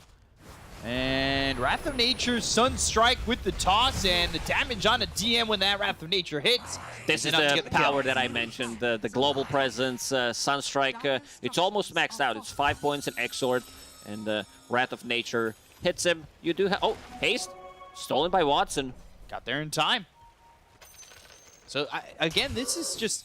You could set up really well once you've got Wrath of Nature up. Sunstrike, cooldown's 25 seconds, so that'll be available to you quite often. But, like, the big burst damage is with that Wrath of Nature, right? Yeah, it's insane amount of damage. If you get hit, last tick of it, it deals almost 600 damage. It's pretty nuts. Another Exorcism on a mid lane. Look at the supports. Like, Taiga's only level 3. He does have a book coming to him, but... it's just not enough. Treant Protector just cracked level 5. Compared, like, Tiny, I talked about him not needing the levels because he can still do things. Like, if you've seen Avalanche into Toss, it's a setup for a Sunstrike. So, seems like it's not going to be enough. This Exo up and running for another 15 seconds. Catapult's still alive. So I don't think they have a way into this. Maybe after the tower drops, they try to deny it, but that's not going to work out. You can see Yuragi trying to farm these Ancients, trying to get into the Yasha after picking up the Dragonlance, but he has no lane, and he's kind of doing it throughout the jungle, whereas Watson, he's gone to the Midas. Watson has been sitting on this top lane for the last 11 minutes. He almost didn't leave the lane. The TP to get that haste, but that's about it. Doesn't really need to move. And also, interesting build from him. A bit of a different one. Thinking about going Orchid. Sunstrike.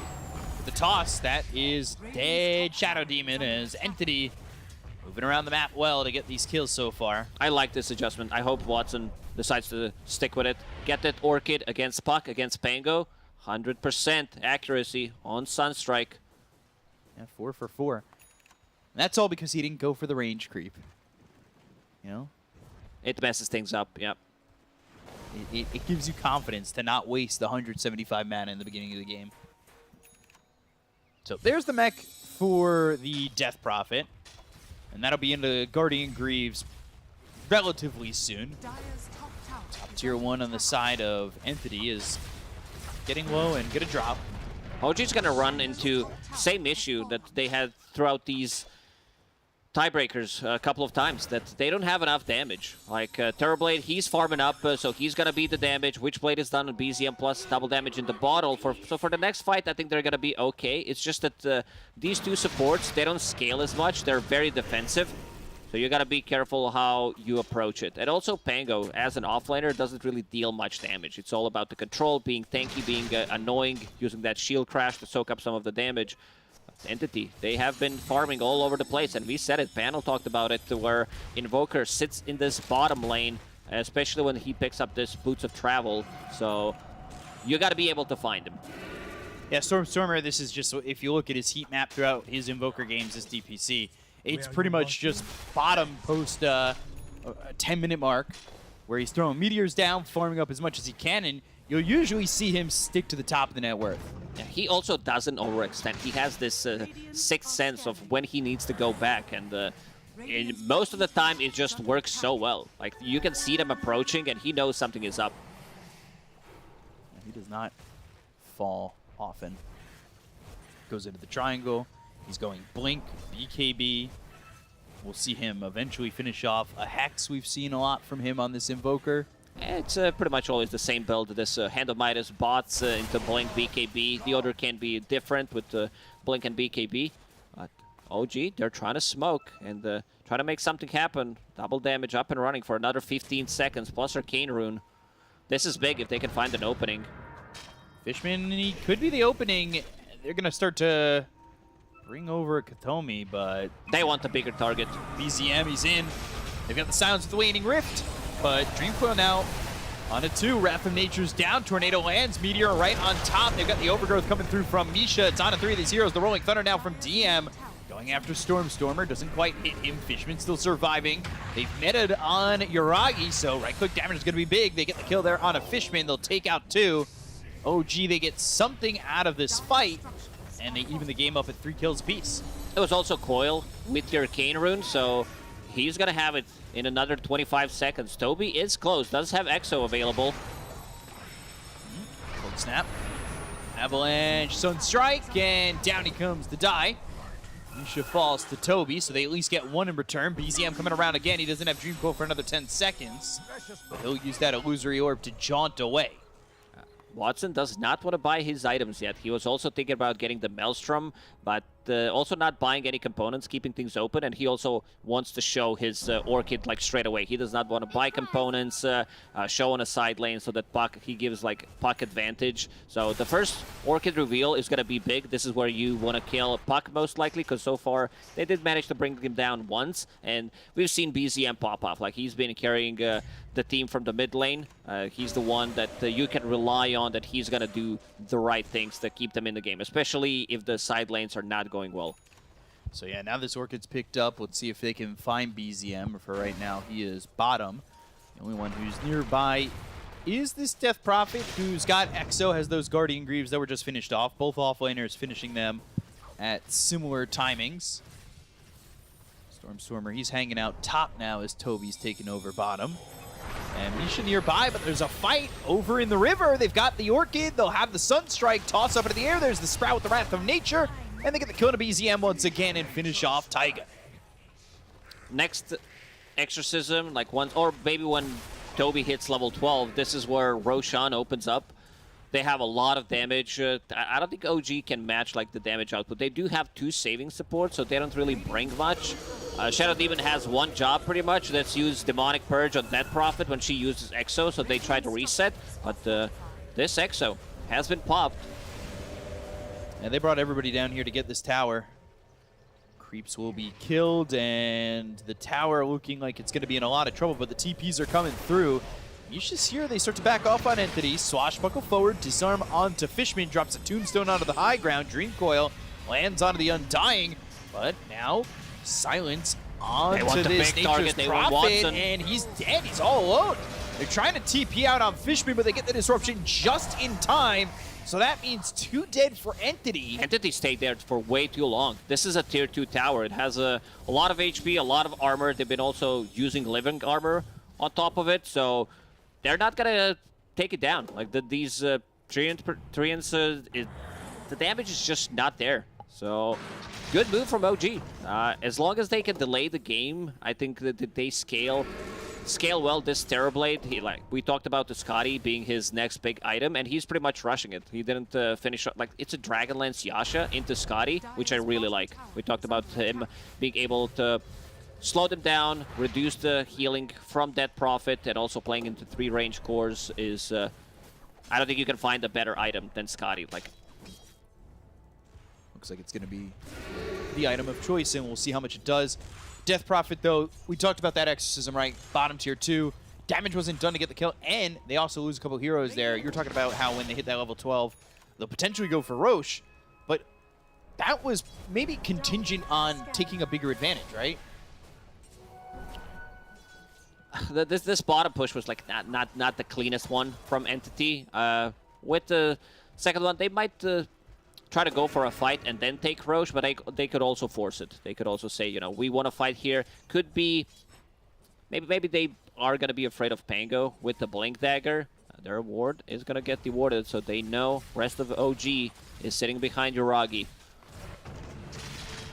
Their side of the squad is over towards bottom. As they've got the Orchid, they'll get the Sunstrike. Stormer with another kill. He's 1-0-4. So another kill for the team. First one on the board for him as he had 4 assists. He just picked up that BKB, and now going into the Blink Dagger. Like you said, they're pretty much interchangeable depending on the feel of the game, and that's a exactly what we see here is he's already getting quite a bit of farm on it. Toby. Guardian Greaves just to keep these treants alive, even for a moment. And we've also got that double window ace for the extra movement speed. So 2 aces needed to tie your shoes. That's exactly what he'll do with them. Avalanche, toss, Sunstrike. This combo's working. This is the reveal of Katomi's Blink Dagger. He's holding the Philosopher's Stone, so you can expect Tiny to get more items in this game. This is the 4-staff During the Roche. Lotus as well. It sounds really good for dispelling things. And after picking off Shadow Demon, getting a kill on bottom, they're going to look for a fight. They know that Yuragi doesn't have a Scotty yet. This is really quick, not jaunting into the illusory orb, and they're going to fight this with the Exorcism going off. They're going to try and get the Aegis into the hands of Watson. They've got the Aegis. They'll get the kill on a DM, and now the Tornado ends into Yuragi. They can chase, but the Overgrowth is going to be used here by Misha to lock him up. So these heroes now need to chase to catch up, but getting just the Pango and grabbing an Aegis is more than enough for Entity to be happy about this one. Nicely layered spells. Orchid onto Pango, pops the Guardian Greaves immediately, gets silenced by a Dead Prophet, and then another Avalanche on top of that, so he can't use his Rolling Thunder, which is a big team fight ulti for them. So Watson holding the Aegis for 4.5 minutes, level 14. He's getting those levels from Hand of Midas. Like, we talked about the level 20 talent Sprout leashes, but then again, you're playing into TB, so the other talent also looks juicy. The Mischance against Terrorblade looks really good. They're both super strong. They both sound like 25 talents, truthfully. Yeah, they do. I don't really understand why they're still at level 20. Misha, he's got the Shard. He only has 1 level in the Nature's Grasp, and has 3 in Leech Seed with 4 in the Living Armor. But now with that Shard, we'll see what he can accomplish, and then upgrade on the Nature's guys. What are Entity going to do with this Aegis? They've got a 5k lead and a BKB flying out for Watson. 2 BKBs. Even though there are BKB piercing abilities on OG, they definitely feel much more comfortable coming into a next fight with it. This is where Entity is going to try to go for a pickoff. Next Exo is going to be available in about 30 seconds. And I love the build on Toby. Guardian Greaves into Heaven's Halberd.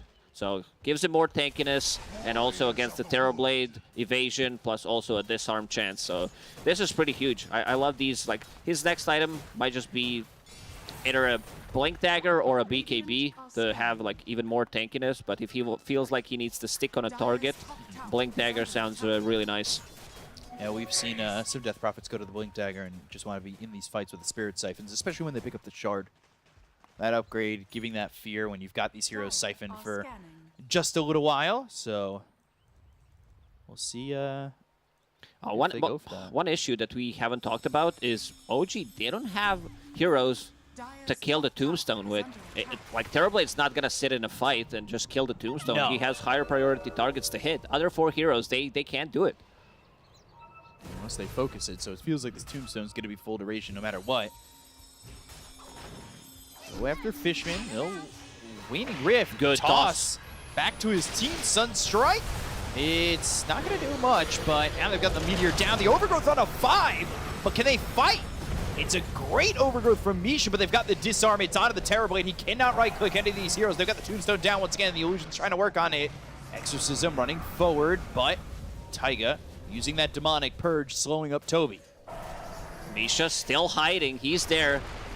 Being picked up by Watson. Silence, and there's the Orchid. They'll get a kill at least on Misha. It's a heavy commitment using this Dead Prophet Exorcism. BKBs were popped as well. 1 on Stormstormer, 1 on Watson. But they want to kill this tier 2 tower now. See if they can get this tower the second time around. Not a bad disengage from OG, I would say. I know that they were wanting to fight. It was a big Overgrowth, and also what I mentioned, Shadow Demon, 1 job. This is what he needs to do. Use this Demonic Purge on Dead Prophet, so they move around, and once the Exorcism down, if there's no Aegis, they can start to play a bit more aggressive.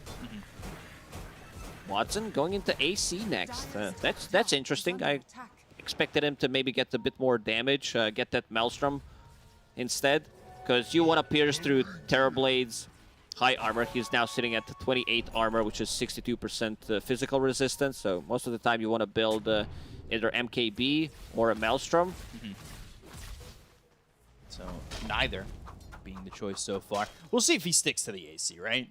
Like, he doesn't necessarily need to finish it. He's kept up a lot of gold, so Also, we'll see. with the AC, you do give them AC once the reflection is used on Nature's Prophet for a while. So needs to be careful with some of these auras. And after the BKB Blink was built by Stormstormer, he's going into the Hex, so we'll have that Stormstormer aggression that we see once he picks up this item. He usually goes Blink Hex and just annihilates these heroes. Blink It's Hex, insane. Octarine Core. This is the build. They just saw Nisha. Nisha? Tornado. And there's a Meteor down onto the Tree Protector. Kill him off with the Deafening Blast. Heaven's Halberd being built here for Pangolier. Not an item we see all too often, but two being built in this game. It's a good one. It's situational. You get a lot of value from it against Nature's Prophet. It's really good. Makes you more tanky. It also synergizes well with your Lucky Shot. So if you proc it, then you get Heaven's Halberd, then another proc. But look at Toby. Doesn't give a damn about what they're throwing at him. Sitting underneath the tower, Dragon Scale, 27 armor. Mischance as well. Guardian Greaves available. It's those two Wraith Bands that are really doing it. Yeah, it's just it just feels awkward, you know. The hero that is primary gain is intelligence, having two Wraith Bands just feels I don't know, out of place. Yeah, it's a weird feel because we've been seeing a lot of Wraith Bands being purchased all over the place. So again, that's one of those things that maybe we'll see in the next patch kind of phased out. So Pango almost has the Sanj. It's kind of far. Farming okay. And he's got just about the same net worth here as the Death Prophet. That's another pickoff from Stormstormer. He's just playing on these side lanes, involved in 10 out of 12 kills. DM getting found here. Spirit Siphon and DM losing a lot of health. And just getting run at here by Toby. Like you said, he doesn't give a damn. Waning Rift, no Dream Coil. Fishman coming over. Phase Shift, jaunting to the Illusory Orb and looking for the Sunstrike. They've got the Orchid. And with the Cold Snap, they're going to have this puck in a lot of trouble. Phase Shift once again. And Illusory Orb jaunting, keeping the Courier on top of him to keep the vision. They've got the Sprout. Phase Shift once more. Blink away. Now the Living Armor, but right towards Kataomi. And they'll get the kill on BZM. No Dispel on Puck. I've seen Pucks being victims of not trying to get any kind of a Dispel. Like, there's maybe he thinks with Living Armor, with Disruption, there is enough. He does want to scale, but if he's getting caught like one more time, this is going to be a big issue. This gives him like some magic resistance, the Nether Shawl, and also status resistance with Kaya Sanj. But I'm not sure if that's enough. Like especially once Invoker picks up his Hex, which he's very close, then you can go for these solo pickoffs on any side of the map, pretty much. This has not been too fun for BZM. He's had now 3 deaths. Roche, though, 10 seconds away from potentially respawning. So we'll see what the extra cooldown is, and it'll be 3 minutes. That's Full a 3 long minutes one for the Aegis and the Ags Shard. So a lot of time here for maybe OG to kind of get something going to be ready for this fight. Yuragi just finished off his BKB, so this is a big item for them, so he can actually sit inside, like in the middle of the fight, and deal damage. The problem is, can they lock onto a target? With the Overgrowth, there is still no Blink available on Treant. BZM needs to be the one catching heroes, but then again, if he catches these 2 cores, Watson or Stormstormer, they can run away with the BKB. Bottom lane, they're going to catch themselves a Shadow Demon once again, and Stormstormer now dominating, showing off that Hex. They do finish off the Heaven's Halberd on Pangolier, but it's... and that AC gets built in full for the Nature's Prophet. So this is timing's hitting for Entity. What do OG do? They're trying to think of, you know, Maybe if it's a Roche spawn, we'll try to get inside a pit and get it. And Starstormer's already on it. He knows. He just used the Sunstrike, scouted it there, right there, but nothing's happening. There is no Roche. Yeah, Fishman ends up just dying, and BZM invis. Now Avalanche toss up into the air. They've got the silence. They'll have the Orchid. Overgrowth, not going to matter. Deafening Blast gets the kill. DM coming around with the Rolling Thunder. Damage out from Yuragi with the BKBB popping. He can't get the kill to Katomi just yet. They have the root from the upgraded nature guys onto Toby. They might be able to kill off the Death Prophet, but they can't finish him off. The Spirit Siphon's keeping him alive. He will not die. There's the Hex onto DM, who will shield crash out of the low ground. The Meteor lands on Amisha. They get the kill there onto the Tree Protector, taking out a second. They bought back on this Tiny, and now they've got an Orchid onto the Shadow Demon Sprout to block him out, and they get a third. If they got Terrorblade there, that would be massive. 2 supports on Entity buying back immediately, understanding that this Roche fight could happen anytime. He could respawn, but it's going to be the longest one. Stormstormer, like, if we could see the damage, it's going to be probably through the roof. Well, actually not that much. It's Nature's Prophet who's dealing it, but he did use 2 combos. Hex into Cold Snap into a full Meteor damage, immediately deleting 2 heroes from the game. DM now in trouble. Orchid right clicks. He uses that Heaven's Halberd, but they've got the Avalanche. They have the toss with the Cold Snap. And down goes DM. 10k lead here for Entity. Very nice spell casting. Toby again waiting with the silence. They're not overlapping any of their abilities, and Roche should be up there. This is like, yeah, it needs to spawn in the next 10 seconds pretty much. They've got a Treant waiting. They have a deep ward on the lane in top, so they could see potentially a rotation to come over and try and contest this. Stormstormer is just having too good of a game. They can't connect onto him and catch him, and there it is. This is the second Roche. Aegis plus Shard. Nature's Prophet hits that level 20. Sprout leashes Talon. Does Shard just go to Toby? I assume so. I mean, they could give it to Nature's Prophet as well. It's not the worst one. It also shows where this Treant Protector is, but Toby's going to be the one picking it up. Like, the fear mechanic just feels much better. Yeah, with how tanky he's been, just standing there and getting 3 seconds out of Spirit Siphon just does not feel difficult at all. He also found the Blast Rig on Toby. This is a huge item since you're playing against Terrorblade. It makes you even more tankier. We talked about his damage reduction. It's 62% physical with the mischance from Blast Rig and also Heaven's Halberd, plus a disarm. So it's like he's going to be super tanky in those fights. Shiva's Guard finished for the Death Prophet, so even tankier to walk into these fights. Coming over, they are smoked. Under division, BZM on high ground. I am the ward. I am the ward. Looking to surprise Entity. And they've got the Waning Rift. They have the Rolling Thunder. Can they get a heal here on the Stormstormer? Overgrowth. Aegis gone, but the damage coming into the Taiga as well as BZM might be a little bit too much for them to handle with the BKBB pop by Yuragi. They go after these heroes on the side of Entity. They need Dream to help Coil. He's leashed up. Rolling Thunder. Oh, the Hurricane Pike pushed him out of the Dream Coil and killed him. Stormstormer goes down. And there's a little help over to the side from the neutral camp, but they end up losing the Shadow Demon. Now Katomi's going to be run down by Yuragi as well as BZM. Have some help from DM, and they get 2 kills, no buybacks. Not the fight that they expected. Like, they ran up to high ground. There's also a Tombstone, but OG, they were well prepared for this. Sitting up, placing that Observer Ward, and also just BZM sitting there and providing vision for his own team. Like, you see this Invoker disappeared immediately from Terrorblade.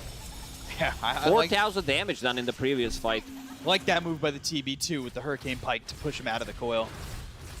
That was a cute little finisher. 9k lead still, though, for Entity. They got a couple of kills thanks to the Tiny, too. But when you see Yuragi go into the Metamorphosis and have that BKB, he's the raid boss right now. Yeah, if he gets the BKB off, if there's no Heaven's Halberd before he pops that BKB, damage will be done. Treant Protector with the Overgrowth, like Shadow Demon now has a Blink Dagger, so he can connect onto a target with the Demonic Purge. Scotty slow, Reflection slow. Items are starting to get on Yuragi. He's the most farm hero in the game right now. Very close to Daedalus, so once he hits that, it's gonna be some, like, they need to start building into armor. Any armor item, a lot of value. So how far away? Not too far away from this Daedalus, like you pointed out, so just 300 gold. And he'll have a boatload of damage coming into maybe a third Roche fight a lot later on, as it's 5 minutes from potentially respawning, as that Aegis was used very quickly by Stormstormer. But without that second life, we saw how quickly they could kill the Invoker. Maybe they go for it again on the side of OG, despite the fact that they are down 10k. A lot of that, I mean, you got Katomi, who's up 3,000 on his counterpart, and I guess Stormstormer too. Compared to BZM, the split is basically what makes up that difference. Yeah, pretty much. Smoke from Entity. They want to be the one engaging. Smoke on smoke action. Full BZM. Daedalus now done. Smoke broken, avoids the avalanche, but they've got the Hex. It's going to be on a BZM. He's on the back lines. They've got the Tombstone down. They're going to look over to the Metamorphosis as well as the BKB. Pop by Yuragi. So they go after Tiny. They get the kill. They get Hitomi out of the fight immediately, but Misha's fallen too. Disarm, in trouble. Dream Coil. They have it on both Watson as well as Toby, but can they get the kill? Yuragi no longer with the BKB. He needs to be careful. He's got a Sunder available, but can he get it? No, he can't. But the disruption. Saving the life of this terribly. The 4-step back. He'll Sunder his own Pangolier. That gets DM low. Watson still on the run. The 4-step forward. They look over as BZM trying to get the Uzi Orb and the damage to get the kill here, but he leashed him up with the Sprout. They have the damage to take out the buck. And they will get themselves at least one more. But Fishman, Hex on a DM. He's gonna go down too. It's all for the Undying. And Watson trying to TP out. There's nobody there to stop him. He does have a TP available if he wants to come back into the fight. BZM overextended there a little bit, getting caught. Like his Zeon Disc was already procced. But Terrorblade dealing some massive damage in those fights. Like if he's uncontested, like you could feel them waiting until his BKB wears off. Then they try to disarm him, hex him. He gets the Sunder off in the end. And this Bloodthorn, like it's causing a lot of issues. Watson, his next item is going to be Nullifier. So Eon Disc, say bye-bye. Living Armor, these 4-staff, they're not going to be as effective anymore. Double damage bottom. Really try to hope that they also don't get a Witchbane to drop when it's available. Yeah, just any kind of a Dispel is going to be really big. Whether we're talking about like dispelling things, like dispelling the overgrowth, whatever it is, it's just like valid. Some of the neutral items, especially the tier 3s, like Mindbreaker, tier 4s, like they feel way too impactful in some of the matches. Yuragi, meanwhile, he's trying to build himself into a butterfly. See if he can float in these fights. Maybe sting like a bee. But Tomi. There's already a full Bloodthorn on Nature's Prophet. So going for Butterfly will also force them to build into MKBs, which, I don't know, he might still swap things around. Because you are playing against the Dead Prophet, so like even the Ghost deal the damage. Ooh, Spell Prism for BZM. He'll hold that one. It's a really good one. Level 20 on Puck, minus 4 seconds on Banning Rift, and also lowering the cooldown on it. What would you rather come out from Yuragi other than the Butterfly, if you had to choose? I mean, he's pretty jacked. I wouldn't mind seeing Aghanim Scepter, to be honest. You know, I was kind of thinking that with, like, say, Swift Blink afterwards, if you could get to that. I mean, theoretically, there's third Roche. If he does pick up that Aghanim Scepter from that third Roche, it's what's the prize, that could be huge. Path of Nature bouncing around, and having that Terror Wave in these fights, which have been pretty condensed, would be massive here for the Terrorblade. Also, of course, giving that extra Metamorphosis duration. Yeah. Fishman has dropped the Tombstone, Flesh Golem instantly, and we'll get a D-Ward. So next Roche, potentially a minute. Full Butterfly. I mean, if he's thinking about his damage output, I don't mind Butterfly, but when it comes down to defensive purposes from the Butterfly, he's not getting the full value. Right. But if he ends up on the best timeline, which is them getting the third Roche with Ag's Blessing on it, I think this kind of works out pretty well. So level 20 about to hit that 21. He hit the 10-second Conjure Image duration. Let's see. Prophet about to hit 25, too. He does have enough money to buy Satanic, but not enough for Satanic and buyback. So for now, just holding it. So hold on to that gold, especially with Dire's middle Roche tower up is under soon. attack. Smoked is 5. They're wrapping around. Toby in the trees in a great spot. Smoke's going to be broken, and they have no idea. Toby now spotted, and ECM waiting Rift. Ooh, putting the Tornado EMP over to the side, but they've got the Deafening Blast with the Meteor. Get the damage on the BZM. Tombstone on the high Take ground. it out so quickly. They've also got the Hex. It's on to Yaragi. He's trying to run as Misha gets the root on Katomi, but Taiga trying to leave the toss. It's not going to get the kill just yet, but they've got Fishman coming in and finishing him off with the help of the Ogre Seal Totem. BKB TP out from Yaragi, and OG really just don't get anything in that fight. Hex, Cold Snap, Ice Wall down, and they also hit that Orchid. They're coming around with Watson and the rest of the team, so another one will fall as it's Misha to die. OG fighting underneath the vision. First, Toby breaks the smoke. They did plant an Observer Ward for themselves near the outpost, but didn't provide him with the enough vision. And like damage has already been done. They go in, they delete one hero.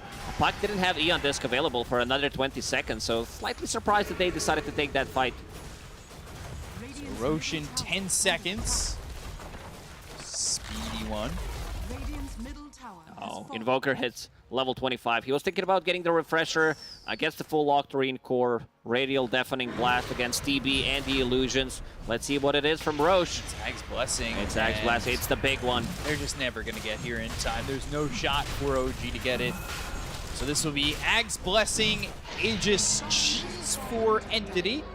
And Ag's immediately used there for Stormstormer, who will now have the Cataclysm.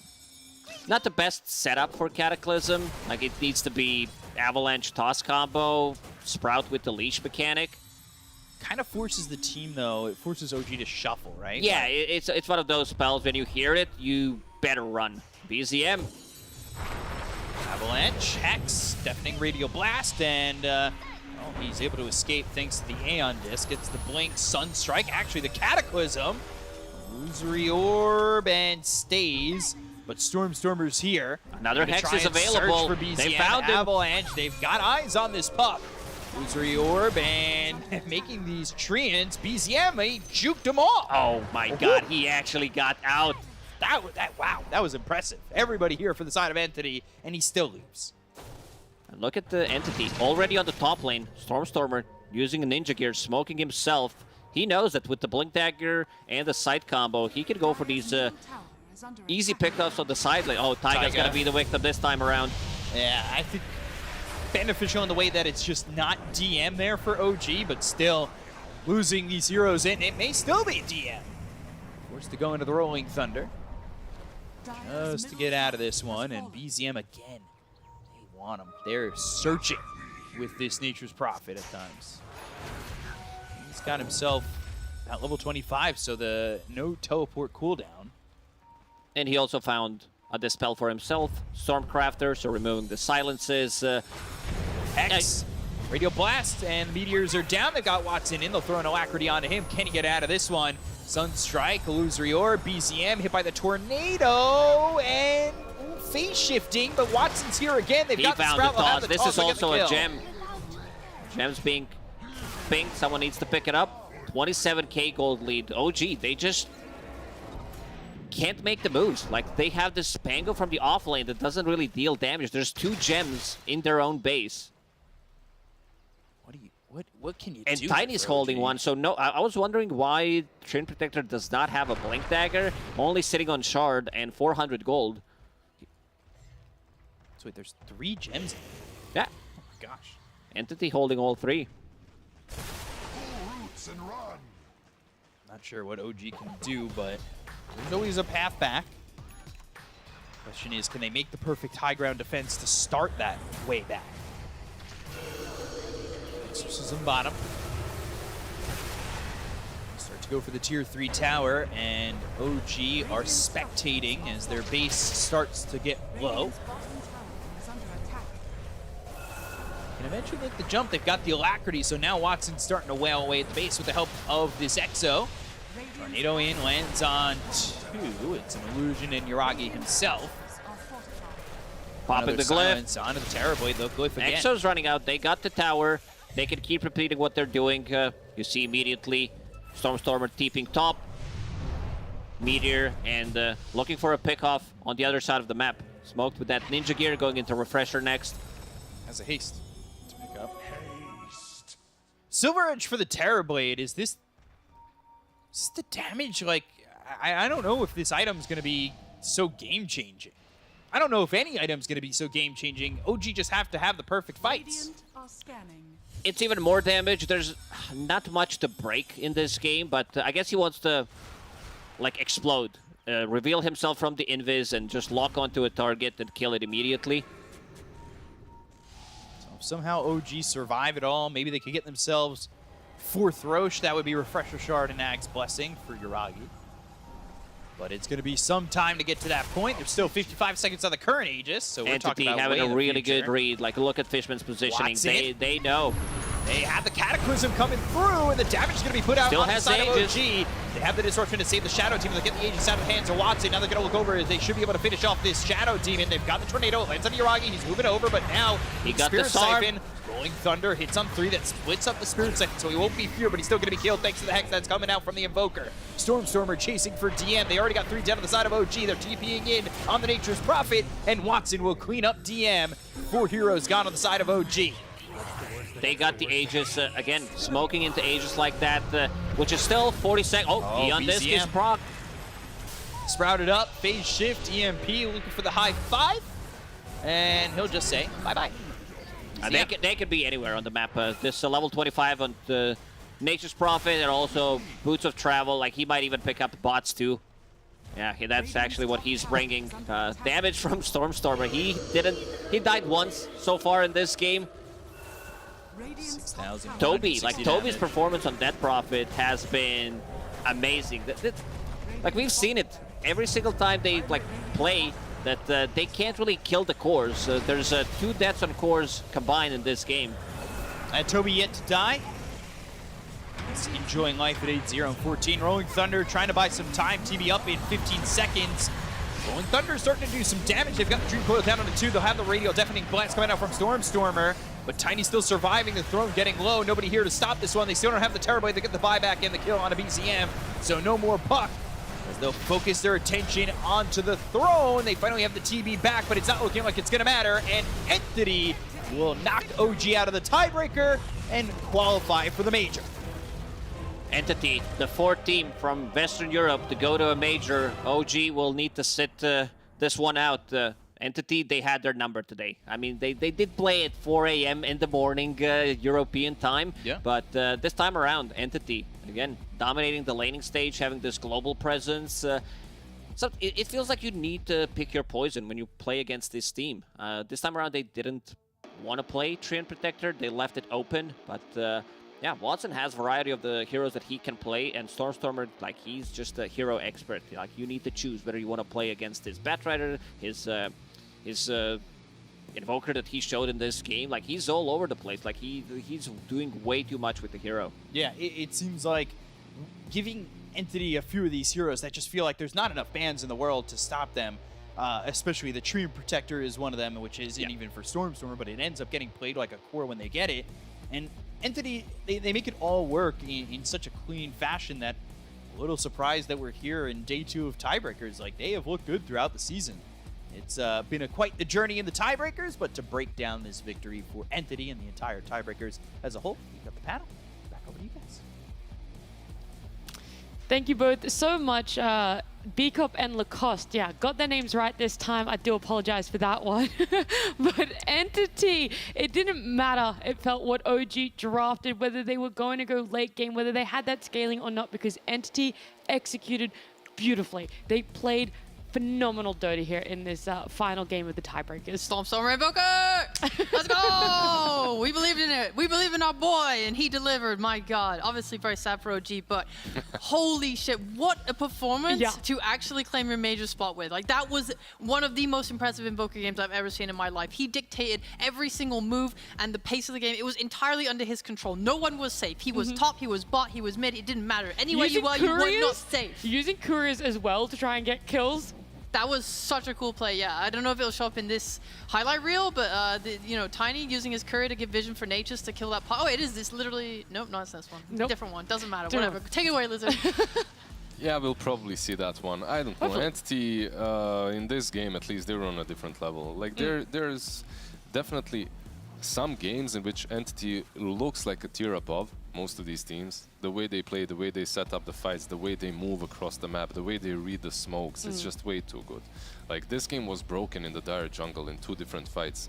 Both fights they were actually smoked on, they weren't the ones smoked, but they just hide behind the trees around the cliff, and then they turned the fight on, just on OG's head. And it happened like 2 times in a row, 2-1 fights. Last fight that happened with the Aegis on each Prophet, very similar. They are anticipating the movement.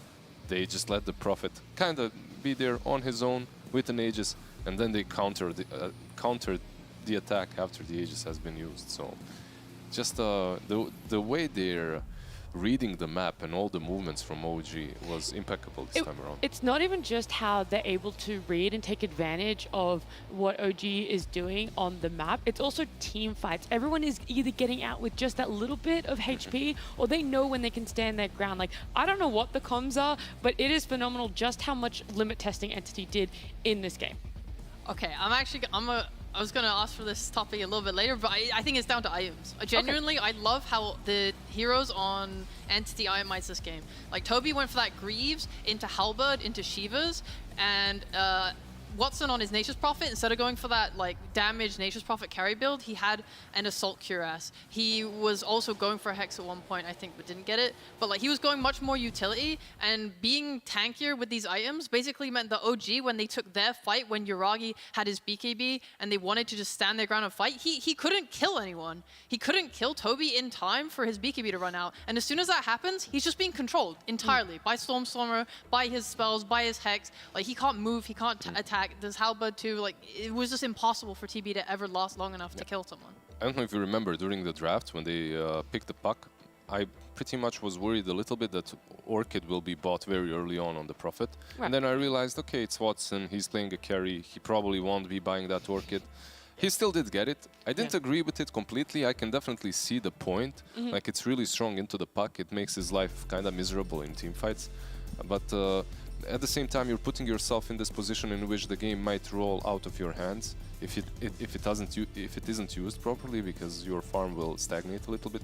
He did compensate that with the Midas, and you mentioned obviously the Hex from Invoker too, coming in clutch, killing off BZM multiple times. I mean, they had 2 Hex on the side of Entity, so it just felt like they were just consistently ensuring no one was able to fight at all on the side of OG. You hyped up Stormstormer Invoker. Toby, though, played an absolutely insane game out of his mind. Is it down to those 2 for MVP, or can they share it? No, I won't let Stormstormer share an MVP this game. Come on.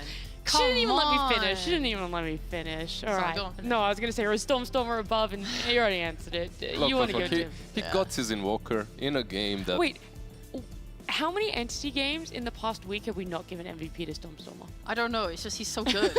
What am I meant to do? I mean, they all played very, very well, but I think just the aggression that he was showing on the map, like OG just couldn't do anything. He was always like his spells were always on point. His Hex usage was always on point. His movement across the map was on point. There was nothing that I felt like, oh yeah, he's doing poorly. It was his Midas wasn't on cooldown ever. Like it's so always used. His efficiency was off the chart. When we talked to him last time as well, he shared a little bit of information that he was the person that was kind of doing the shot calling to make sure they weren't overextending, weren't getting too overconfident ahead of themselves. So that kind of adds a little bit as well in the execution as to why he should get MVP. Yeah, it does. At the same time, this isn't a game in which he was probably the main shot caller, because he's playing the Invoker, so he's usually on the sidelines waiting for that right moment to pounce.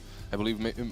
Not sure. Katomi and Toby were probably sharing that role this time around, and Toby definitely, like they call him the cook. He definitely cooked some things up. Yeah, I mean, if you look at their nicknames, Who is they? Just look at their nicknames on Steam. Just look at Entity's nicknames. You'll understand. So overall, like, I believe Toby, had an impeccable game this time. Like the So that's DP your was honorable mention. Right? honorable mention, definitely Toby that prophet. On point with the item builds, with the way he played. 0 deaths on a that prophet in a not so easy game for her. He didn't get MVP, he got honorable mention, and he is going to be joining us for the winners interview. It is Toby. Toby, congratulations. You guys had an outstanding game here on when you're coming up against OG. For you though, how was it resetting after the loss to Tundra? I mean, I guess we knew why we lost. We felt like we were slight. I feel like we felt that we were supposed to qualify to the major, so it was like we won them twice, we lost them once. Happens. Yeah, definitely. And you guys did. Should have banned Doom. Yeah. You guys did end up making it to the major. Was there a big celebration after this game with everyone? Because I see you're all still in boot camp, right? Yeah, we're all still in boot camp. We cancelled our flights today because of things. And yeah, we celebrated, we fist bumped, we all jumped, and yes. Sounds awesome. Congratulations on making it to the major. I can't wait to watch you guys there. I wanted to ask just about like your track record over the last year. You guys came 5th to 6th at Arlington. You guys came 9th to 12th at TI. How are you guys gonna come into this major like improved? What's the biggest lessons that you learned in the last year to get that higher placing? What's biggest lessons from last year? Like drafts, how we wanna like play as a team. That's it. Do you feel confident in them then? Like that everything is sort of in a much better place? I mean, to be honest, at the start of this DPC, we were still pretty bad at what I just said, but in the end, we came in just in time. Yeah, and who sort of spearheaded that improvement? Like, was it an individual thing, or did you have one person helping everyone out more? Well, our coach shouted at us and said, someone needs to fucking stun enemies. Yeah, that's it. That was it, that's all the help you needed. Alright, and is there something you're most excited about at the major? Is it just like the games or the country, or like what are you guys just super hyped to be playing more on LAN? The other regions. It's like every region had big reshuffles, so playing the new teams can be fun. Always new food, new country, amazing. Alright, thank you very much. Toby, congrats once again. I'm wondering, most of the time when we get these interviews with you guys, it's always Stormer. Like, why is that? Does he fight for the interview, or is he the most outgoing one? Well, yeah, he and Fishman are obviously like the most outgoing ones that are like always down to, sure, I'll do it. When I qualify to major, I'll do one. I see, so he just enjoys the spotlight, that's it. Now, his nickname refers to you as the cook or something on this team. Where does that come from? Oh, Katomi just randomly put let him cook, and I put the cook / bad at cooking. Okay. I'm the cook, but bad at cooking. Okay, you definitely cooked some things up with that prophet last game. Yeah, that's it from me, really. Alright, cool. That means there's more time for me to ask questions. Let's go! In that last game, you guys picked Undying on 5 instead of Treant, which is what you usually were taking up. Are you able to share why you valued it more in this game? I'm not even quite sure myself why we did it. Okay, unlucky. I just left the preparation to my coach and to the analyst, the chosen one from Belarus, who's friends with Fishman. Yeah. Shout out to him. All my teammates forgot to shout him out in the last 5 interviews, so... Shout out to Well, chosen then, one. Yeah, luckily you guys won again then. I also have another question. If you're not really, a part of the drafting a crazy amount, apart from an amazing DP performance on game number 3 here, or the game that you just had against OG, what else are you bringing to the table in the team? What do I bring into the table? Yeah. I don't know, just solid gameplay. Yeah? Not throwing too much. I would say I'm in the top 3 not throwers. Yep. Yes. Okay. Is there anything... Big annoying hero pool. Yeah? Is there anything else when it comes to maybe communications or shot calling within the team? Do you add to that? Oh, sure. I'm just like average offlaner, you know, has to Alright. make some calls. Yep. Not too much. The stock standard. Anything else from you, Lizard and Sheep, that you want to ask? I want to let him celebrate. I'm Alright. good. Yeah. You do? Oh, can you just like flame Stormstormer a little bit? He was just in the Can I flame background there racking Stormstormer? on you. Yeah. Oh, Katomi lost all his confidence in Treant because we picked Treant twice and we had a Pango that got ruptured all the time, so we lost. And so I blame those games on our Pangolier getting ruptured. No, if that's Stormstormer's fault, it's like... Yeah, that's what we all said too, so I'm glad you agree. Yeah, for sure. But we will let you go now, Toby. You can go and celebrate with the team, considering you guys are still in boot camp. And congratulations again on making it to the major. Thanks, guys. See ya. Bye. Bye. Bye-bye. Forcing them to already have some arguments. Flame Stormer, huh? Good. I mean, you Cooking have to things up a knock little his bit. ego down a little bit. I mean, I'll be real. I talked him up a little bit too much. I felt bad. Like we gotta put this guy down. Yeah, and so you made his teammates do it. Stay humble, yeah. I absolutely love it. Hopefully we can throw up the results today for you guys. We can bring them up on screen because we had our third round of these BO1 three-way tiebreakers. It was OG and Tundra. It felt like the simulation was going to go round in circles again when Tundra took the first game. But then Tundra up against Entity, they finally closed it out. They solved the puzzle to the Entity issue. And then that third game we just saw was OG up against Entity, with Entity taking out. This does mean that our leaderboard shapes up to be this: Liquid out on top, Gaming Gladiators, we already knew they were going to the major. Tundra and Entity now the two teams taking the last slot. OG will unfortunately just miss out, but they will be staying in Division 1 along with Nigma Galaxy and then into the Breach and Secret. We'll be going down to Division 2. It took us 12 days, but that is the final result. Yeah. Unfortunate for some of these teams. I think it definitely stings a bit if you're OG right now. It was the third round, and you were the team that just misses out in the major. There is no way you aren't heartbroken. Exactly. Like playing all day yesterday into today's games, and it just doesn't work out for you. But best of ones are cutthroat. They're always rough. Like one single mistake and this happens, you miss out on a major. I think like the only saving grace to this, obviously not what they're going to be feeling now, but the first major is like a little less impactful for getting you to TI, so you can still focus up really hard for Tour 2 and 3, make it to those majors, make it to TI. Obviously must be feeling way worse for the people that got relegated because they now can't make it to the second major. So that's kind of a massive blow. So at least OG's still in the running for that. Good try for them. Obviously, these tiebreakers have been absolutely so fun to cover and watch.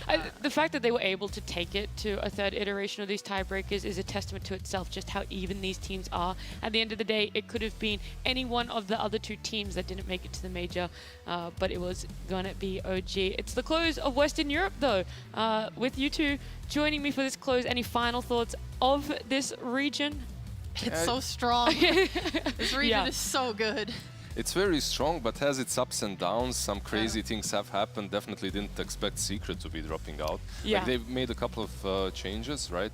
Nisha left them, which was a strong blow to them. But at the same time, didn't expect them to be relegated. There is one team though that I'm really looking. Okay, the chat, calm down. But Nigma, in the next season, I'm actually expecting a lot of things from them. I don't know. Like it's always like that with Kuroki in the past as well. It takes a lot for them to actually start working, to start finding their style. It looks like the moment, well, they did. The last couple of series didn't go great, but the moment ATF found his heroes, it looked way, way better than it. Things were starting to click. Yeah. 100%. For yourself, Sheep? Yeah, I'm with you on that. I do hope Amar expands his hero pool because I think he got pretty predictable towards the end, like we saw in their last. Whilst they got those wins that felt good, their last series overall of the DPC was still a bit lackluster. So hopefully they can fix that. But yeah, no, I'm just excited. We're going to see teams coming up from Div 2 for next tour. We're going to, before that, even we've got the major. I'm super excited. I think this is going to be an amazing year of Dota. Yeah, very much so. If you guys are still looking for some more Dota, then fret not, because Division 2 of Western Europe and NA starts tomorrow.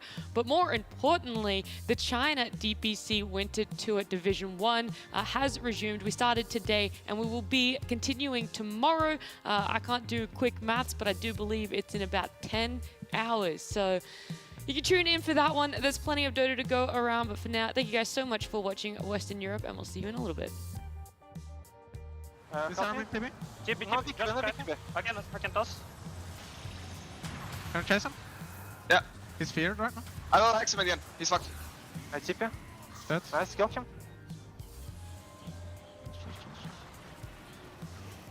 Bye. Damn it.